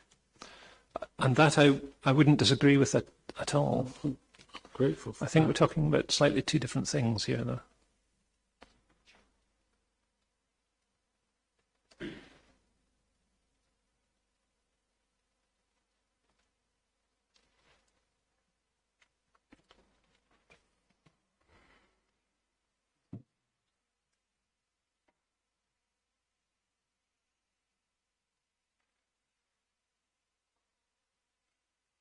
Give me a moment.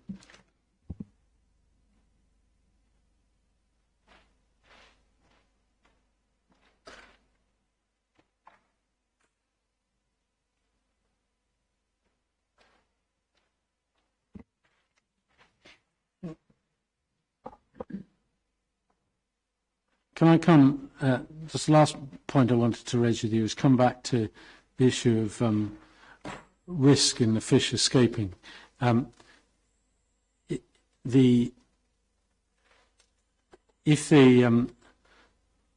a starting point, if the risk that arises from escape is because they will be sexually active and interact with the wild population.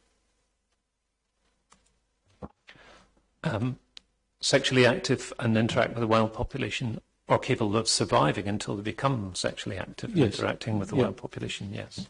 Happy to accept that. If they were, I think they're called triploids in salmon, or so they're not quite sure what the appropriate phrase would be, but they're not capable of breeding. Effectively sterilised. Sorry? Effectively sterilised. Effectively sterile. That if the fish kept in the pens were effectively sterile, that would obviate the issue of genetic integration altogether.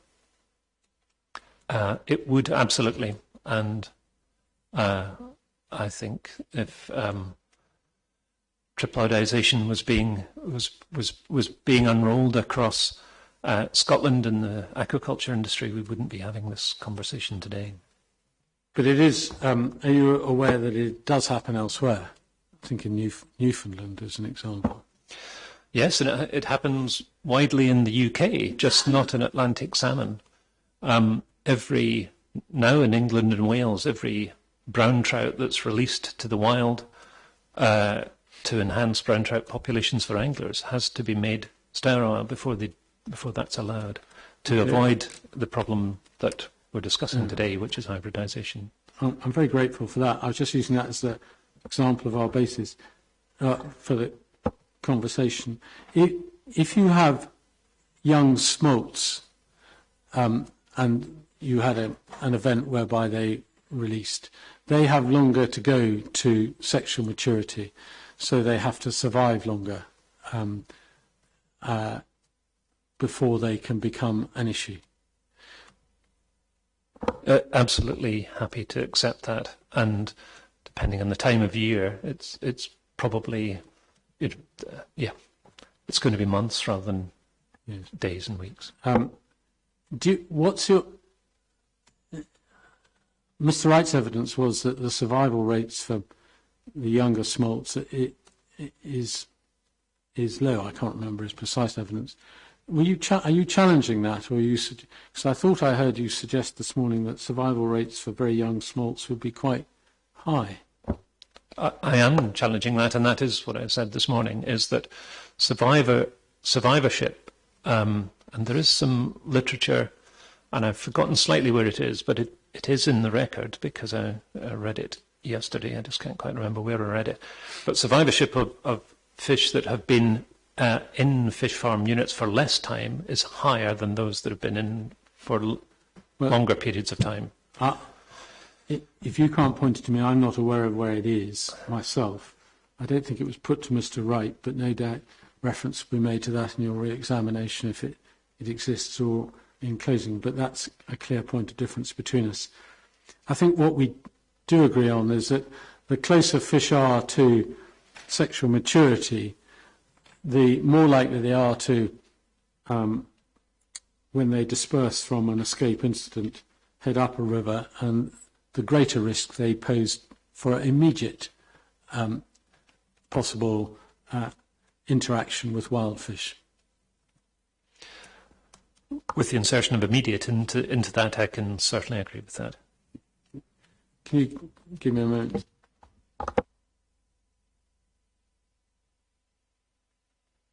Yes, thank you very much.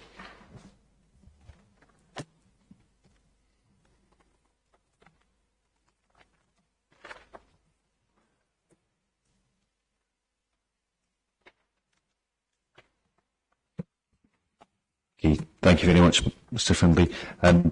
I had a few questions written down. I'm just going to go through. Most of them will have been answered, but I just want to see if there are any residual ones. And then, Mr. McKee, if we can go straight on to re-examination, or if you want 5 minutes just to collect your thoughts on that, then I'll be led by you. But if you I'll just see what I've got to ask first.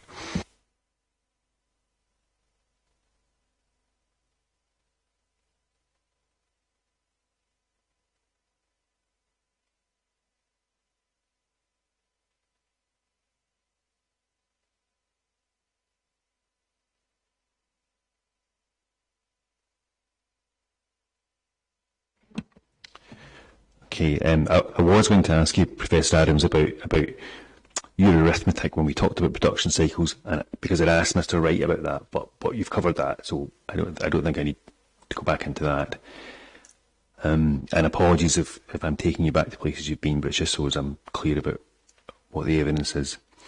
I'd asked Mr. Reithe about, or he'd picked up maybe on some of his evidence, and he'd said that there would need to be a phenotypic effect, which would cause an effect on the population, not just some degree of introgression. And this is when I think this was with reference to the conservation objectives of the SEC, and I think we touched that. You touched on that ground, but you were, I think, reluctant to overanalyze the conservation objectives because that wasn't your area. So I think it was Mr. Wright's 26 of his precognitions. I'll just go there. Yeah, when I'd asked him about it, he'd said that a phenotypic effect would have to cause a population effect before there would be an effect on the SEC. You didn't go that far, but then I think later on there was some discussion about whether one of the conservation objectives is about the genetic range, I think, and so my question was I guess about would a genetic effect in of itself be a disturbance to the SEC? I don't know if you've got thoughts on that, but if that's not your area, then that's fine. We can move on from it. I don't know if that makes sense as a question. It does. I think you sort of began the question with the relationship between genotype and phenotype, and I do remember Mr. Wright's evidence on this, and his argument was that there has to be a phenotypic effect, there has to be a phenotypic change as a result of any genetic change for that to then result in some kind of impact of any kind, and he is absolutely correct in that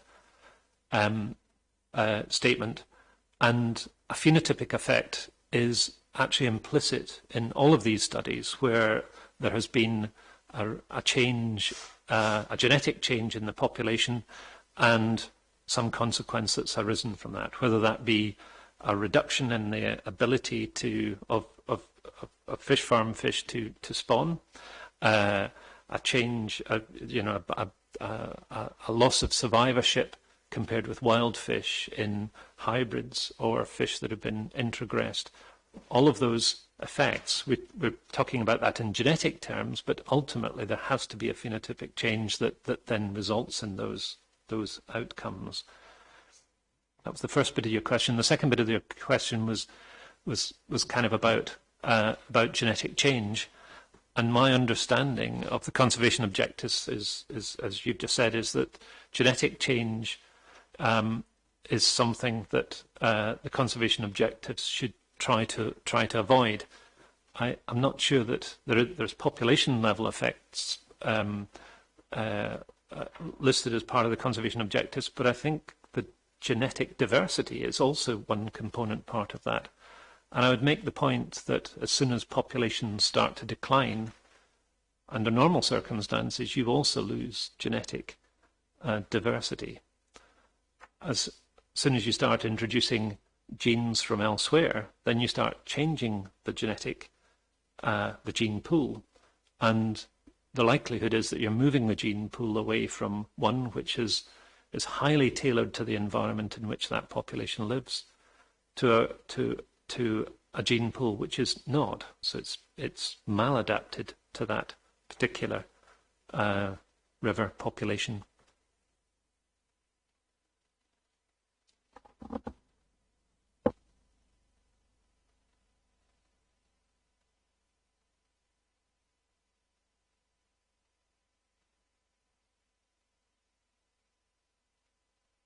Okay, thank you.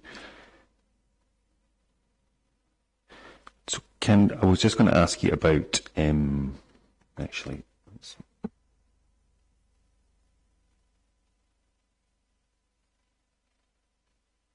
Oh yeah, actually, I did have a question. I did have a question about the arithmetic on the envelope. You were talking about this notion. I think it was 4%, translating the number of escapes into the number that would end up in the ENDRIC, and you used 4%. I think the scenario you were painting was, let's say, an escape of 450,000 fish being 50% of 1 pen at post small, and then you said 4% up in the ENDRIC would be, was it 18,000 maybe? I can't, 1,800 perhaps. I can't remember the number. But from my, and this is where maybe I'm getting confused, if it was 450,000 and therefore post-smolt, they wouldn't be ready, they wouldn't be sexually mature and breeding therefore, so I wondered whether the more comparable figure would be the lesser stocking numbers in the entry to harvest model, or did I misunderstand that? No, you're absolutely correct. That took no account of losses. If these were post-smolts that were recently put into the cages, it takes no account of losses between a presumed escape not long after they were introduced into the system and the time at which they spawn.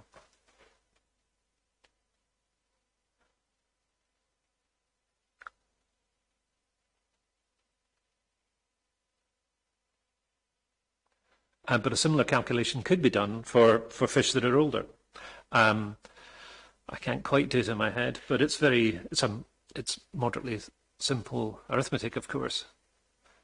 So if these were fish that we argue are very close to sexual maturation at 5 kilograms, then clearly and with the same stocking density, then clearly the number of fish that would potentially escape is considerably lower. And I can't quite do that in my head. No, that's fine. Yeah, I mean, Sorry, I've got a calculator. If you would want to do the actual calculation, maybe. Okay. Might as well get to the end of the calculation. If you'd like to, I mean, I just wanted to make sure I'd understand the evidence, but by all means, if you think that would be helpful, then without putting you in the spot.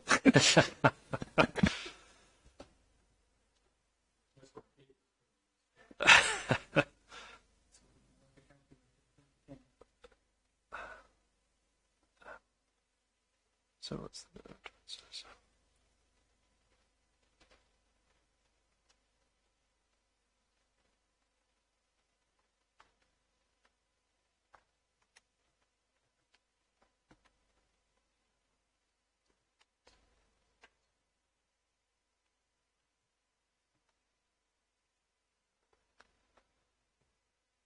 So if there was the same density of 5 kilogram fish in the unit as there are, or there potentially are smolts of 900,000, then there might be 36,000 in a cage. I'm not sure if that is realistic or not. So, and if half of those escaped, then that'd be 18,000, of course.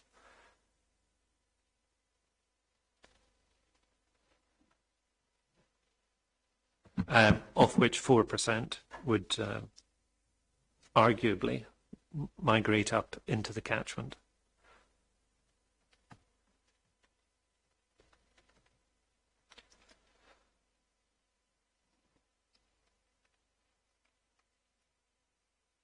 Which would be 720. Okay, thank you. We did talk about Castellani. So this may be going back over old ground, but if we had to look at Mr. Wright's precognition, paragraph 12, if you've got it.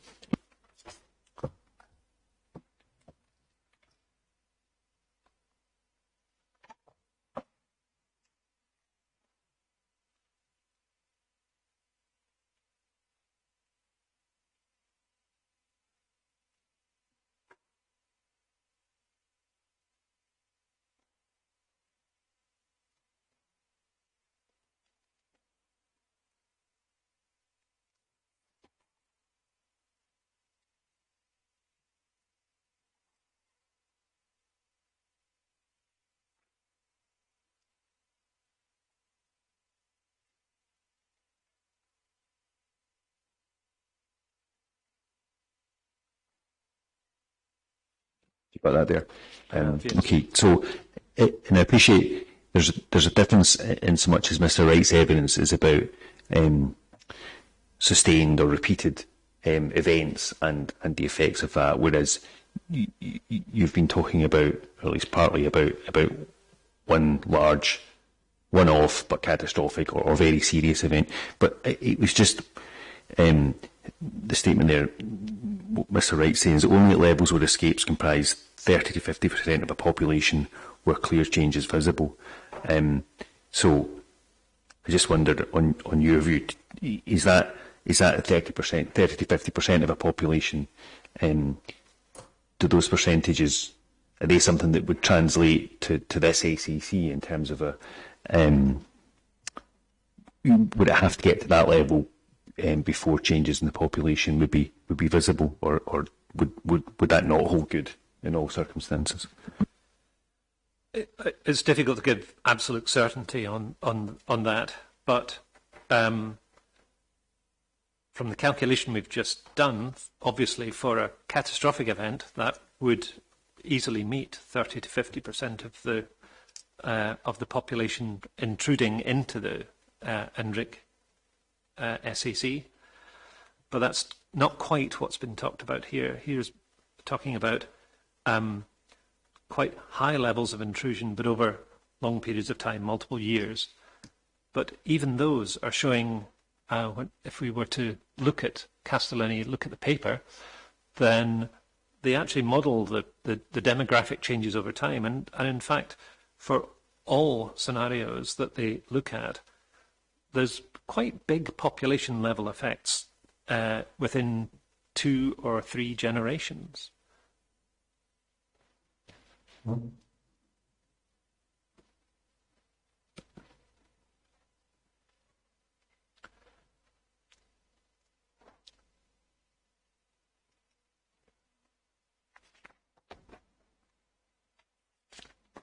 could probably guide you to the figure that shows that. It shows the output of the results.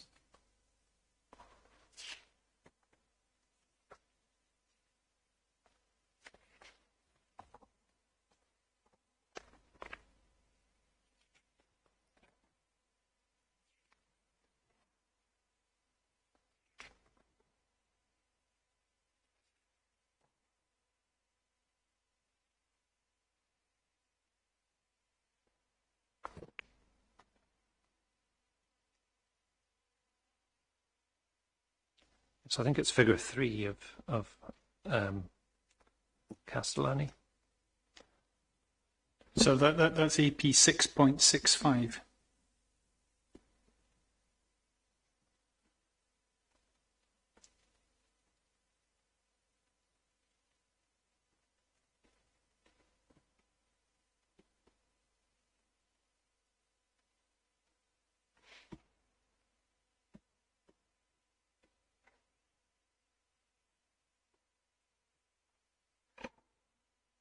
Okay, yep, see that there, thank you.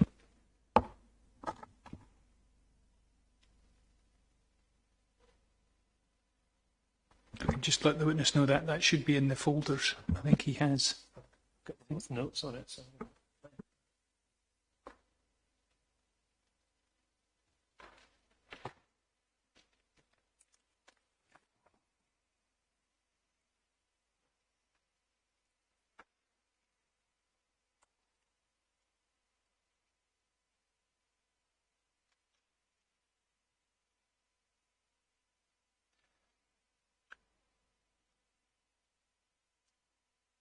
So both figure 2 and figure 3 show the outputs of the models.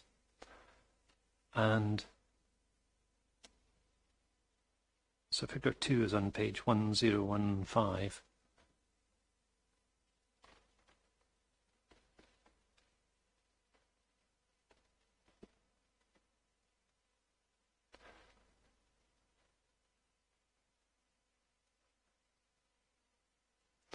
And I'll just make a sort of general point, and that is that each of these rows is a single model. So this is a particular model describing a particular number of fish straying each year and a particular number, or a percentage, I should say, in figure 2, of fish farm fish relative to the size of the population, the wild population. But you can see, in fact, in all models, the population size, which is the black dots on figure 2 on the column on the right-hand side, population size decreases quite markedly in a very short number of years.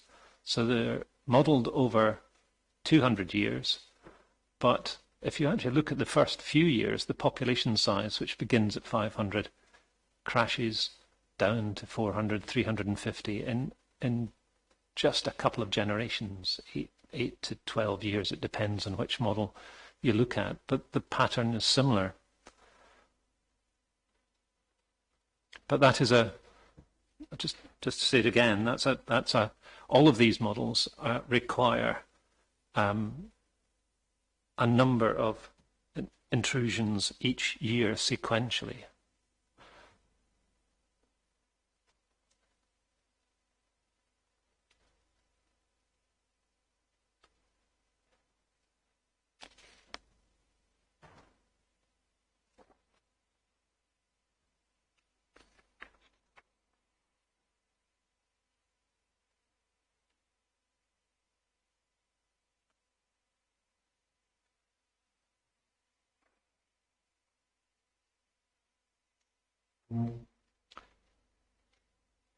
Should you be interested, figure 3, top right, I think shows what we discussed this morning, which is an extinction vortex, where the population declines pretty steeply, but then never recovers.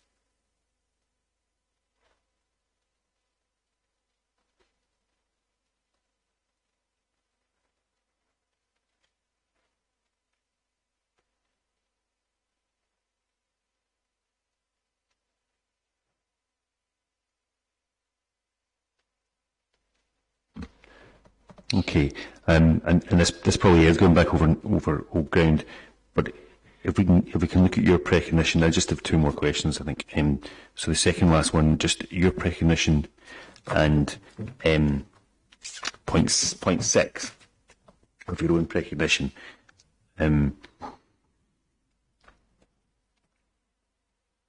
Which is if aquaculture origin salmon breed with wild salmon, what are the consequences? And describe that, and then the final sentence you say, however, where this effect has been studied, the effects are sufficiently large as to have very significant population level disturbance effects. So just so I'm clear, which of the evidence would you point me to there in support of that final sentence? I would think there are two main ones. One is the I'm going to try and find the number for it, but it's the McGinnity paper, and that could be NPA 53, I think.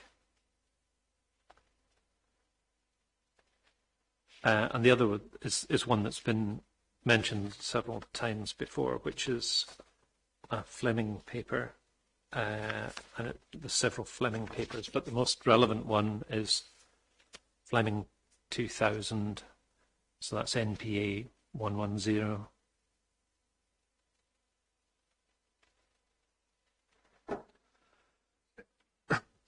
Sorry, so that's 53 and 110.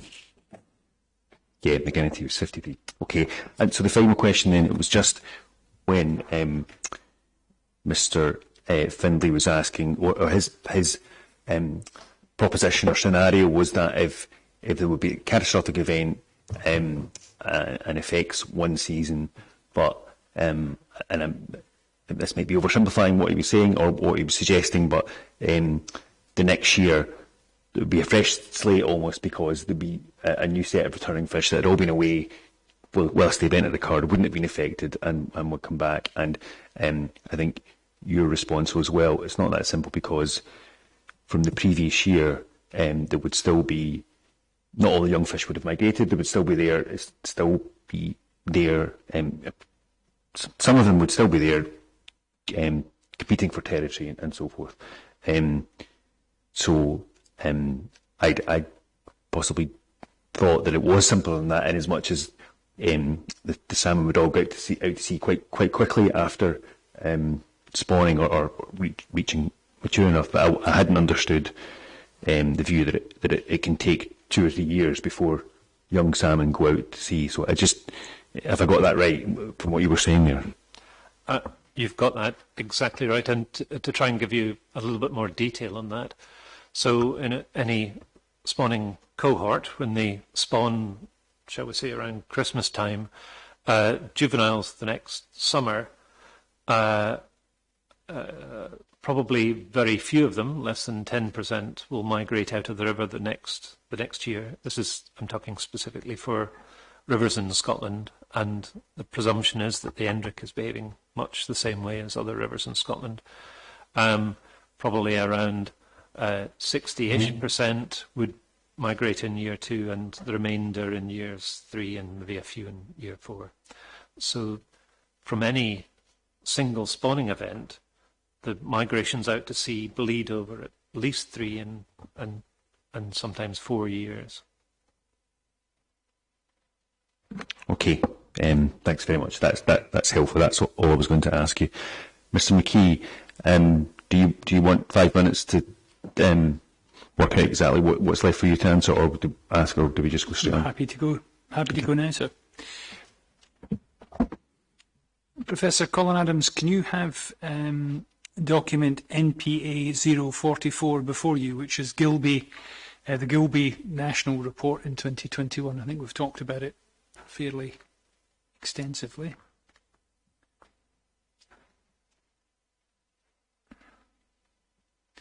You have that before you. If you could turn to page, just bear with me, it's page 52.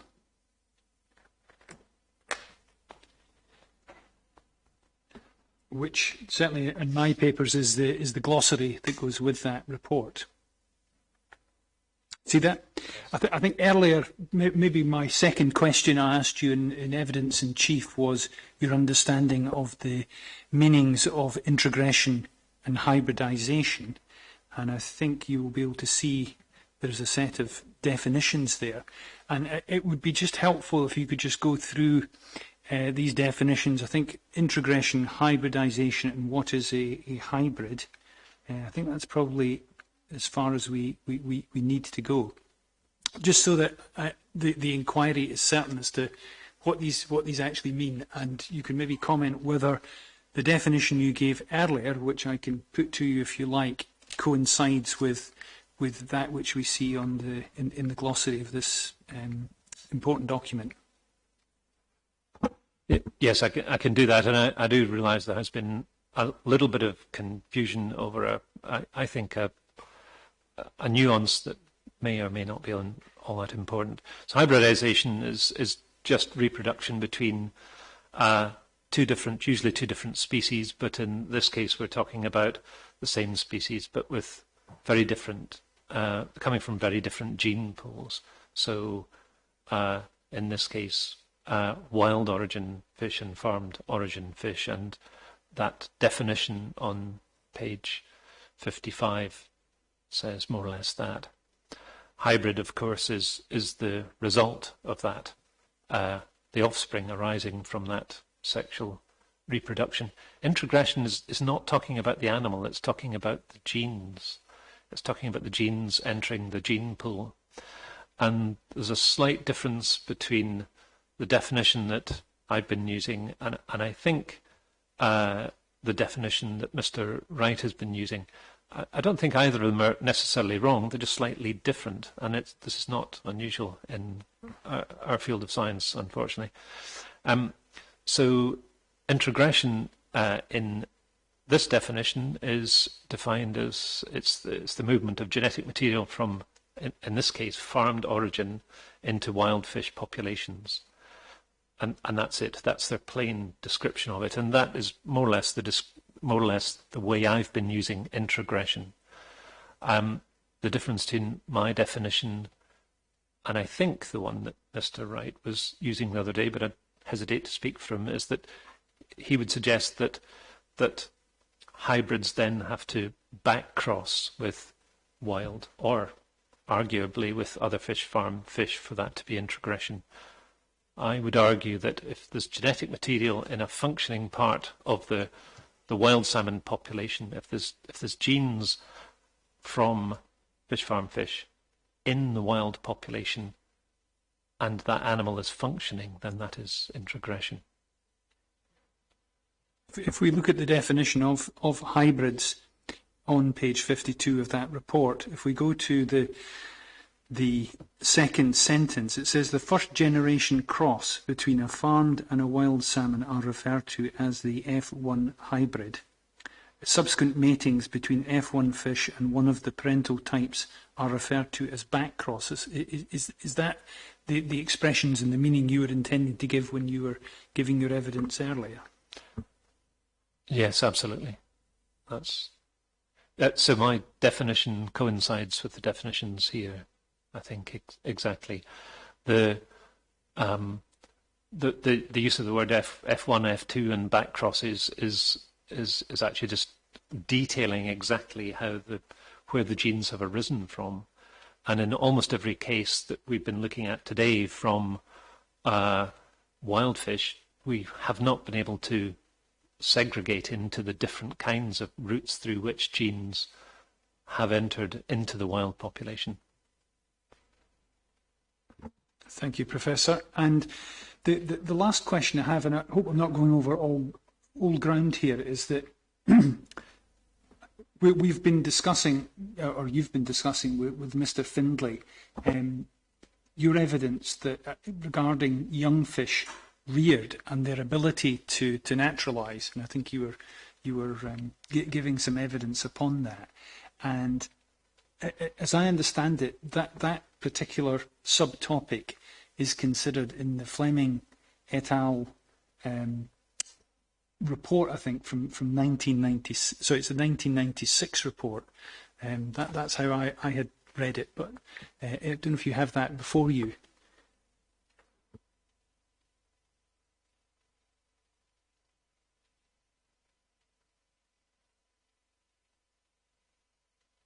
Is it AP 6.63?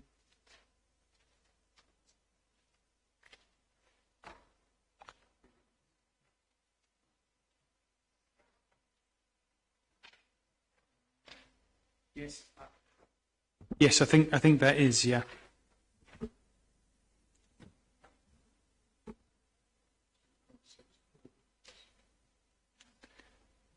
Well, 6.64 is the lifetime succession interactions of life of farm salmon invading a native population in 2000. Perhaps that's the one I was intending. There's two Fleming ones. So. I have a little note that I've made, which I'll try and find in the paper, which seems to suggest exactly what you've just said.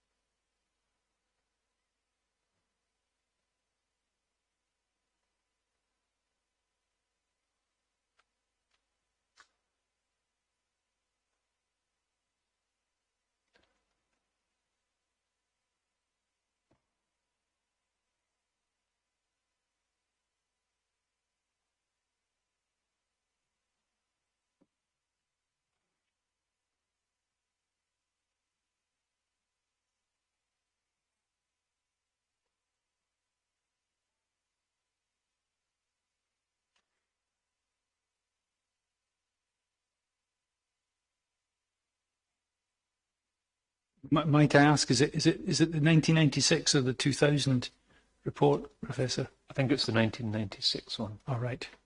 So I can't access that on the system because it's blocked. I have it.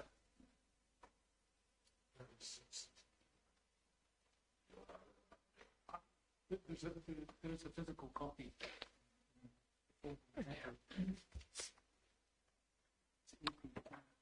6.63.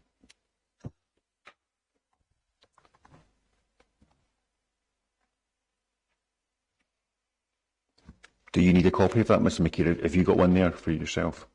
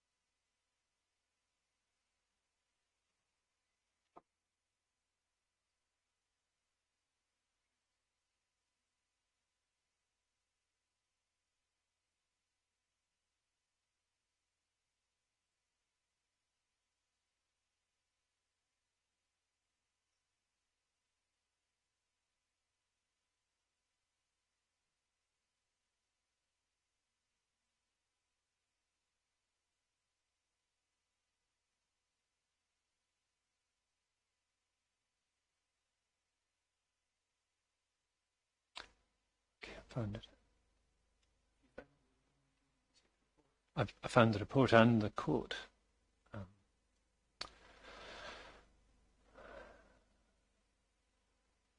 So in Fleming et al., 1996, I'm not sure I've got the right file number.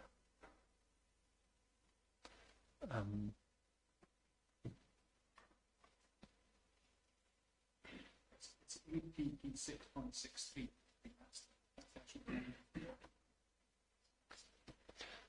So there is in the discussion on page 903 on the right-hand column, about seventh line down.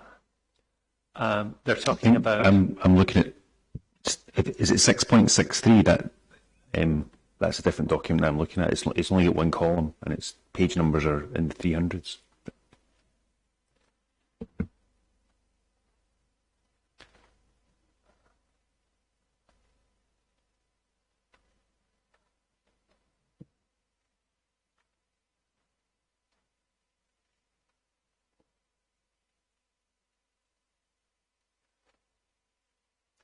So I'll try quickly to see which document. It's this one. Is that 1996? Perhaps we just have a different electronic version of it. Maybe it's as simple as that. Sorry. Right. Okay.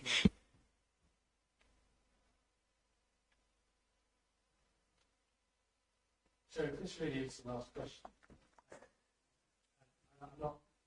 All I'm suggesting is that I'm very happy if Mr. McKee gives you the reference and the answer with the witness woman after a short journal. So it's simply a reference, I think.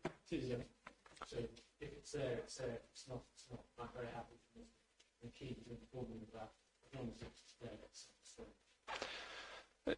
There's So there is a statement to the effect that the proportion of a fish's life spent in culture affects its reproductive inferiority. There's also a nice sentence about sea ranch salmonids and their reproductive ability compared to the wild counterparts, and that's on page 903 of that report.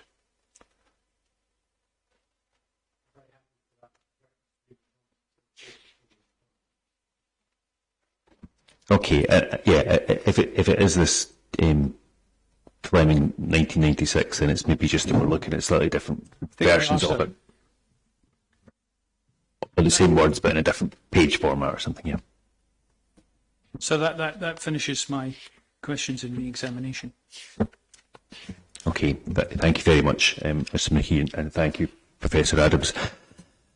I'm not sure how we think.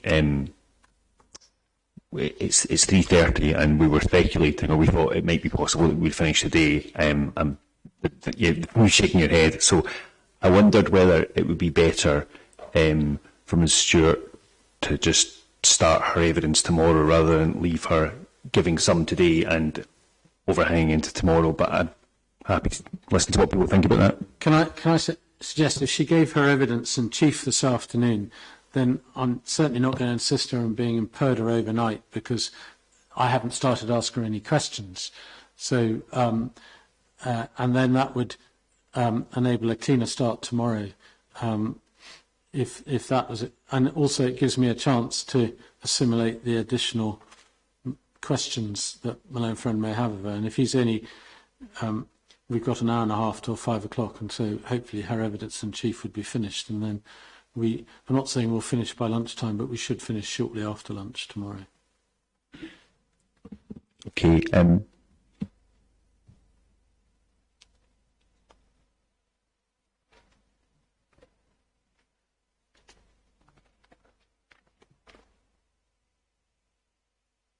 Sir, Fiona Stewart's prepared to read her precognition. I have very few questions, if any, in evidence in chief, so we could proceed with that if that's, and we move to cross-examination tomorrow.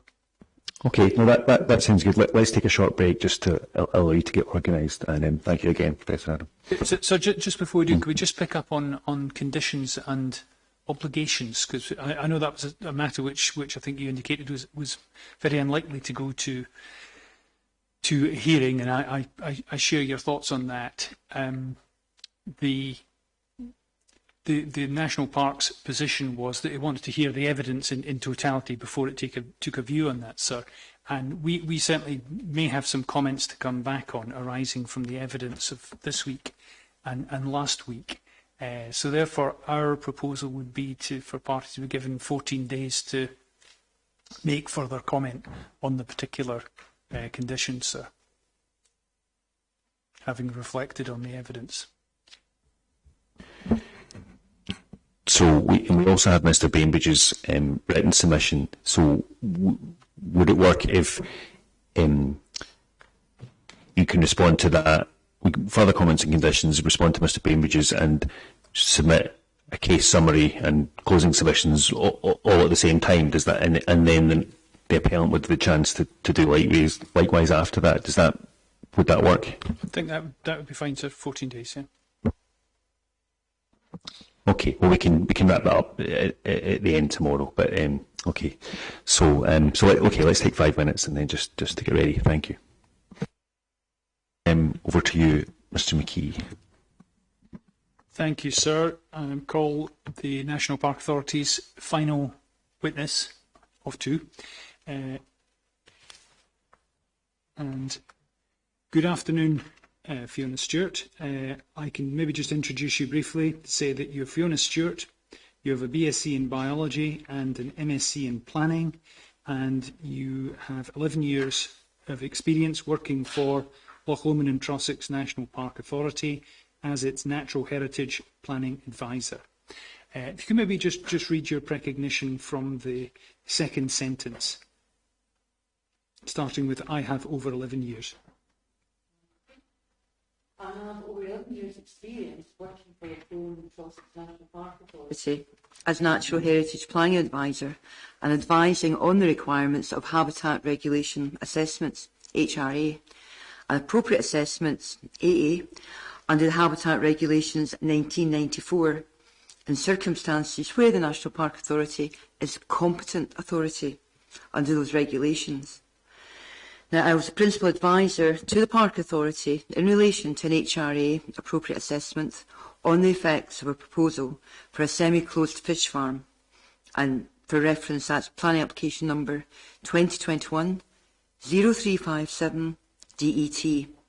And that was on the Endrick Water Special Area of Conservation, the Endrick Water SEC, I'll probably shorthand that to Endrick Water, which is of international importance, and of which wild Atlantic salmon are an integral component.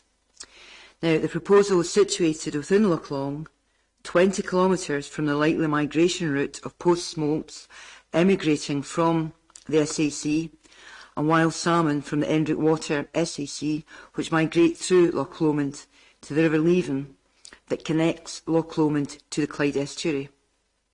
Importantly, when salmon return to freshwater to spawn, this route will be via the Clyde estuary. I was the author of Appendix 2, which contains my HRA appropriate assessment, to the board report that recommended refusal for the application in terms of a decision notice dated 4th of November 2022. And in that Habitat Regulation Assessment, appropriate assessment, I identified unacceptable risks of integration by escaped farmed salmon from the proposal with the wild salmon in the Endrick Water. I concluded on the available evidence that the proposal, if it were to be consented and operational, would, even with mitigation being applied, have an adverse effect on the integrity of the Endrick Water SAC. And this conclusion was accepted by the Park Authority at its meeting and in its reasons for refusal. I stand by Appendix 2, but it is important to observe that further evidence has come to light since the refusal of the application.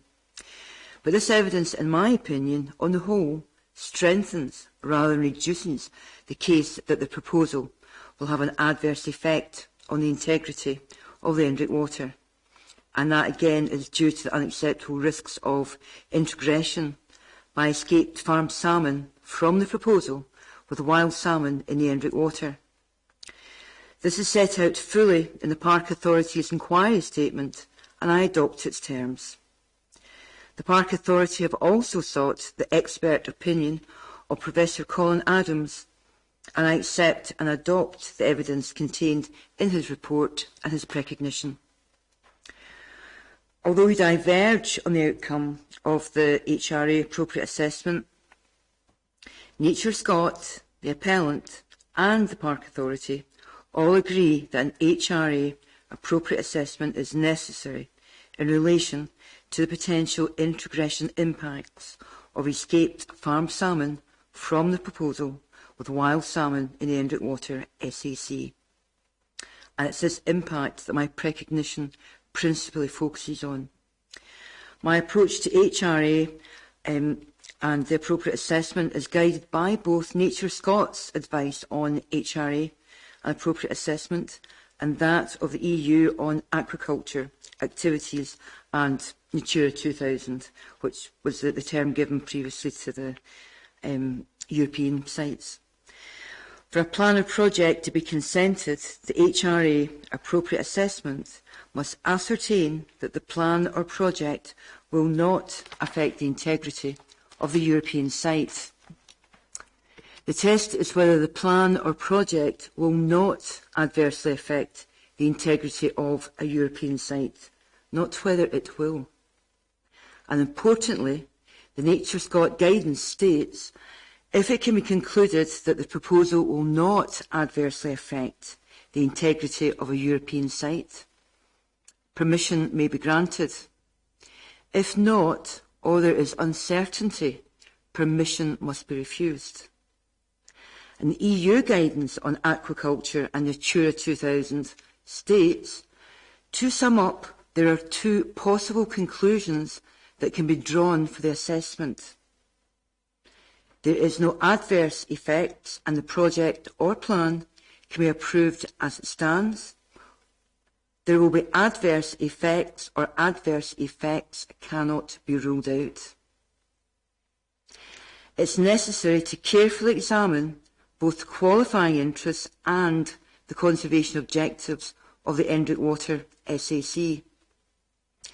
Atlantic salmon are an important qualifying interest, and the conservation objectives require an avoidance of significant disturbance of wild salmon, and to ensure that the wild salmon population, including the range of genetic types, are maintained in the long term as a viable component of the site.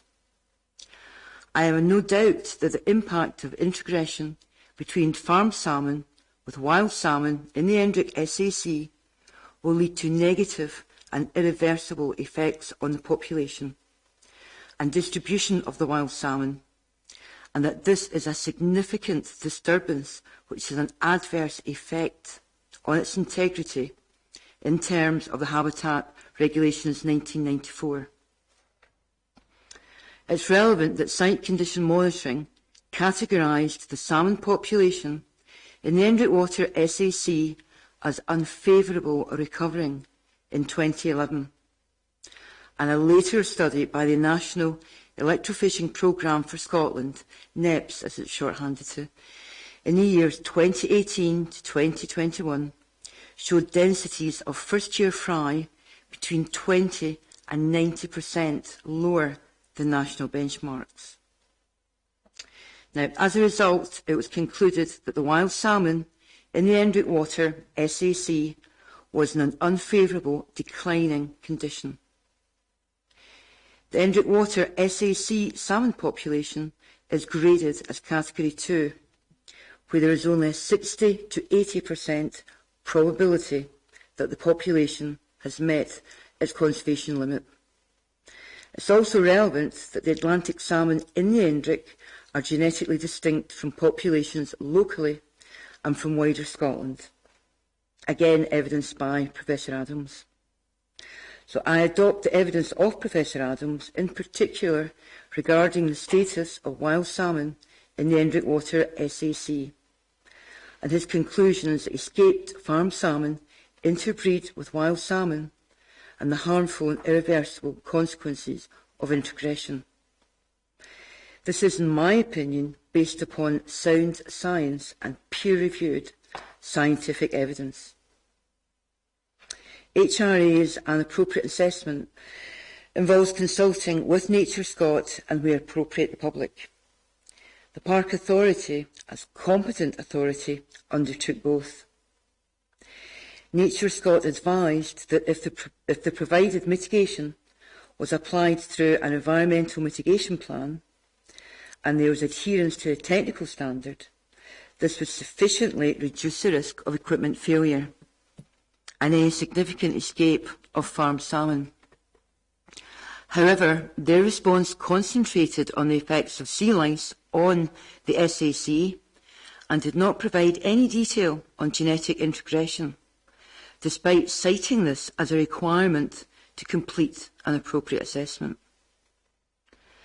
The Park Authority were, on the evidence, not satisfied that the mitigation that would be applied was sufficient to mitigate the risk of an escape of farmed salmon, which could then interact and breed with wild salmon in the Endrick Water SAC. So the Park Authority also had regard to the opinions of Fisheries Management Scotland, Argyll and District Salmon Fishery Board, SEPA and Marine Scotland. Reference is made in my appropriate assessment to the mass escape of farmed salmon at Carradale, where 48,834 farmed salmon escaped as a result of a mooring failure, resulting in a rapid and wide dispersal into 17 rivers, including the River Leven. This showed evidence of escaped farmed salmon, with a number of salmon recorded in the Loch Lomond system. Subsequent to the Park Authority's refusal of the proposal, a study of the effects of introgression by Marine Scotland concluded that even with the absence of an immediate impact of hybridisation, this did not equate to the absence of negative impacts, because there may still be, in the future, hybridisation either in the area of the escape or further afield. I therefore consider it was relevant in my HRA appropriate assessment to take account of this incident. I do not consider that on the evidence, escapes from open-net fish farms can, as the appellants state, be considered as a rare event. And I refer the reporter to the Park Authority's evidence on escapes by number and instant type. I'm also of the opinion that the semi-closed technology proposed is not proven technology and should be considered to be in its infancy. Evidence has been provided by the appellant to support its case, including from Fix, Hatch, Ecodem, Pharmac, Analytica and Control Aqua. I hope I pronounced these all correctly. Taken as its highest, full commercial licences for semi-closed technology have only been granted in Norway since 2018. And before then, they operated solely under research or development licences. In the last 8 years, approximately 30 semi-closed containment systems have been in operation in 150 production cycles. That's a very small percentage of the total number of commercial salmon farms in Norway, which is understood to be over 1,000. The final report, 2023, from Control Aqua, states that the semi-closed systems were in a very early developmental stage when Control Aqua started. And still today, most of the systems are at the pilot stage. The number of Certus semi-closed farms supplied by FITSC, according to their website, is very low. Further evidence that's found in the media does not support that this is proven technology. In particular, a trial by Cermaq Canada in British Columbia of the FITSC semi-closed containment system that had been stopped due to a technical failure in 2021.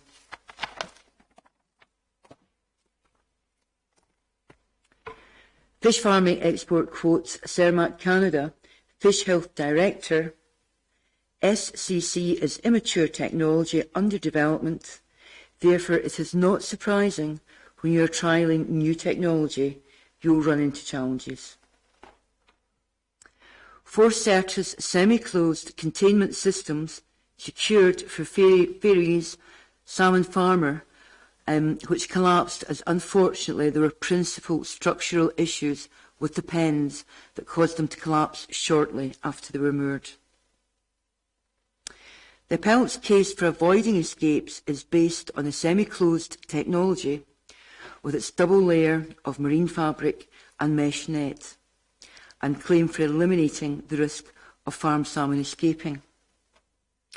While there may be some escape prevention mitigation arising from this, it is important to observe that many of the principal causes of escapes for open-net fish farms apply equally to semi-closed technology. The main causes of escape for open-net fish farms in Scotland are shown to be predators, holes in nets and human error, followed by weather and equipment damage.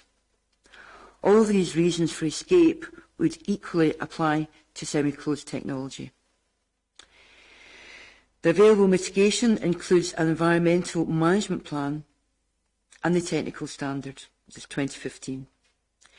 While there is a plan proposed for escaped farmed salmon, one must remember that it will be all but impossible to recover escaped farmed salmon, and they disperse very quickly.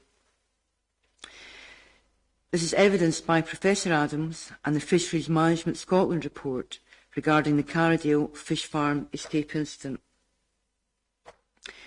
The technical standard was imposed in 2015. However, the existing standard has not prevented the scale a number of escapes across Scotland from open net fish farms, and it has not been used in Scotland for semi-closed containment technology. Marine Scotland, on the report of the Carradale incident, indicated that there is a continuing requirement to strengthen both practical on-site and regulatory regimes to prevent escapes occurring. Scottish Government's vision of sustainable aquaculture states a policy objective to minimise escapes with demonstrable progress towards the goal of 100% containment to help Scotland's wild salmon. Although not enjoying the same level of legal protection as the Endrick Water SAC, the 7 salmon rivers flowing into Loch Long, Loch Goil and the Holy Loch, containing migratory wild Atlantic salmon, are equally fragile and susceptible to the effects of introgression from farmed salmon escaping from the proposal. In conclusion, the Endrick Water SAC is of international importance for its population of Atlantic wild salmon, which is very fragile. Consenting the proposal would, on the evidence, present an unacceptable risk to and have an adverse effect on the integrity of the Endrick Water SAC. And under the Habitat Regulations 1994, a competent authority, in order to authorise a plan or project, must be sure that no reasonable scientific doubt remains as to the absence of adverse effects. Having fully assessed the evidence for the purposes of the Habitat Regulation Assessment and the appropriate assessment, the proposal raises many scientific doubts and uncertainties as set out above, which leads me to conclude that the proposal, if consented, would adversely affect the integrity of the Endrick Water SAC. Thank you, Ms Stewart. I have no questions in terms of evidence in chief, sir, so that almost brings matters to a close today. What I would say is with your permission and that of the appellants, Fiona Stewart will be dining with us tonight. That's my intention, but we will be not discussing the case at all. I don't wish to ruin dinner for them both, but I have no objection if you want to discuss the case, because I haven't started asking questions yet. It's very fair of you. Okay, well, I'll leave that to decide how much you want to enjoy your dinner then. Okay, so that probably brings matters to a close this evening then. We can discuss closing submissions tomorrow, but it seems that we're thinking of a process of 14 days for the National Park Authority to collect, gather together its various submissions, and then another number of days, another 14 would you request following that? I think so, but given in particular we've got to potentially respond to potentially new conditions, and we'll need to think about that. Okay. And also I know I've got other wind farm inquiries going on at the end of October. So. Okay, well that's fine. I think 2 weeks from now is in the middle of the school holidays in October, so maybe we can say the end of that week and then 2 weeks following that. But we can pick that up tomorrow. Okay, so I don't think there's anything else to cover today. We start again at 9:30, and I think the hall. I think I'm going to ask if the hall can be available from 8:30 for anyone who wants to come in early on. Thank you, everyone.